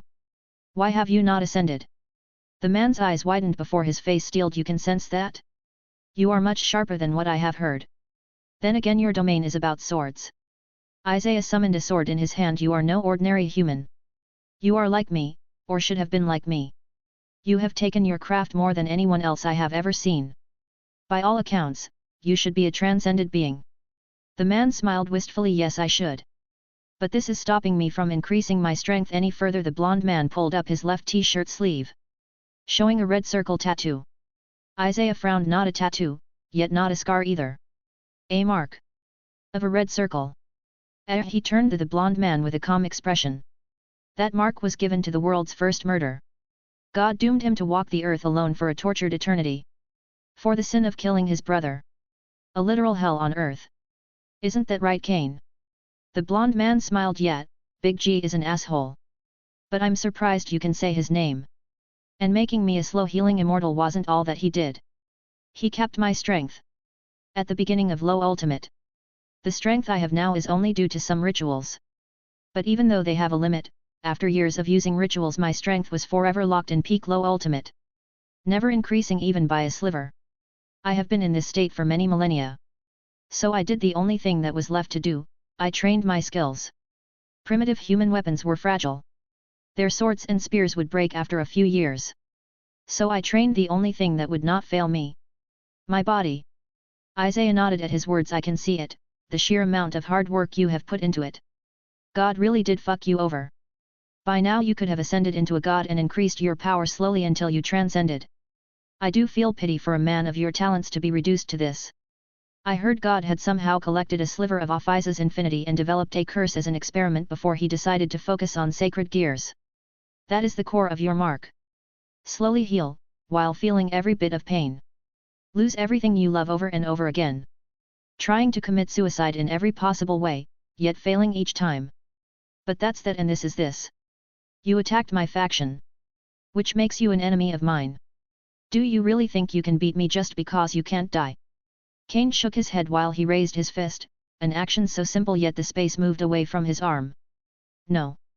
Not a chance. But I can keep you company for a while my allies attack. Isaiah lightly growled, his sword exploding as it was covered with his power. Cain jumped, the next moment his fist hit Isaiah's sword. Isaiah, a transcendent who figured the way of the sword and created his domain. Cain, a human immortal at peak low ultimate class, yet he comprehended the way of the fist to a level beyond most war and martial art gods. This was a clash of ideals. Of two different paths. Taken to their extremes. The attacks didn't hit. They stopped a foot away from each other. The force of their blows had collided. The following shockwave tore apart their surroundings. Sending large chunks of the earth flying high in the air. Ripping apart the enemy soldiers that couldn't get away in time, unlike the yokai who know better than to stay anywhere near the upper Helen of Nexus. Cain and Isaiah separated, only to dash again at each other. Starting a duel that would probably go down in history. Sword vs fist. A/N. What do you guys think? I like the inclusion of Cain. Very Garp-like fighting style. Sword vs fist. Roger vs Garp. Chapter 98, Biblical Side. At the same time as Nexus was attacked, the biblical faction was holding another gathering in Kuah town. There is a reason they keep using this location for the meetings. Devils and fallen can't enter heaven. Angels can go to the underworld, but they feel uncomfortable by doing so. Devils and fallen prefer if huge groups of either one were to come to their territory. Brings up bad memories of invasions. So they needed a neutral location where they could meet up. Given that Kuah town is also the birthplace of the current Red Dragon Emperor, there is no better location to choose from. All three forces can bring an equal amount of troops. Even though they have made an alliance, old grudges won't just disappear. It will take time. A lot of time, for the mistrust to go away. They were meeting in a luxurious hotel that Surtsks had built in Kuah town. There was a big table with many different dishes on it. There were two representatives from each side. From heaven were Michael and Gabriel. From Grigori Azazel and Pinmu. And from the devil's side Surtsks and Graphia. Since they were in a restaurant, all of them came dressed in a suit and a dress for the women. The mood was somber despite the luxurious location. Azazel took a big sip from his wine before sighing. Okay, give it to us straight, how bad is it? Surtsks had a calm facade, but you could tell that he was exhausted from his body language and the way he coursed demonic energy through his body to function. Well, we almost had a riot explode into a mini civil war, so that's one thing. Another is our diplomatic affairs plummeted. A lot of factions and organizations worked with us due to Seraphal's sheer charisma and the way she could sweet talk them. Now that she is gone, they have no reason to work with the arrogant devils. Gabriel sighed, sad that her friend won't be joining her in diplomatic talks anymore. She quite liked those, even though Seraphal didn't. I am going to miss our talks. Pinmu chuckled. What talks? You just talk. And Seraphal stands there and tries to ignore you as best as she can. Gabriel pouted a bit. It's how we bond. Have you been working on a solution for this problem? Michael asked gently, trying to steer the conversation back on its course. Syrtskx nodded. We have decided to put Grafia as head of foreign affairs. Azazel raised an eyebrow. The others were clearly surprised as well. Your council actually allowed this? 2 Satans will basically be married. That gives quite the political power to House Gremory. Grafia smiled coldly. Oh, they tried. But I reminded them whose fault it was in the first place. Syrtskx smiled at that. Sirafal and Grafia competed for the position of Satan in the first place. Grafia is strong, she has a good lineage and has a few good connections. She will have to do. The devils can't afford to not have someone leading the Foreign Affairs office. Me and Sirafal were the best negotiators, so we took that role for the alliance. Luckily it seems that she is still willing to do the deals that will benefit the whole alliance, but not the ones for the devils. Your council really screwed up, Syrtskx. So Sira will be coming to the alliance meetings. Gabriel happily smiled. Michael sighed while the rest ignored the pure-hearted angel. She was naive, but that didn't mean that she was stupid. She unknowingly uses her naivety to her advantage. People relax around her kind aura, and with God's blessing, she can tell when someone has negative intentions toward her. So she doesn't get tricked. More like can't be tricked. There is a reason she is Gabriel the messenger. She has been in charge of foreign affairs since she was created. The Satan of domestic affairs just rubbed his temple. You don't have to tell me. Pinmu looked at Grafia. I suggest you hire Seraphal's old team.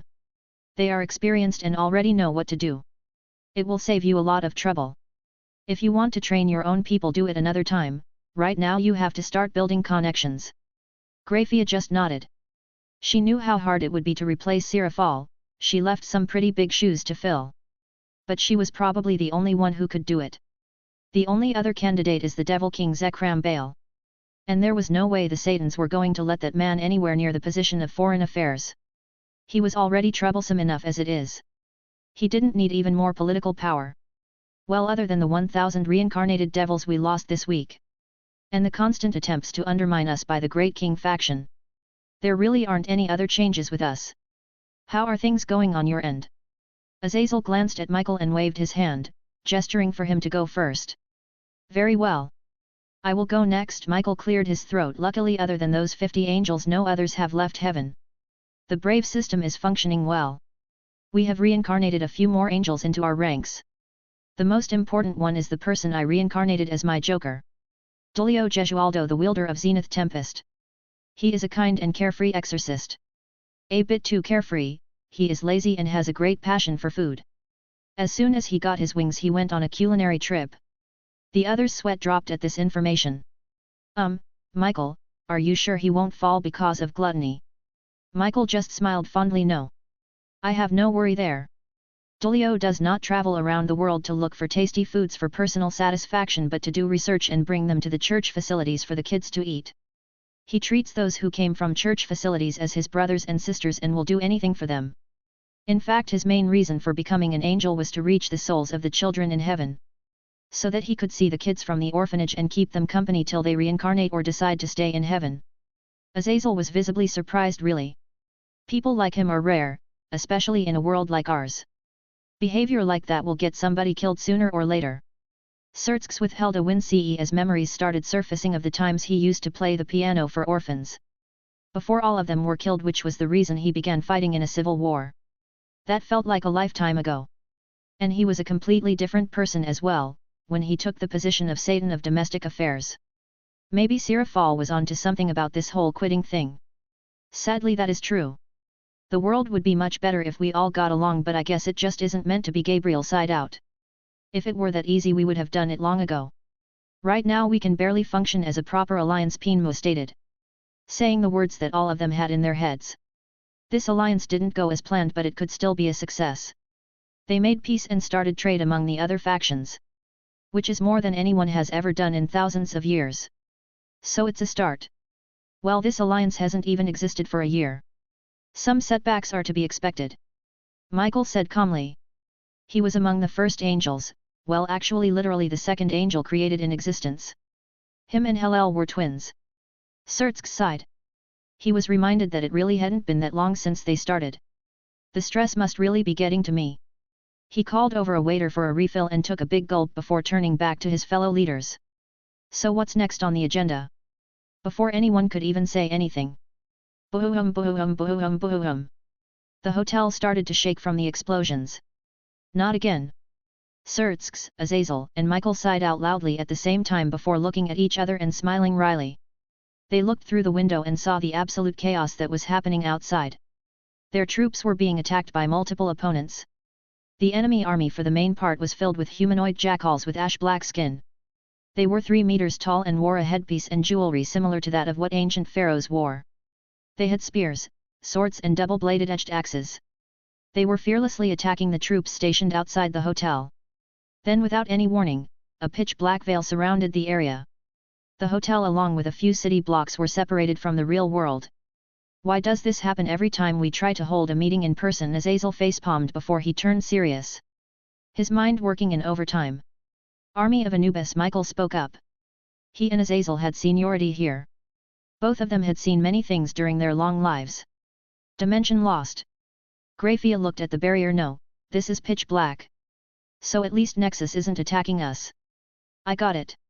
I wondered why the black energy seemed so familiar to me. It's Nyx. The primordial goddess of the night. Azazel spoke up as he started to run energy through his body. Nyx? So the Greek and Egyptian pantheon have joined forces, Gabriel stated. She used the special techniques from heaven to control her emotions in times like this. So even as she watched her people get killed, she would be able to think and fight with a level head. Pinmu frowned. Even if she is a primordial goddess, she shouldn't be able to create a barrier that can keep all of us locked in, right? I believe you are correct. I'm guessing her brother Erebus, the primordial god of darkness, is helping her out with the barrier. Michelle observed the enemies when powerful auras started to pop up from the darkness. Roar. Roar. Roar. Roar. Oh, come on! Azazel yelled out. He had recognized a few of those auras. A black eastern dragon exceeding 100 meters in length flew from the darkness. He had gems across his body that released a shimmering silvery glow. It has been a while, Azazel, Michael the dragon greeted them. Apophy's a rare guest has appeared, Michael calmly said to the dragon, and you have brought friends, I see. A few more dragons came out of the dark barrier. They all had different shapes. The first one was a tree-like dragon with red eyes. The second was 15-meter tall western dragon with black scales, bright silver eyes, horns, wings, and thick limbs, uniquely being a bipedal dragon. A trait that he shared with Tannen. And the third was a giant dragon with 3 heads and 6 giant wings. He had very dark scales that were a distinct shade of purple. Laden, Grandel, and Aida. Azazel said to inform Sirtsks and Graphia. Since they haven't met these dragons before. Apophy's the primal eclipse dragon, Labdin the insomniac dragon, Grendel the crime force dragon, and Aida the diabolism 1000 dragon. Graphia called them by their titles. Rahahaha. I will slaughter the whole lot of you. Grandel roared out, his silver eyes glowing as he let out a mad grin. Ha ha ha. Let's see you escape now, you little worms. Labdin laughed out loud. The leaders noticed that he was sitting in the back while his energy was dropping slightly. It was easy to figure out that he was increasing the strength of the veil that Nyx and Eberus have created, as well as giving them an obvious target. Except this target is a durable dragon sitting behind 3 very strong evil dragons. Hey Az. Long time no see, Azazel chuckled at the 3-headed dragon. Ah, Azazel, I see that you are still alive, you old crow. I can finally get my revenge. Aida glared at Azazel. Azazel. Michael raised an eyebrow at Azazel, who looked a bit sheepish. Long story short, in my youth I stole some magic books from his cave. You ransacked my home. Prepare to die, crow. Az roared out as he started to gather his energy. As if 4 dragons were bad enough. The earth around them started to crumble. In mere seconds a large part of the earth, cement, and houses turned to dust and sand. The sand started to stir. It slowly gathered to form a humanoid shape, who quickly became a real person. He had dark skin, and wore many gold ornaments as well as Egyptian garb. He also had traditional Egyptian makeup on. He looked like a pharaoh that had come back to life. Seth, Set, god of deserts, storms, disorder, violence, foreigners, thunderstorms, eclipses, and earthquakes. He grinned at the alliance leaders. Let's get this party started, shall we? Seth flung his arms. And a tsunami of sand rushed at the hotel. This also started out the attacks from the dragons. And so, the war on this front began as well. Chapter 99, Guardian of Japan. On the Nexus side of things, the fights had already started. Isaiah vs Kane. The two fighters were exchanging blows faster than any high class could see.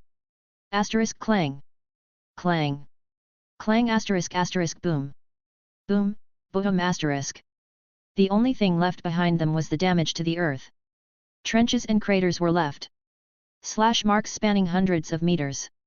Their clashes sent large chunks of the earth flying high in the air. Despite how even the fight looked, it was Isaiah who was winning. Kane was keeping up. But he was struggling, mostly due to his reserves being locked at peak low ultimate. He was only able to stand in front of Isaiah due to his high comprehension of marital arts. And his other secret. His mark.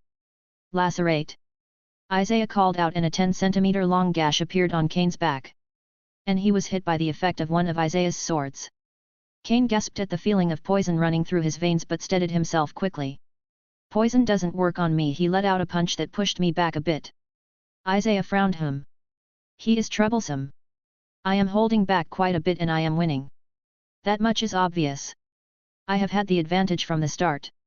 Yet here is a normal human if we were to ignore his slow healing immortality.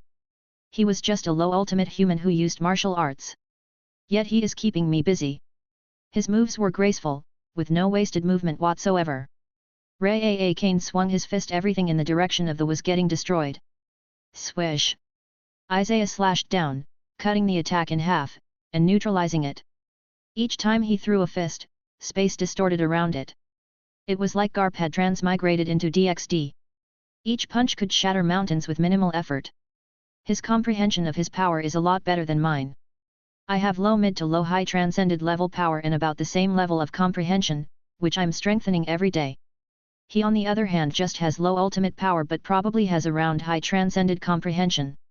That's the same level as the chief gods in terms of knowledge and skill about their respective powers. This is the first time I have seen someone as broken as him. After all, a low ultimate fighter is a scrub to the current me. Yet here he is keeping me busy somewhat. I'm only allowing this because I want to see his trump card. What's wrong? You aren't attacking. Kane yelled out as he started to jab the space in front of him at high speed. The attacks were so fast that the tail of the flying punch caught on fire because of the friction and the front bent space in front of it. Isaiah quickly countered.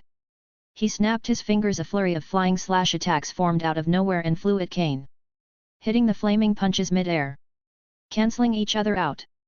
Lacerate. Another slash appeared on Kane. His weight doubled as he suddenly lost his balance and got sent flying by a sword slash. Ah!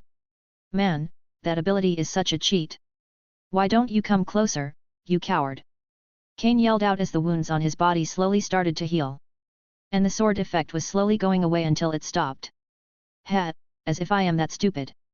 Nobody with even a shred of intelligence would face me in a head-on fight. He is hiding something. And if he really joined forces with the death gods, then he has access to the only thing that can cause serious damage to me. Samael's poison. Even if Valerie decreased our dragon slaying weakness to the point it doesn't even matter. The poison is still dangerous to us since it has a soul corrupting element as well. I will just tire him out as I learn about his attack patterns. Sooner or later he will mess up. I don't plan on letting a chance like that slip by me. He really is troublesome to fight against. Immortal, slow healing and my various sword effects aren't working on him for some reason. But then again, he is like thousands of years old. And he is the son of Adam. So it's kind of expected to reach this level if he was constantly training. At least Kurama managed to slip away and not get caught up by these fools, since they are obviously stalling for time. He is quite sharp at noticing things like this. He can handle whatever plan they have got cooked up. Hachiman. In the initial landing zone, the Shinto god of archery Hachiman was facing off against Dino, Valerie, Yasaka, and Ingevilt. And surprisingly he was managing to keep them busy.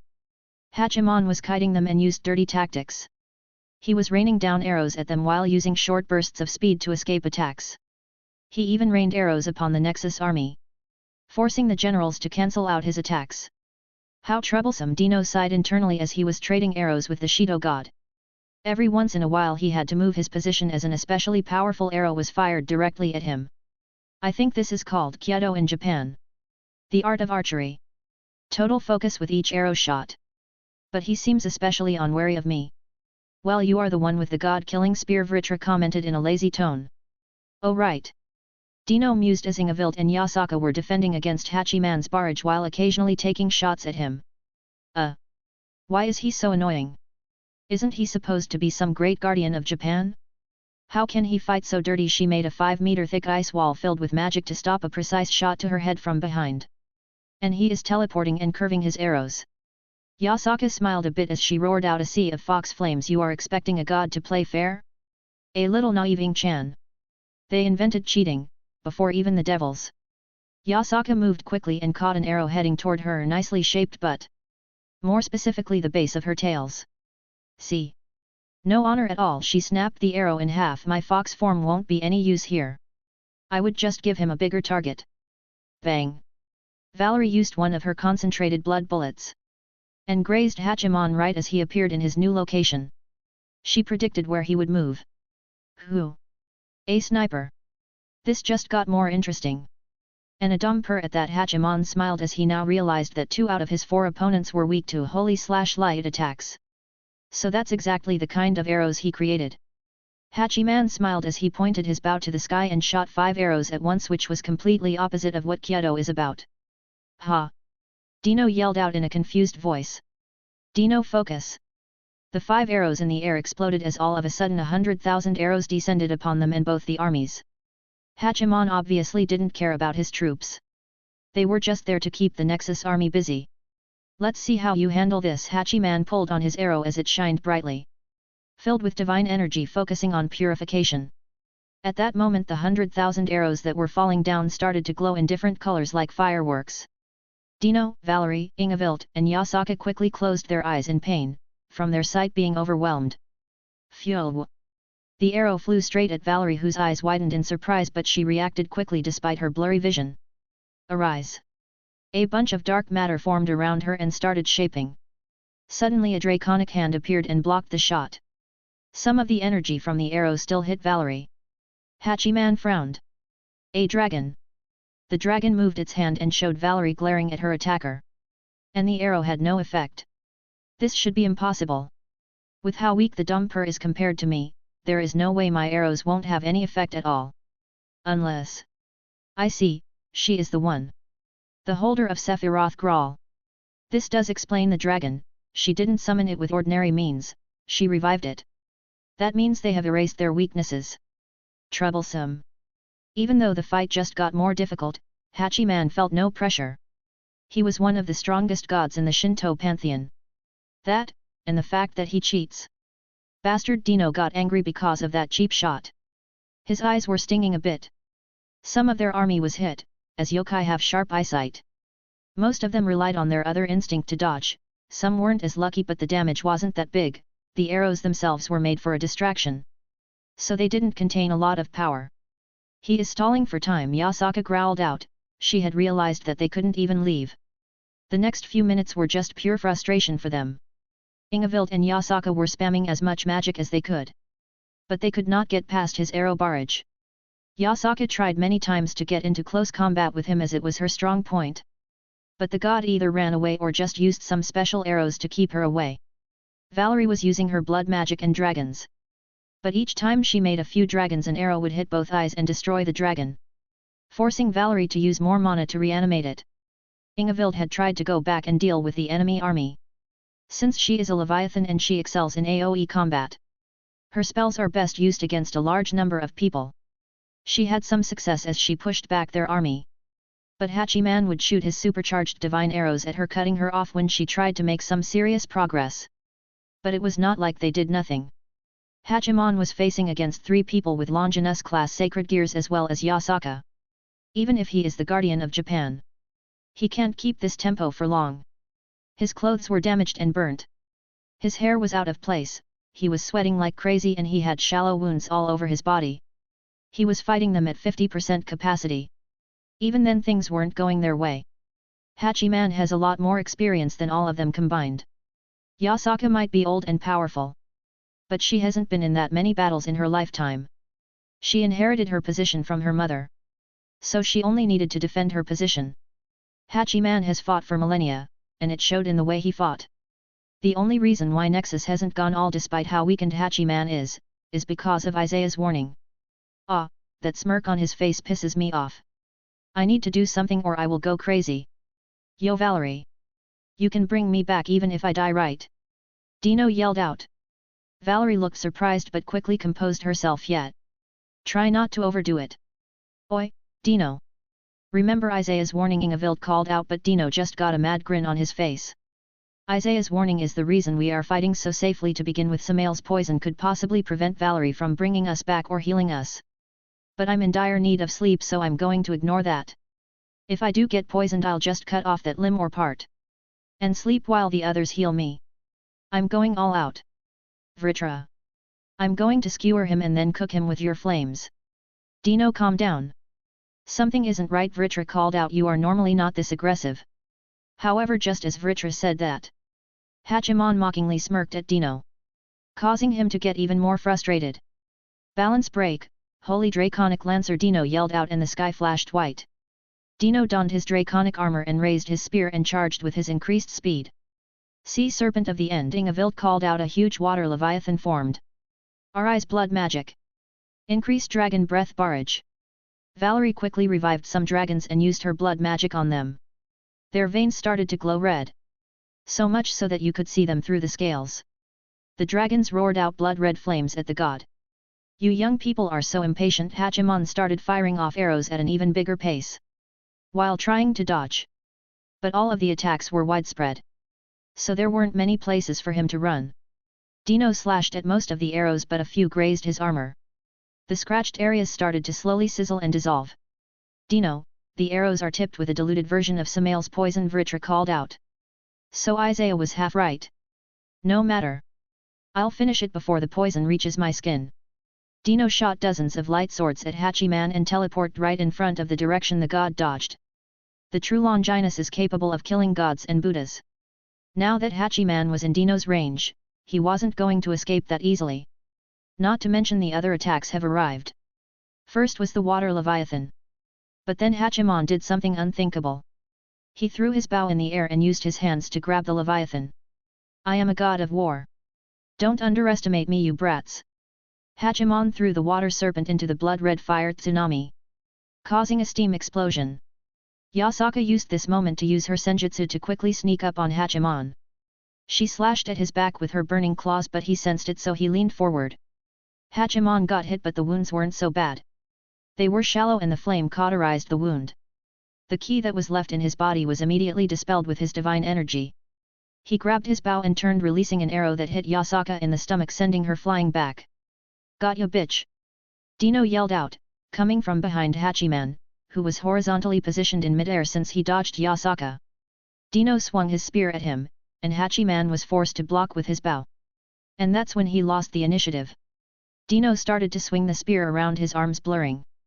Hachiman tried his best to block, but Dino found an opening and stabbed Hachiman in the stomach above the hips.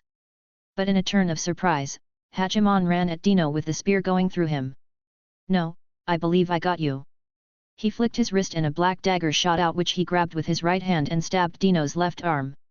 Right through the scale mail. Ag! Dino screamed out in pain. Dino!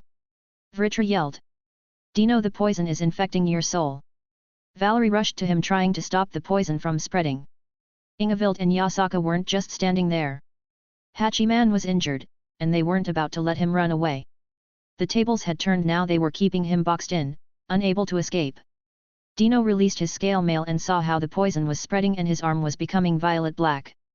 Without flinching, called upon the full power of the true Longinus and slashed right on his biceps, severing his own arm. Grab it, he groaned out in pain.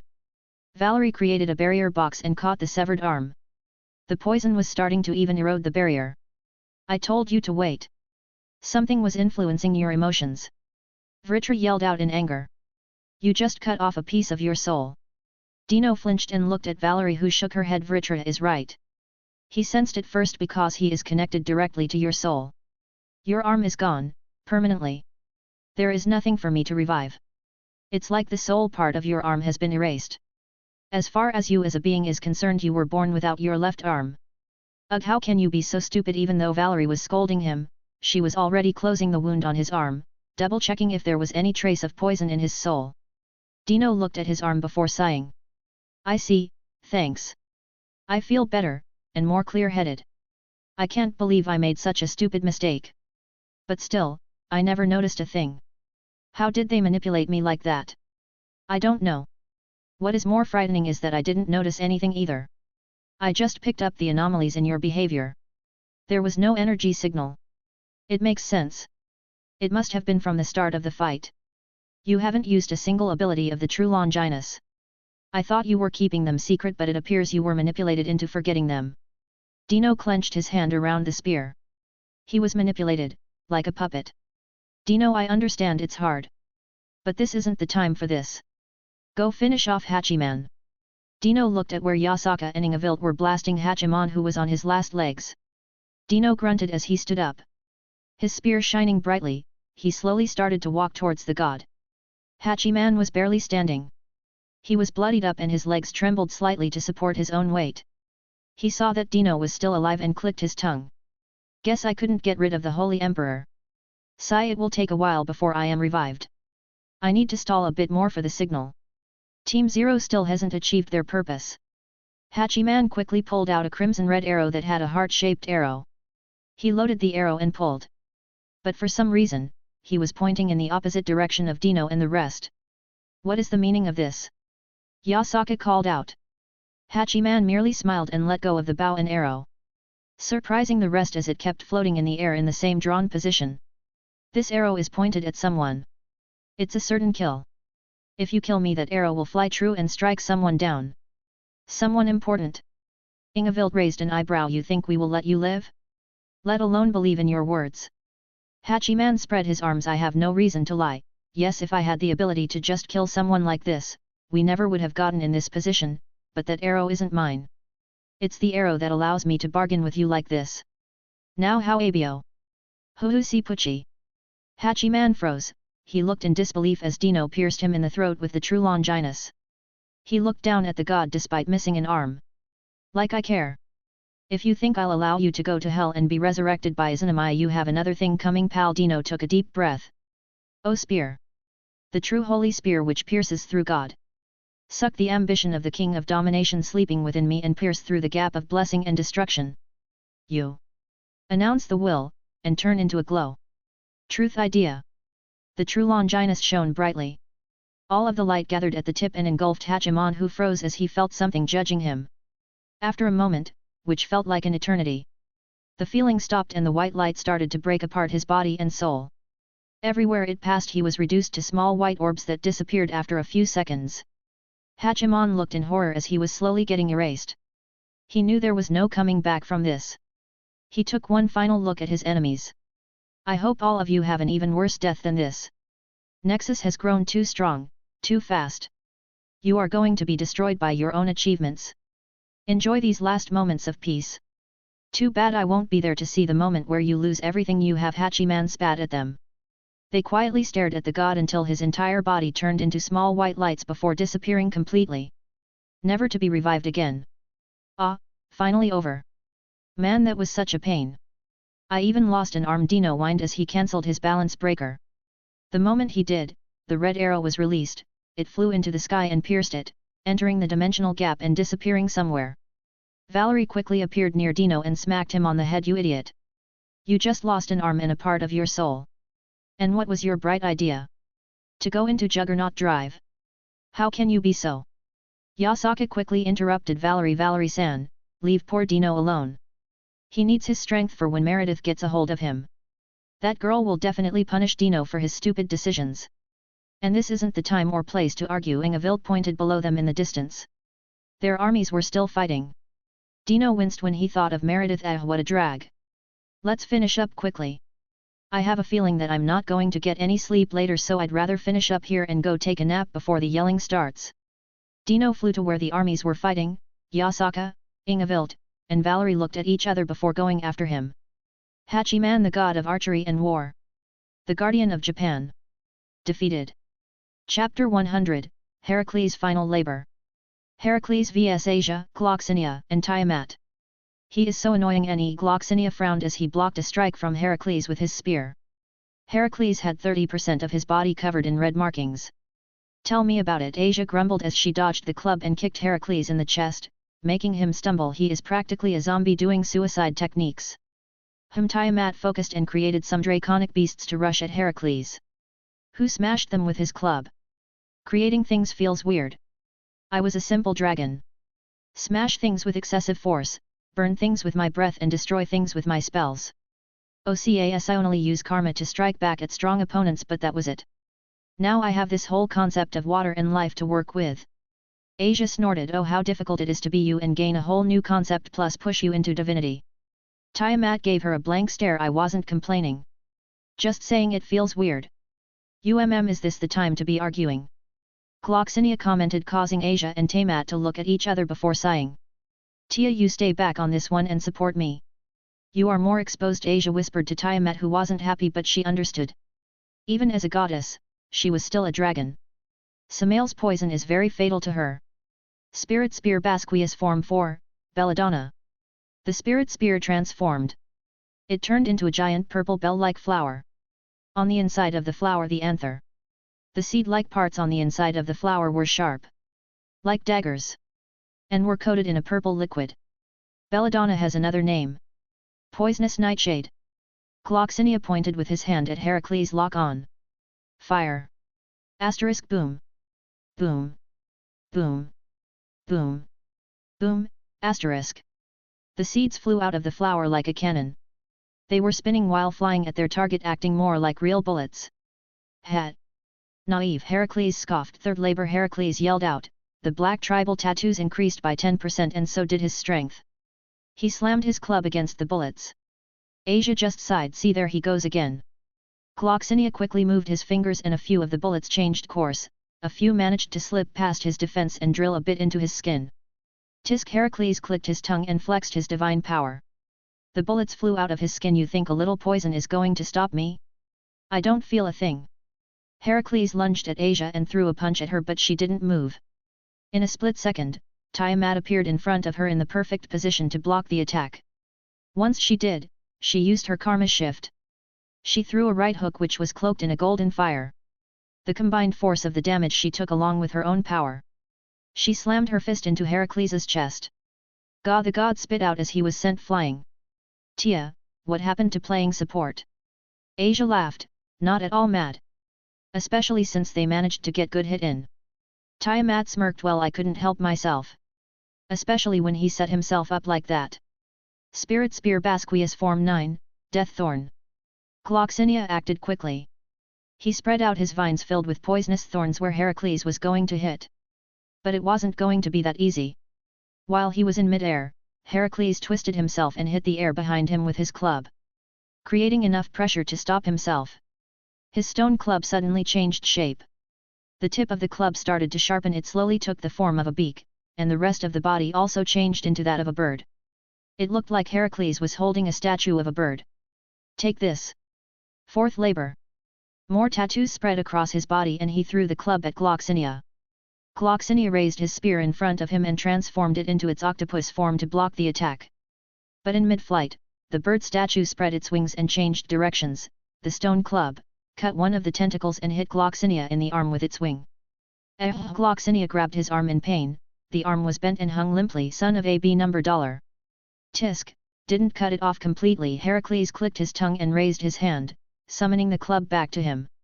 But just as he did, he felt someone behind him. Aura Asia punched the god in the face with her gauntlet. Boom! The explosion sent him tumbling. Well, more like flying. Gloxinia, you good? Asia looked at the fairy king. Yet. He got me good. Spirit Spear Basquias Form 7, Moon Rose. His spear transformed into a rose that started to bloom. Droplet of life. A large drop fell on top of his head and his arm quickly regenerated, causing him to sigh out of relief. Let's kill him already. He was already dead to begin with. Tiamat flew down next to them. If it was that easy we would have already done it. He is still a god, one that specializes in endurance at that.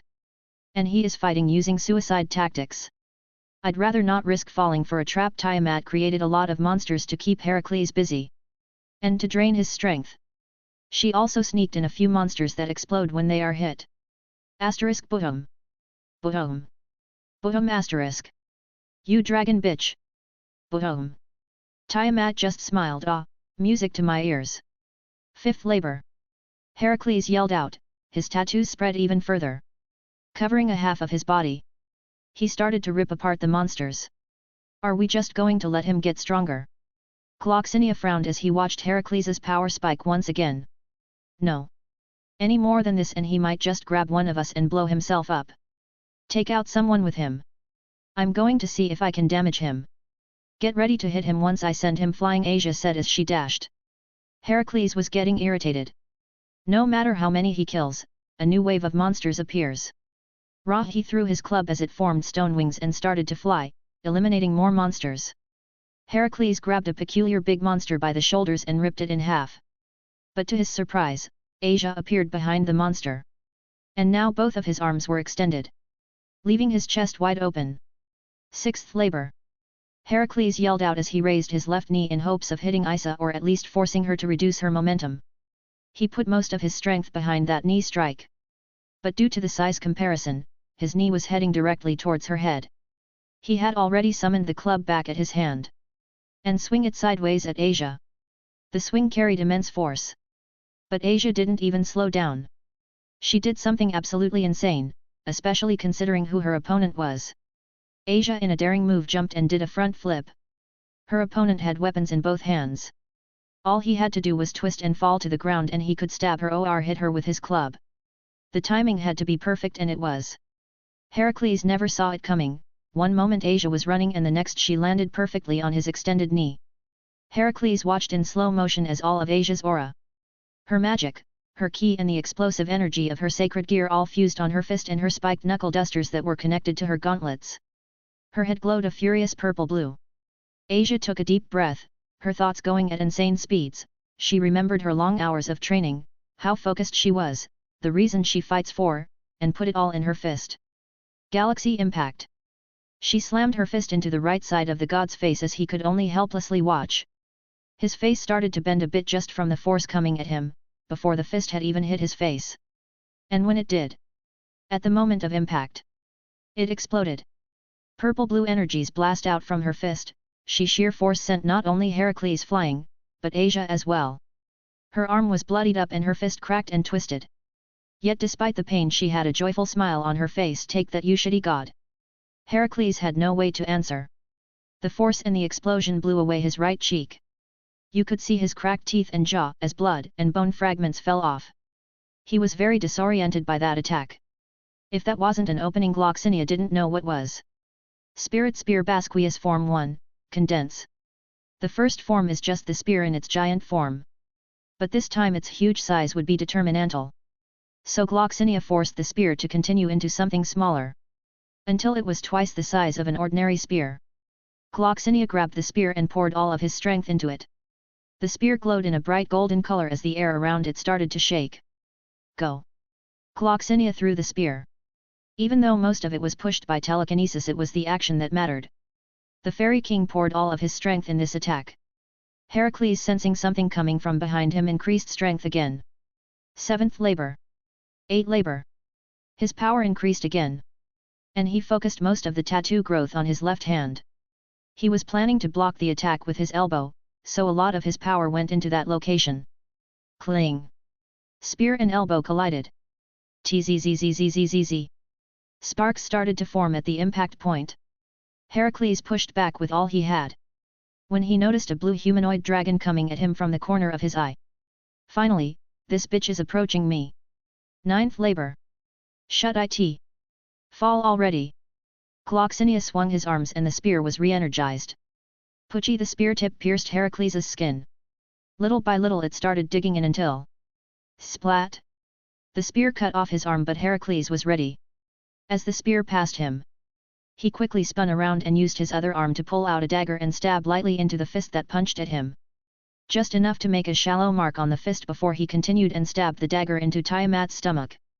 Heracles enjoyed her surprised expression. Ha ha ha ha ha. Take that, bitch, I won. He yelled out in glee before he froze. Tiamat grabbed his wrist with both hands and started to shift and turn into black mud. It's a monster. Heracles quickly caught on and tried to pull out his hand, but he couldn't. This monster was different from the rest. It had an insane amount of magic. No. 10th labor. 11th labor, Heracles screamed out as he pulled with all of his might. But the monster stuck to him like glue and followed wherever he pulled it. The Tiamat doll in itself wasn't strong, but its composition made it very adhesive. It trapped Heracles' arm, rendering it useless. If he fought, he would only have to rely on his legs. And again his current opponents. It was a death sentence. Now, Tiamat spread her wings, and she quickly started to grow into her dragon form. Now that Heracles had lost his secret weapon, she didn't need to worry about making herself a bigger target. Tiamat focused inwards. Take all of my chaotic energy on the right, then turn all of the damage I took from Heracles into karma on the left. And combine both. The giant blue dragon opened its maw. Chaotic red and golden yellow energies started to twist in her mouth, reminding the world once again why she carried the title of Chaos Karma Dragon King. Roar. Heracles watched as the attack approached him. 12th labo. He tried to activate the last labor, but the breath attack hit Heracles head on. Heracles, being very weak and disoriented from Asia's blow to his head, couldn't dodge. Only stared as a chaotic gold twister hit him. Damn you insects! I will return and kill every single one of you. This I swear on my name. Heracles yelled out as his flesh started to rip apart and burn. A few seconds later, nothing was left at all from the god of heroes and endurance.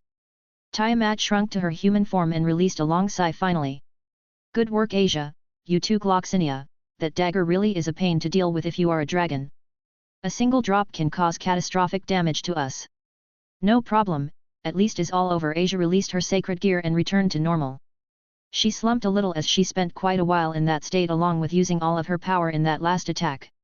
Why did it have to be an endurance freak? Anybody else I could have beaten on my own. Asia complained out loud. Ah, that freak of nature was too tough. He was like a cockroach. Gloxinia floated down, he was exhausted. Don't drop your guards just yet. You two can go to HQ and rest. I will help out our army and clear a bit of the grunts before returning. Tiamat spread her wings and flew down to where the two armies were fighting. But seeing as two of their commanders/leaders fell in combat, small groups started to leave one after another, lowering the morale of the remaining troops even further. Thanks for listening.